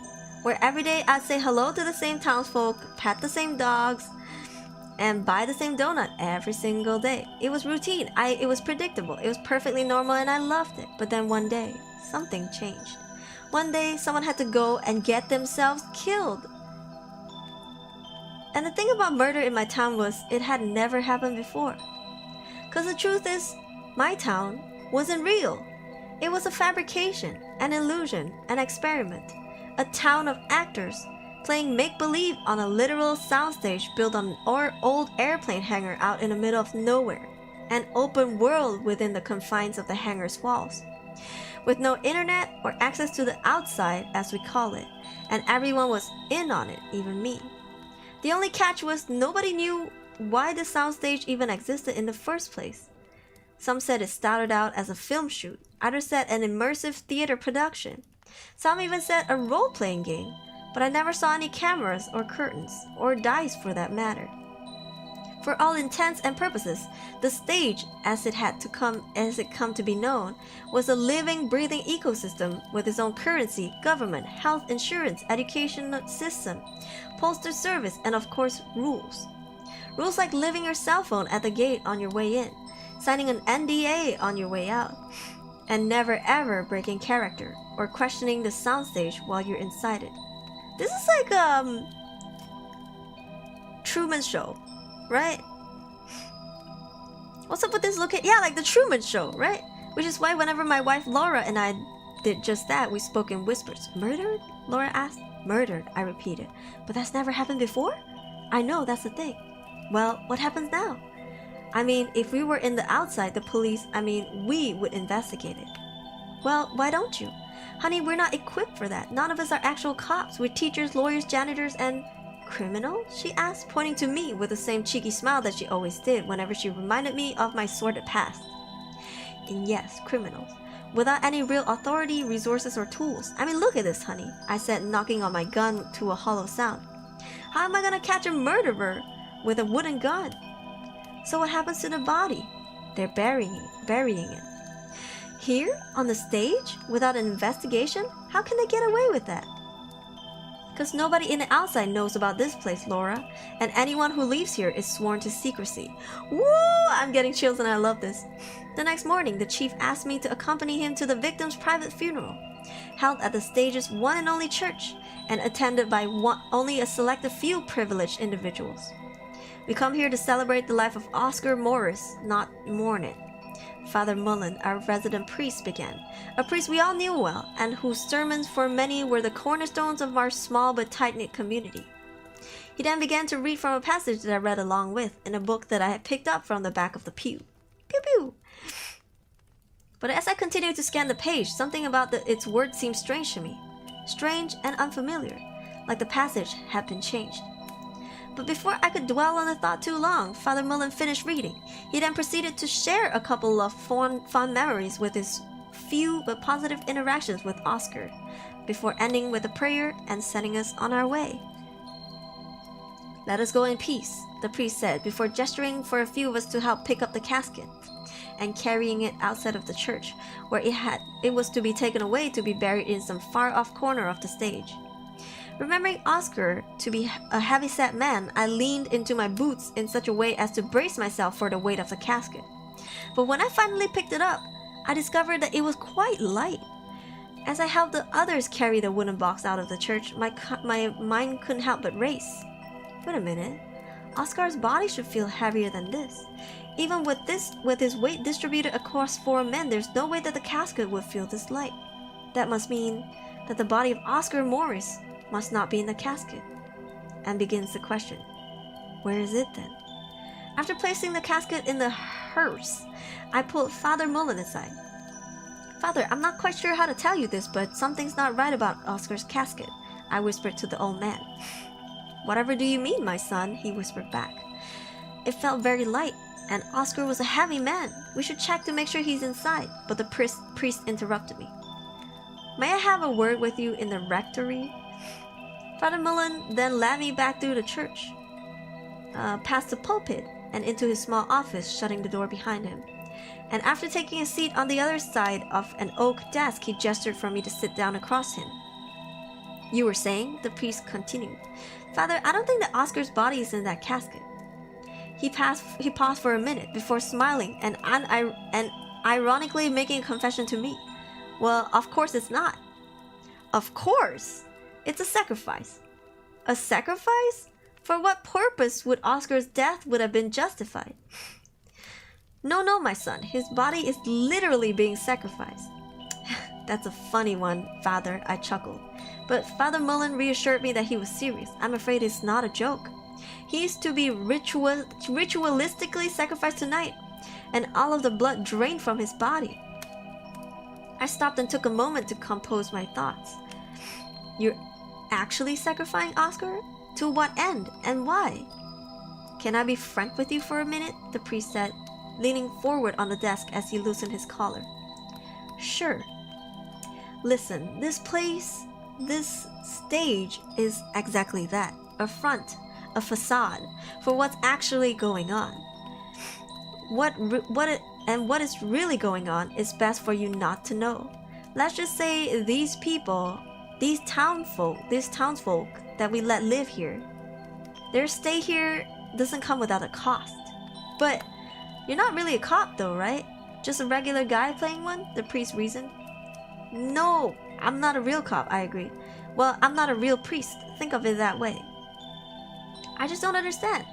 "Now that leaves you with 3 options. 1, you can either stop snooping around and go about being a cop, and turn a blind eye to any murderers or disappearances here on the stage.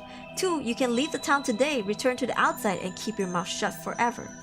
Or 3, you can die." "Selamat siang. Hello, Felix. Makasih udah mampir." He then leaned back into his seat and gave me the opportunity to think it over. But I didn't quite know how to process what he had revealed to me, let alone the options that he had presented, or the threat, and said nothing. "Oh, and if you don't believe what we're capable of," Father Mullen continued, "you can ask your wife!" By the time I ran all the way back to my apartment and burst through the door, it was too late. The priestess man had already broken in, tied up my wife, and left her sitting there crying at the kitchen table as she stared at the decapitated head of Oscar Morris just lying there on a plate. Breaking Laura free of her bonds, I then led her into the other room, where I proceeded to tell her about my encounter with the priest and his ominous implications about Oscar and the soundstage. So we did what any right-minded individual would do, packing our bags right then and there, walking over the gate, signing 2 NDAs, collecting our belongings and cell phones, leaving the stage and returning to the outside. But yeah, rest in peace. And in the 10 years that have passed since we left, we have always honored the NDA and the priest's request to never ever tell anyone else about the soundstage on the old airplane hangar out in the middle of nowhere, and what's really going on inside there. Until now, yo! Is this our Area 69 stuff? What is it called? Area 31? Area 42? I don't remember what it's called. Why now? What's happened to make you break NDA? I need to know, please! Where are the more replies? I want the more replies. There are no more replies. Shoot. Give me more replies. You went back in? Bro, there are no more replies. Why did you go in the first place? Sounds like this Christoph by any chance? Are you still safe? Oh my god. Oscar, not Oscar. Area 51. Oh yeah, Area 51. Area 69. Close enough. Yo, this is like the Truman Show, but like twisted. Yeah. This is like the Truman Show, but twisted. I don't know. This is some good story. I like this. I like this a lot. It was very, I would say it definitely was very creative, because I would never have like expected this. You know, like the sound stage, you know, like, but why? Or you know, but I love how this guy didn't mind the routine. He was just like, I loved it here. But why are you here? Why were you here in the first place? I know he was a criminal, right?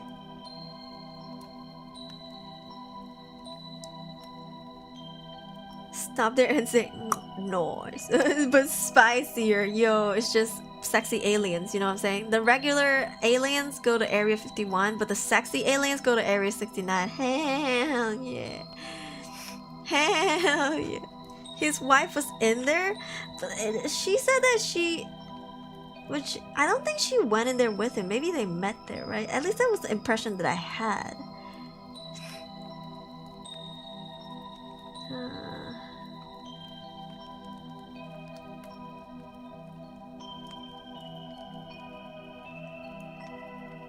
Yeah.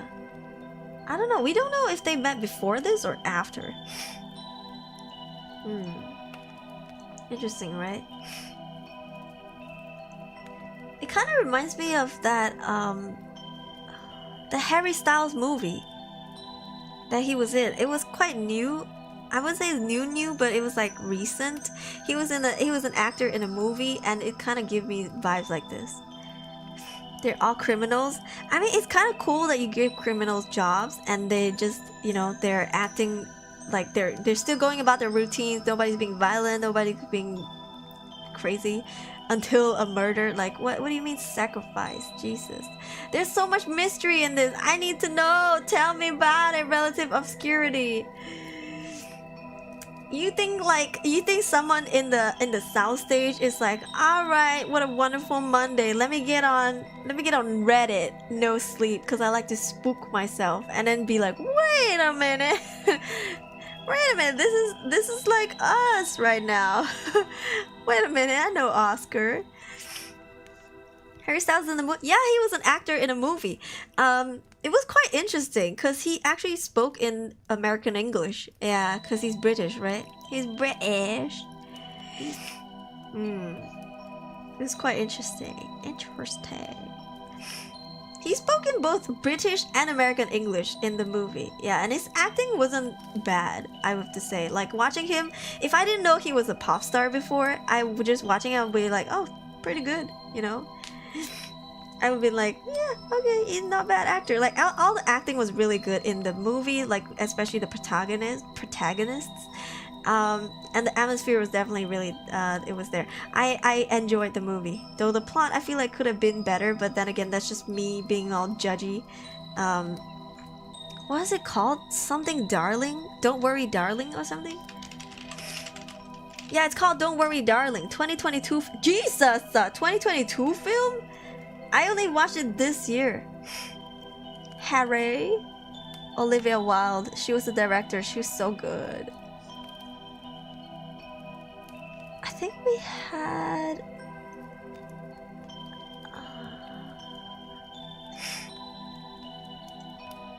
let me see.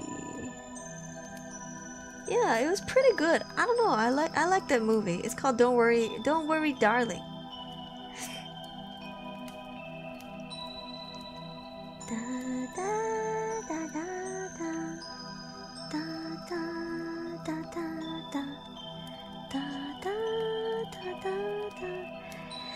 I love that you're reading horror stories during my... It's your birthday today? It's your birthday today? I'm Harry Styles. Yeah. I don't know what reference that is, but it sounds funny.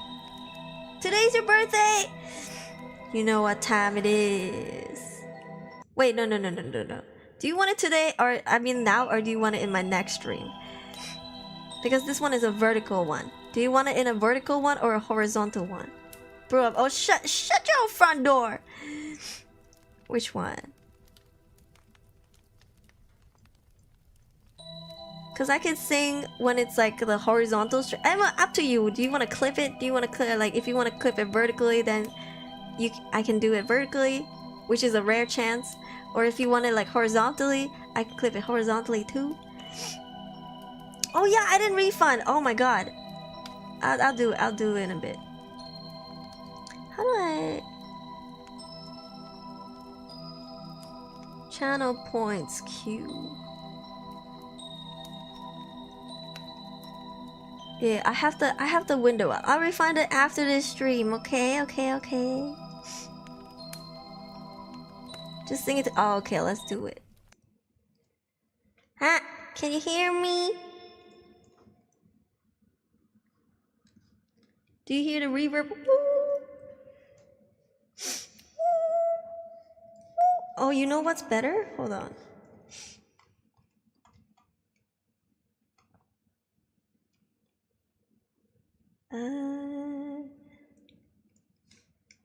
Here. I don't know where to put this.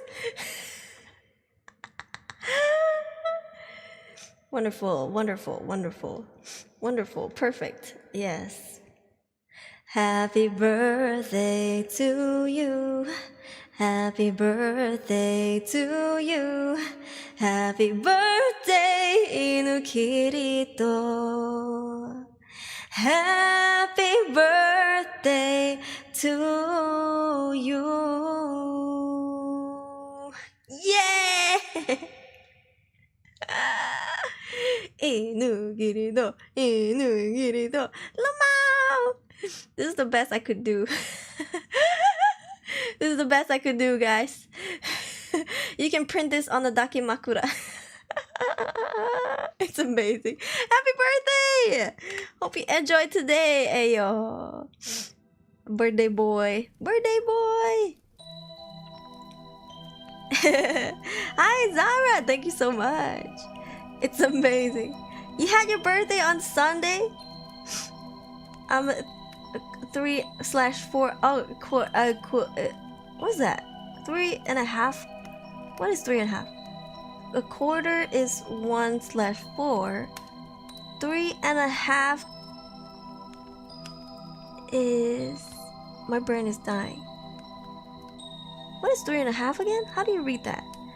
Your voice is so amazing. Thank you. You had your birthday. Here, let me sing you a belated birthday song, y'all. We're turning into a birthday singing stream. You can clip this, by the way. You guys can always clip birthday songs. Alright. Happy birthday to you. Happy birthday to you. Happy birthday, dear Arion. Happy birthday to you.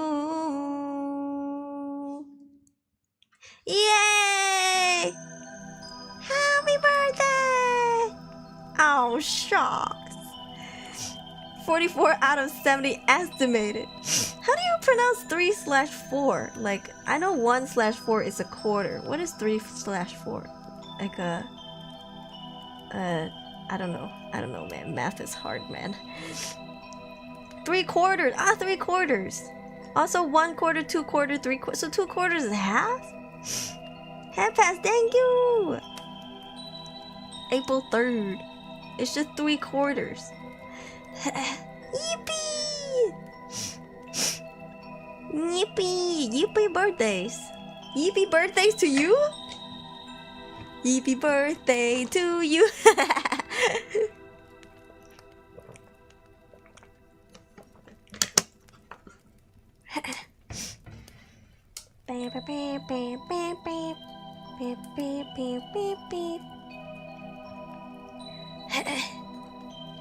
Alright.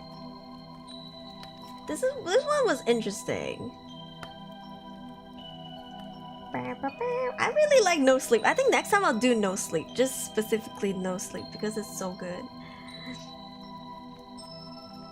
What? Finale? This is a 2-part story. We're not about to do this. This one is wild. Sasuku. Ah, yeah. How do we sing happy birthday but a scary one? Wait till it's your birthday. Wait till it's your birthday. Also, I need to like refund you. Where is it? Sing mode. Yesterday. Reject. Here, you got refunded.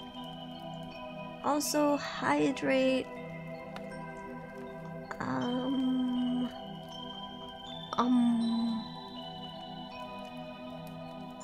Ooh, I have to like one by one, slowly, manually approve it? Are you crazy?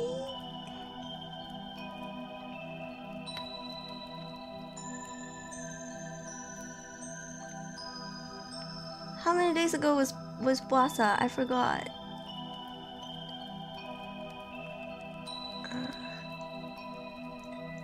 I'm just gonna refund anything hydration check for last month because I was fasting.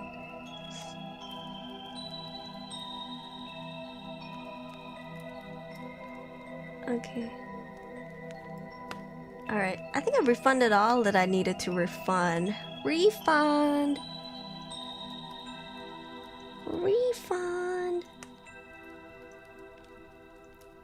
God dang.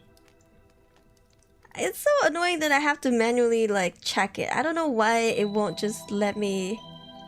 I don't know why it wouldn't just like go through with it. It's so weird. Anyways. Baby shark do do do do do. 25 days. No Sleep used to be good, but I remember a thread where he talked about interdimensions, Bolsheviks, and I couldn't take this subreddit seriously again. Base Kaiser, really? This is actually my first time exploring No Sleep. I'm really new to Reddit, right? So this is like my first time exploring No Sleep. So far, I'm kind of impressed. You know what I mean? I'm kind of impressed. Like all the stories that we read on No Sleep so far has been good. Cause I also have creepypasta pulled up. I have scary stories pulled up. I have Stay Awake pulled up. I have Creepy Encounters pulled up. This one is only strictly no paranormal stuff. And I have ghost stories pulled up. But No Sleep kept the suspense up, you know what I'm saying? What's the refunds for? When you guys claimed for me to hydrate when I was fasting and I couldn't because I was fasting. Yeah.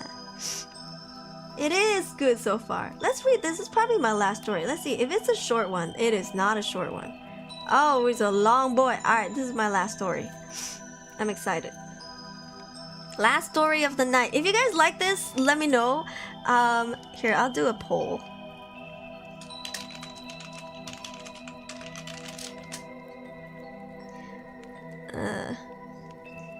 Maybe I'll do another one for my next stream. How about this? Do this tomorrow, maybe? I could probably do this tomorrow. Because then I already have everything set up. I might as well just start again, right? Yo. We'll see. Haru, welcome in. Glitch in the Matrix have some good stories too. Yes. Actually, can I show? Where is it? Glitch. Look at these are the things that I follow. Of course, we have to do Bodega Cats. See, Glitch in the Matrix. Let me start this. I've seen people write articles about the Reddit stories, but I've never actually read it in Reddit. Get it? Read it in Reddit. Yeah, I'm excited. I already have a perfect thumbnail for it. I just gotta like, you know, finish everything up and then I have a thumbnail for it. Yeah. You love horror stories told by me? Do you guys know what glitches in the Matrix is? It's when you live life normally and then something is just off and you're like, what? It feels like, for example, like a lamppost is just floating mid-air and you're like, what? It's like there's a glitch in the Matrix. Yeah. It's so cool. I don't know. I've always thought that a glitch in the Matrix stories are so cool. Yeah, I would love to introduce to you guys one day. I know a lot of people don't know what it is because I've talked about it before and people are like, what? Yeah, I'm excited. Maybe I could do that next, actually. Yeah, with a whole more scary themed of you. How do you mean? Like I look scarier or like what do you mean? I can put on like horror assets. Do I have them right now? I can put on horror. But maybe for next time I'll put them on. Yeah, I know. I have them. Yeah, I have like a witch hat. I have all kinds of floating creatures. Yeah. Demon horns. I have a demon tail. As a matter of fact, I could pull it up right now. You know, look at that. How cute is that? I can pull up a tail. Actually, let's flip this. See that? Oh, it's too far. I'm about to eat my own tail. Well, I'm supposed to clip it in the back, but you know what I mean? Yeah. I can definitely do some stuff next time. Yeah, keep the suggestions coming. I'm open to ideas. Ghosts here. Let me see. I have this one. I can definitely find some ghost assets, but I do have this one. Yeah. Why do I have these? Because I stream a lot of horror stuff. I just have like a bunch of horror assets just chilling. Oh, you know what glitch in the Matrix asset I have? This one. Tinfoil hat. Glitch in the Matrix, guys. Yeah, I love my tinfoil hat. Yeah. Hell yeah. What else do I have? I have this where I can like pinch on the ghost. I have a lot. I don't know. I mean I've always done like horror streams, so I have a lot of assets. I'll find more. I try to find more that is visible. But yeah. For some reason I keep thinking your OC is naked at the start of the stream. Peekaboo. Peekaboo. Peekaboo. Peekaboo. I mean, if you want to see... Hey. What happened to her accessories? What? What? What? I'm gonna get demonetized. Guys. Don't do this. The old fake nude meta. Cause my shirt is all the way down here. You know what I can do though? I can do this. See now you can tell I have clothes on, right? Question mark. I wouldn't look so naked. What if I put on my jacket? Hold on. Where's my jacket? Oh. Yeah, see it. You can still see it, I guess. Yeah. You know, it's funny because if you draw half body of me, or if I commission half body and you don't see this part, like the shirt part, it always looks like I'm naked. Yeah. Like if I do this, yeah, it looks like I'm naked. But you know, I would not change anything because I do love this design by heart.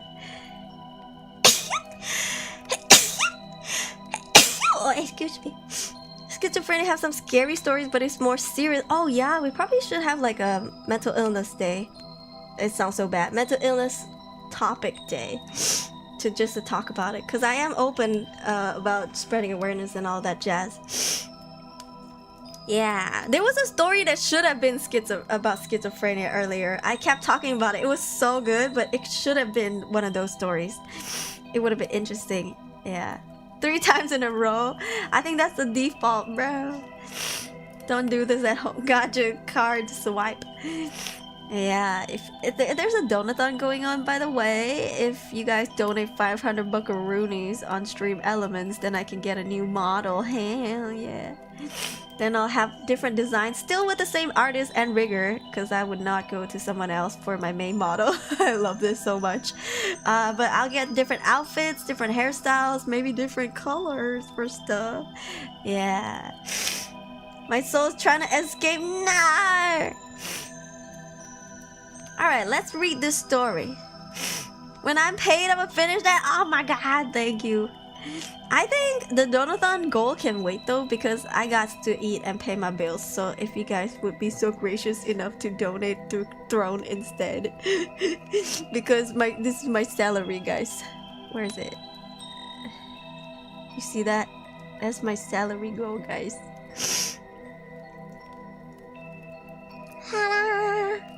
I mean, it's still half the month. It doesn't have to be fully funded yet. But some months it doesn't get funded at all. Some months it's halfway funded only. But you know, it's okay. No pressure. I will do my best. I will keep doing my best to create content so that you guys will feel like I'm worthy of the donation. I will do my best. You should make a gaming stream. I do actually, yeah. But what game do you want? Let us know in the Discord server. Yeah, because I do already play some community games. But if you know of any really good ones, let us know. It would be better if it was free, so then more people can join. Yeah. Gotta feed our doll. Yeah. Summon Tokwe. No. Tokwe basically funded like most of my Japan trip. I feel bad. I'm grateful. I'm so grateful though. You know a good one? Ayo, let us know in the Discord. There's a suggestion channel, because people are always like, where do I post this suggested stuff? There's a suggestion channel, yeah. It's a horror game called Phasmo. Jesus, cool. He's like, I haven't had enough. Twitter's up, yo. Oh, here. Let me go have a look. Did you tag me? Oh, sweet. Oh, this is so cool. Can I have the thumbnail too? I'll make a social post. I'll schedule it for maybe, because we're doing it at 10, right? I'll post it at maybe like 6:30, 7 a.m. I'll schedule it for 6:30 or 7, so then when people wake up or the EN people can come home and see it. That's such a cool thumbnail. Yeah. Let's go. Here's the post, guys. Here's the next stream, and the waiting room is there. Retweet, because that's gonna be my first Dungeons and Dragons what do you call that? Campaign. Yeah, I've never played it before. I'm excited. Yeah. Send you image, thank you. Did I hear Phasmo? Gonna find you more oil barons and sultans. I'm doing my best to get more viewers in. Hopefully one of them is an oil baron. Please feed me. Please. I ate a lot and I need food to survive. Keep going, you get there. Yeah, I'm gonna work hard. I'm gonna work hard. Yeah. Thank you, Asu. I will post it later. Yeah. Alright, let's read my last story. This is the last long one. Long boy.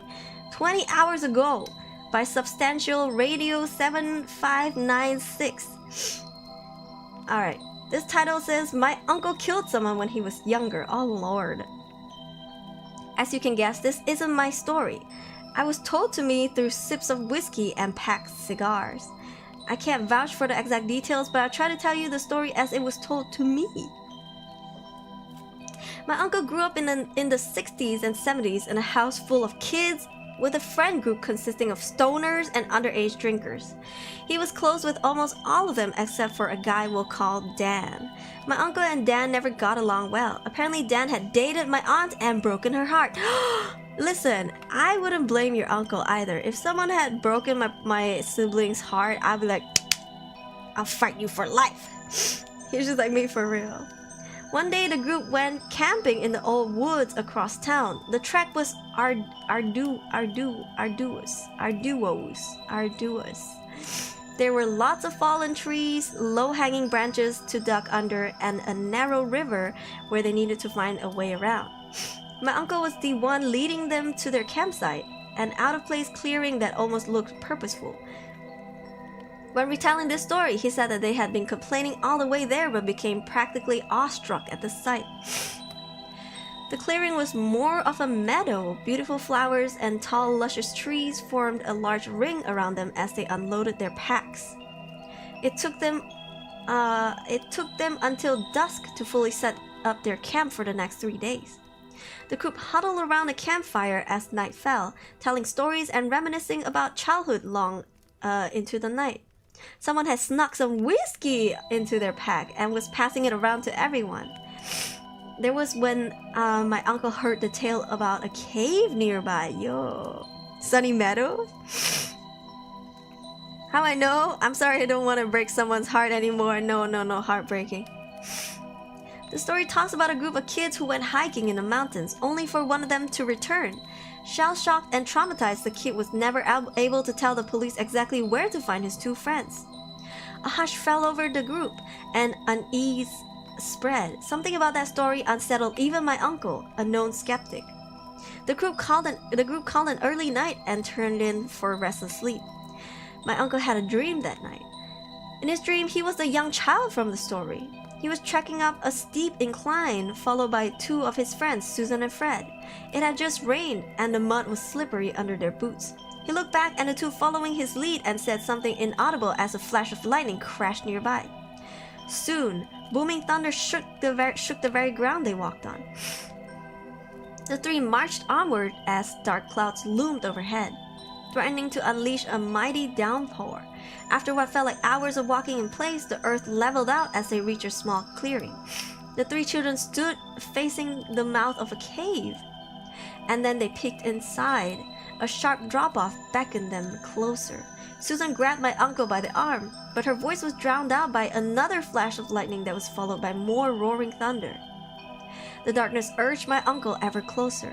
Arm-like tendrils reached for him out of the darkness as he took another step towards the cliff edge.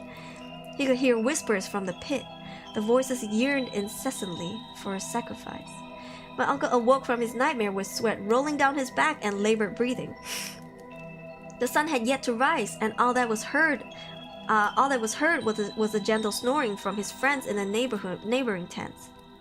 Deciding he needed a breather, my uncle crawled out of his tent and into the warm night air, admiring the stars that were clearer and brighter than he'd ever seen, like tiny faraway flashlights in the sky. "Beautiful, aren't they?" said a soft voice beside him, snapping him from his thoughts as he turned to face Susan. "I've never seen the stars this bright." "Yeah, they're really something else," he smiled at Susan. "What'd you think of that story?" Susan said abruptly, turning to my uncle with a curious gaze. "The one about the kids?" he asked. He had almost forgotten the story and the dream that followed. Dan was always good with Dan always had good stories, doesn't he? "I guess," he paused before recalling his strange dream. "I had a nightmare." A look of wonder dawned on Susan's face. "You too?" Her attention was no longer on the stars. My uncle looked at her questioningly. "Are you messing with me?" "What? No, I had a nightmare too. I woke up in a cold sweat and everything." Susan put her hands up defensively. Just then, Dan stepped out of his tent, his hair disheveled from sleep. The two stared at him as he rubbed his eyes. "You two are loud talkers, you know," he spoke with a yawn. "I think you're just a light sleeper," Susan said, rolling her eyes. Dan shrugged and sat in one of the fold-up chairs surrounding the now burnt-out campfire. He looked up at the stars. "Man, would you look at that?" he smiled. "I was just saying the same thing," my uncle said, sitting beside Dan. Susan stayed standing but looked up at the stars too. The three stayed like that for a few minutes, enjoying the cold breeze that the night brought. Susan placed an arm on Dan's shoulder and yawned. That story gave us nightmares, she smiled down at him. Dan seemed proud of himself and looked over at my uncle. You too, Thomas? My uncle only nodded, breaking his gaze from the stars to look at his feet. Yeah, and it was strange, he said. We were walking up the trail to that cave, Susan, me, and Fred. I had that same dream, Susan cut in. I was leading Thomas and Fred to some dark cave, and every time I tried to speak, thunder would drown out my voice, she explained her dream to them. My uncle's blood ran cold as he heard Susan explain the exact same dream he had. It was the same, except he had led the two. My uncle looked back at the tents, at Fred's tent that he had shared with his girlfriend, Amy. He could still hear Fred's gentle snoring. The boy was fast asleep, oblivious to everything. Hey, what if he went to that cave? Dan interjected. Fuck you, Dan, you dumbass. Susan and my uncle stared at him as if he were crazy. Dan only laughed as he urged the two to consider it at least. I know where it is. We could go there in the morning. With a mischievous smile, he said, or we could go right now. My uncle swallowed and bounced his leg. Not wanting to chicken out, he wanted to impress Susan. He had had feelings for her all summer, her auburn hair and light freckles that danced across her caramel skin. Her brown eyes with hints of gold always looked at him with humor whenever she would prompt adventure. It was her idea to go camping. Let's go right now before the others wake up, Susan agreed, and the two looked at my uncle expectantly. Alright, fine. Let's be quick though, he gave in and stood up. Susan passed Dan a lantern and the three headed away from camp. The lantern and the moon gave them just enough light to see where they had placed their feet, and as they hiked up what was slowly becoming a mountain to where Dan said the cave was. It was dark, but by the time they had reached a small clearing on the steep hill, the sun had begun to rise behind them. Is it here? Asked Susan, not nearly out of breath as the other two. Should be, answered Dan, raising the lantern as he spun around surveying their surroundings. My uncle groaned in exhaustion. Are you sure it's even real? I'm positive, Dan called back to him. The three looked around the small clearing before Dan called out to my uncle and Susan over to him. I found it, he said triumphantly. As the two walked over to him, all they could see was foliage, but as Dan pushed back the leaves, they laid their eyes on the mouth of a dark cave. The entrance was only a couple of feet tall and extremely narrow, yet as the three peered inside, they could see it open up into a vast cavern. Should we, go inside? Dan asked cautiously. A gust of hot air was continuously coming from the cavern. The other two were silent as they shared glances of unease. My uncle was the first to respond, wanting to impress Susan with his bravery. Sip! Let's go inside, he spoke, looking at Susan expectantly. I'm sure it's fine. Sighing, Susan agreed, and soon the three of them ducked into the cave. Upon entering, the three were hit by a wall of foul-smelling hot air. The inside of the cave was dark and seemed to swallow any light provided by the lantern. The three expected to see bats come flying out as they entered, like in the cartoons. Instead, all they saw was empty darkness. They dared not move as they surveyed the cavern.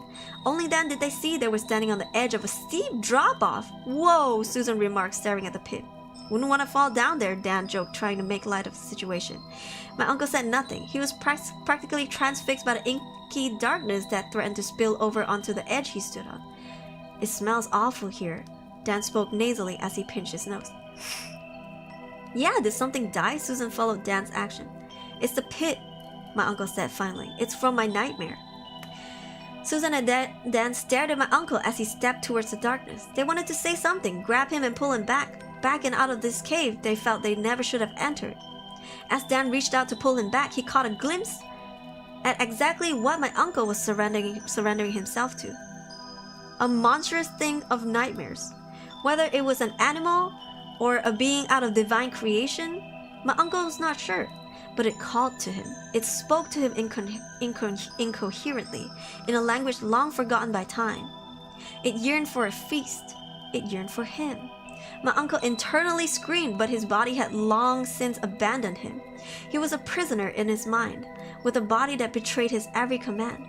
Thomas! Dan yanked my uncle by the arm back towards the cave entrance. No, the pit, the darkness, he shouted as he fought against Dan's attempt at a rescue. Tendrils of darkness pulled him closer to the pit. They were stronger than the two of them, yet In one last attempt to gain control over his body, my uncle decided the pit needed to be fed, or else it would not let the three go. I'm sorry, Dan, he shouted over the voices from the pit, and pulled Dan closer, yanking him over the edge before finally shoving the boy into the pit. As if like a switch, the voices stopped, the tendrils receded, and all that's left were my uncle and Susan. He looked around the cave and picked up the lantern, searching for Susan as he realized she was no longer in the cavern. Susan? He called out for her. He exited the cave's darkness and saw Susan huddled against a tree, staring at the mouth expectantly. The two said nothing to each other as they trekked down the mountains, sharing only glances in a silent agreement that what happened back there would never be spoken of. At least that was until now. As I said, I cannot vouch for the events of this story. My uncle is an old, couch-hopping drunk, although I love him, isn't known to be the most coherent man. I hope you enjoyed this story. I know my uncle has many more that I may transcribe in the future. Whoa! Good read, good read. They weren't pit enjoyers. There's some creatures lurking. And poor Dan. Like, I need to hear more about Dan. Dan got no family or something? Like Dan, like, what's going on with Dan? Like, Dan has nobody who misses him or something? Takes me out. Prefer stories that are readable like it's a report. It feels much more natural and realistic. I love reading stories that are like personal experience. Like stories that are written more like they were spoken. If they sound too much like a novel, then I think it sounds really pretentious and fake. But if the writer writes it like how they would say it out loud, I feel more, I don't know, relatable to it. Dan's family bullied, you think so? Good story. I liked it. I mean, it's hard to explain, right? Because it's like they all had the same dream. They couldn't say anything about it. But like, geez, look, we wouldn't want to fall down there, Dan joked. Like, oh, my heart sank as soon as he said this because I was like, Dan's gonna die. Poor Dan's gonna die, like, I don't know. But at the same time, I kind of wanted something more than a monstrous thing of nightmares. Like, I kind of wanted something darker than a supernatural creature or divine creation or whatever. Like, maybe it would have been like, I don't know, like, I think human horror is scarier, right? Like, instead of only hurting Dan, maybe Susan went too. Like, cause he says like, my uncle killed someone when he was younger, but it didn't have to be like one person. Even though the impression was one person that they gave you, because it said someone, right? I was hoping maybe it would give like more than one person, Yeah. I think that would have been cool. Scary stories are short and confusing. Good story. Yeah, I don't know. Every time I read a story, I feel like, how can I make this better? Are there ways that I can make this better or different? I think my approach would not have been a dark creature, but then again, we don't know. Maybe this is a true story, so they can't change the plot. But say if it's not, and I was conjuring up a story like this, I probably would not add the creature like that. Yeah. You know what's so sad though? Dan tried to save him. This uncle was an asshole, bro.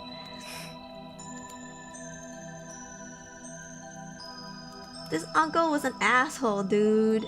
Cause like Dan was actually so nice this whole time, though he was like mischievous. I would say he was a mischievous guy, and like a daredevil. But he was a pretty good guy. And Susan, she just like yeeted out of there, I guess. Yeah. Stuck in a loop in a plane with a stewardess crying incessantly? No!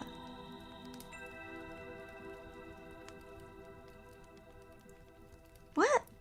What is it called? I might have to... I can read that up next. Okay, you know what? Let me see. I think you guys can submit story suggestions in the Discord, and then I'll read them. Like for example, if you have a good one from nosleep, drop the link, and then I'll like put it on for the next time I review No Sleep, and then we'll just like do a No Sleep party. Whoop whoop. Welcome back from dinner, Imran. Hope you enjoyed it. Yeah, I would love to read that one. Sounds interesting though. Loop, airplane loop. Sounds like there's like a Netflix show. I forgot what it's called. It's also like one word. Stranded or something? No, not Stranded. What? I forgot what it's called.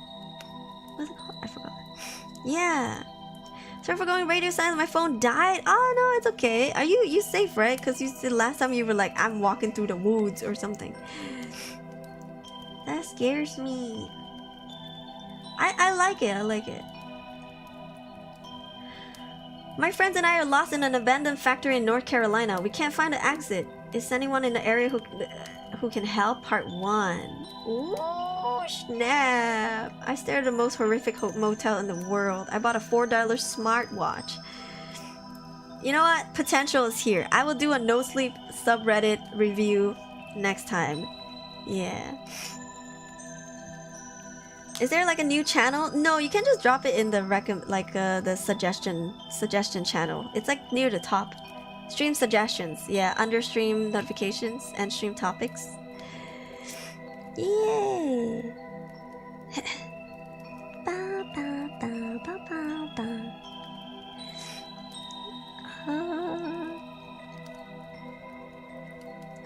Let me see. Yeah, you can just post it in stream suggestions. I mean, it's still pretty much the same thing.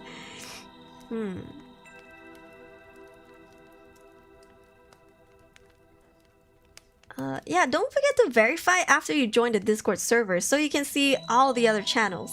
You just have to register your phone number with Discord. Don't worry, no admins in the server can see it. It's kind of like when you make a Facebook account and you just like turn on 2FA with your phone number or something like that. Only you and Facebook have that information. And then click on the tick in the verified channel so you can see. Click on the heart, the yellow heart, so you can see the rest of the server. Otherwise, you're just stuck with, I don't know, 3 channels. Yeah. This is even supposed to be a scary subreddit. That's true, that's true. I will definitely dedicate a whole stream to only glitch in the Matrix, because I am very interested in those. Yeah. For now, I did it? Question mark? On my laptop? Oh, it's okay, yeah. That sounds good. I'm really enjoying this kind of streams. Also, you guys all 100% voted yes, so let's go. Let's go. I think it's fun, and the stream being, because it's a read along stream, right? It's like it's not a watch along, it's like a read along stream.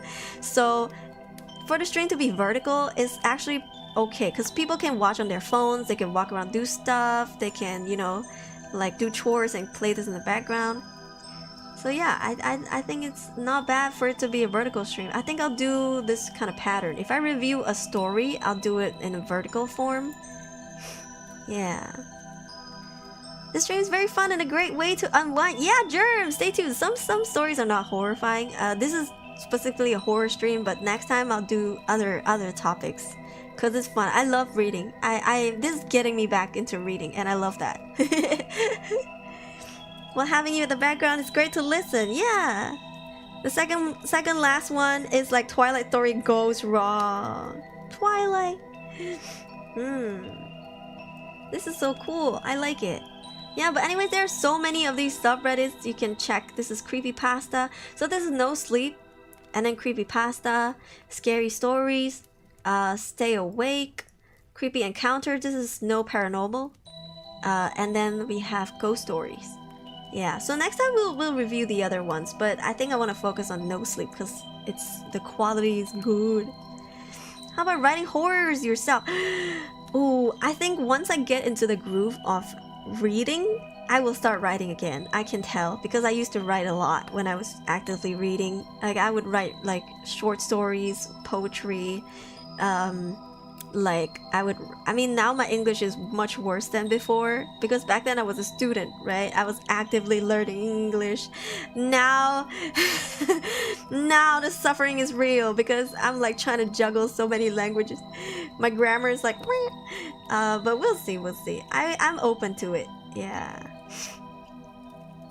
This story sucks. Not even scared me at night. Scared of any freaking noises, yo. It's just like me, for real, for real. But you know what's great about having a cat is that if there's any sound, I just blame it on my cat. Yeah, I'm just like, it's probably my cat. Malaysian urban legend folklore. Okay, Matiko, we will do that on Twitch. How about that? Because on Twitch, I can do like watch-alongs. I can show you the YouTube videos. Yeah. I like if people do like a deep dive on YouTube. If you guys have those videos, feel free to drop it in the suggestion box as well. But I would love to do a watch along for those on Twitch. I can't do it on YouTube because I feel like copy strike is too real right now. Yeah, and you hear noises somewhere else, probably my mom. If it's not my mom, it's probably my neighbors. My English used to be better too. Yeah. Wants to read. I could probably write fan fiction too. I could probably write a lot. Yeah. Express with rich vocabulary. Now I just do like, the smell is a nice smell. Yes. Oh, that's so nice. The smell's very nice. Yeah. Maybe the cat, maybe another cat. You got experience with writing fanfiction? Yes, I do. Yeah. As a K-pop fan, as an ex-K-pop fan for a long time, how could I have not? We basically were like all up in that fanfiction for our oppas, you know? BL? Oh no, I never really wrote BL. Yeah, because I was more focused on like, I don't know, like emotional stories. And try to make it like, I don't know, not like the tihite, pero regular romance stories.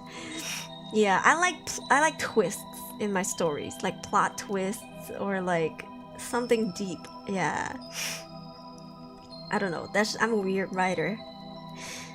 Like Titanic. I wouldn't say exactly like it, but something like that. It tugs on your heartstrings, or like near the end, you're just like, why? Or like you're like, ooh. Something, I like something impactful. Yeah, I don't know. I'm not on Twitch, but okay, Matiku, it's free. You can make a free account. Yeah. Or I think you can actually watch. Can you watch Twitch streams without an account? I think you can, right? It's kind of like YouTube. You make an account for free. Yeah, there's also a free app, but I would say just pull up a website or something. Yeah. Accent got worse. I used to have an English accent. Now it's this ugly mishmash of American, English, Irish, and French accent. Wait, what? That sounds like an interesting accent. Yeah, that sounds really interesting. I don't know if that's a nerf. I think that's probably a buff. Like I think that's definitely like a plus. Yeah. Stay dangerous. Yeah, I'll read more first, and then once I get into the groove, I'll probably start writing. Yeah, we'll see. I love short stories. I love writing poetries. I used to have a thing for like 2-sentence, like, I wouldn't say they're haikus, like 2-sentence stories? Question mark? Alright, let's see. It is 2 a.m. and I have a stream in the morning. I'll have a stream in the morning. I love this kind of streams. Let's do more. It's so fun, isn't it?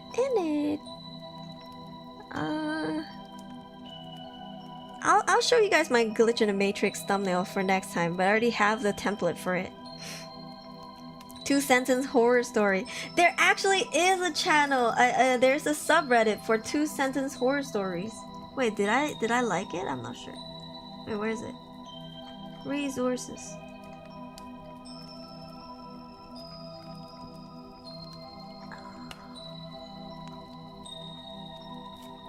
Recent. Oh no, it's not here anymore. But yeah, there's actually like 2-sentence horror stories. And it's an actual subreddit. Yeah. In it. It's Tuesday, innit? It actually is Tuesday here in Asia, right? 16th, let me see. It is Tuesday. It's Tuesday, innit? You can watch stream on Twitch, but can't comment. Oh, yeah. I mean, it's a free account. I would say just like make a free account and then just, you know, chat for a bit. You don't always have to be on there. I do only do guerrilla streams, or sometimes I try to stream on both platforms. Yeah. Tuesday morning for us. Scary stories from places you personally know next time would be good in it. You, here, let me send you the link to the previous ones we've done. But they were like more ASMR vibes. I don't know if you like ASMR horror stories. But I actually have a stream. It's like a thing that I do where I read your guys' horror stories. So it's like a submission. You guys can submit. Here's the stream. And if you scroll down, there's a form that you guys can submit horror stories to. And I will review them on stream. It's been almost a year since I've done this. I should bring this back. Yeah, I should bring this back. And read your guys' experience. Even if you want to post like, I don't know, no sleep stories. I would say you can do copy pasting. It's just, I don't encourage that. But if you have a really good story, feel free to do that as well. Submission, yeah, submit your horror stories. It can be your own personal horror stories or something you made up. As long as it's good, I don't mind. No trolls, please, because we're here to be spooked. Or if it's something that happened to someone you personally know, yeah, or like a myth in your area, send in, please submit. I would love to read them. You've read mine before? Yeah, I should do more. Soon, you know, I'll make a thumbnail for it soon.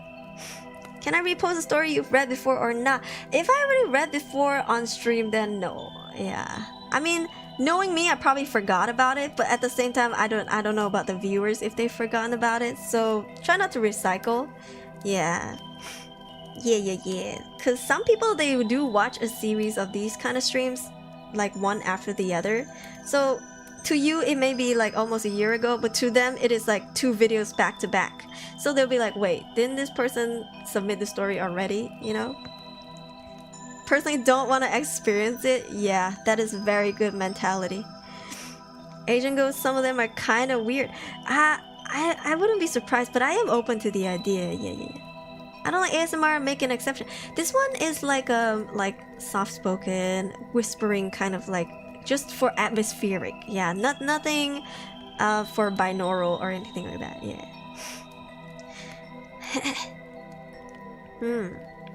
Noted. Yeah, some paranormal experience when I was younger. I was saying yes. Please share. The link is in that the link you can submit stories to is in the link of that stream. So you just have to scroll down a little bit and you'll find the URL. Yay! I love horror, guys. Why am I like this? I don't know. Am I scared? Yes, I am. But why do I keep putting myself through this? Jeez. Yeah. But yeah, I have a stream in how many hours? 8 hours? 7 hours. I have a stream in 7 hours. That means in 6 hours I have to do sound check. So I should probably go get some rest. How about real life serial killer in 1928? Horror stories do not have to be only supernatural. I mean, when you're trying to give people the spooks, it is always better to be supernatural because, you know, people are afraid of ghosts and shit. But if you want to write about serial killers and murderers and stuff like that, you can. I do want to do a specific, like, a stream catered only to, like, true crime. So if it's a true story, maybe you can save it first. And then when that stream comes out, you guys can submit, like, true crime stories because I love true crime stories. Or like yeah, like something that the news wouldn't report but everybody knows. Yeah. 5 hours sleep. I don't think I can sleep for 5 hours. I probably only sleep for 2 hours, but I'll try. Which stream? Oh yeah, this one. You can click into this link, yeah, and then submit your horror stories. Maybe I'll pin it in chat too. Sorry, pinned it in the comment section after this stream. Go sleep. I should sleep because I don't want to experience it myself. I'm like, sorry, chief. That is a very respectful and good mentality. That is, I encourage that, and that is very good because most people are like, I don't believe in it, and it talks shit, and then, you know, it's always a dangerous road to walk down. So it's good to be respectful, and, you know, good things will come to you instead of bad. Alright guys, I hope you enjoyed today's stream. It was fun. And I really enjoyed myself. These stories, I was not expecting them to be this juicy and detailed. Some were like hit, some were miss, but I would say most of them were a hit, and I liked it. Yeah, hope you guys enjoyed it. If you haven't subscribed, don't forget to subscribe. It is free. And, you know, join the Discord server. It is also free. Drop a like, that is also free. And at the end, if you have time, please leave a comment. It helps the channel out very, very much with the algorithm and everything. Even if you just comment one emoji, like just, I don't know, a tongue or a heart or something. Yeah, it helps. Sleep LBD, thank you. For free, for free. Subscribe, drop a like, join the Discord server for free. Yeah. Thank you for joining me tonight. It was fun. I enjoyed it. I enjoyed it. And I'll see you guys on Asu's stream. I'll post about it on social media. But I'll see you guys there in 7 hours for my first Dungeons and Dragons campaign. I'm excited but also scared because I don't want to make mistakes. But they're very patient and sweet, and they're guiding me a lot through everything. So I will do my best. And yeah, I'm just looking forward to these past few streams, this couple of streams, future couple streams, these future streams, and then I might see you guys again in the evening. Yeah. So stay tuned, probably on Twitch and YouTube. Yeah. This is what makes it fun. I think they will probably correct me, which I will learn. I'll do my best to learn. Don't have nightmare, I'll do my best. I'll do my best. You guys don't have nightmares too. If it's no sleep, then it's truly just Reddit no sleep. Alright, I'll see you guys in my next stream. Yay! I love you guys. Bye bye. Thank you for coming. Thank you for the subscribe. Why Lalat can't fly? Because I don't know why Lalat can't fly. Can't Lalat fly?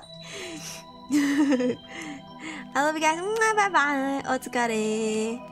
Take care.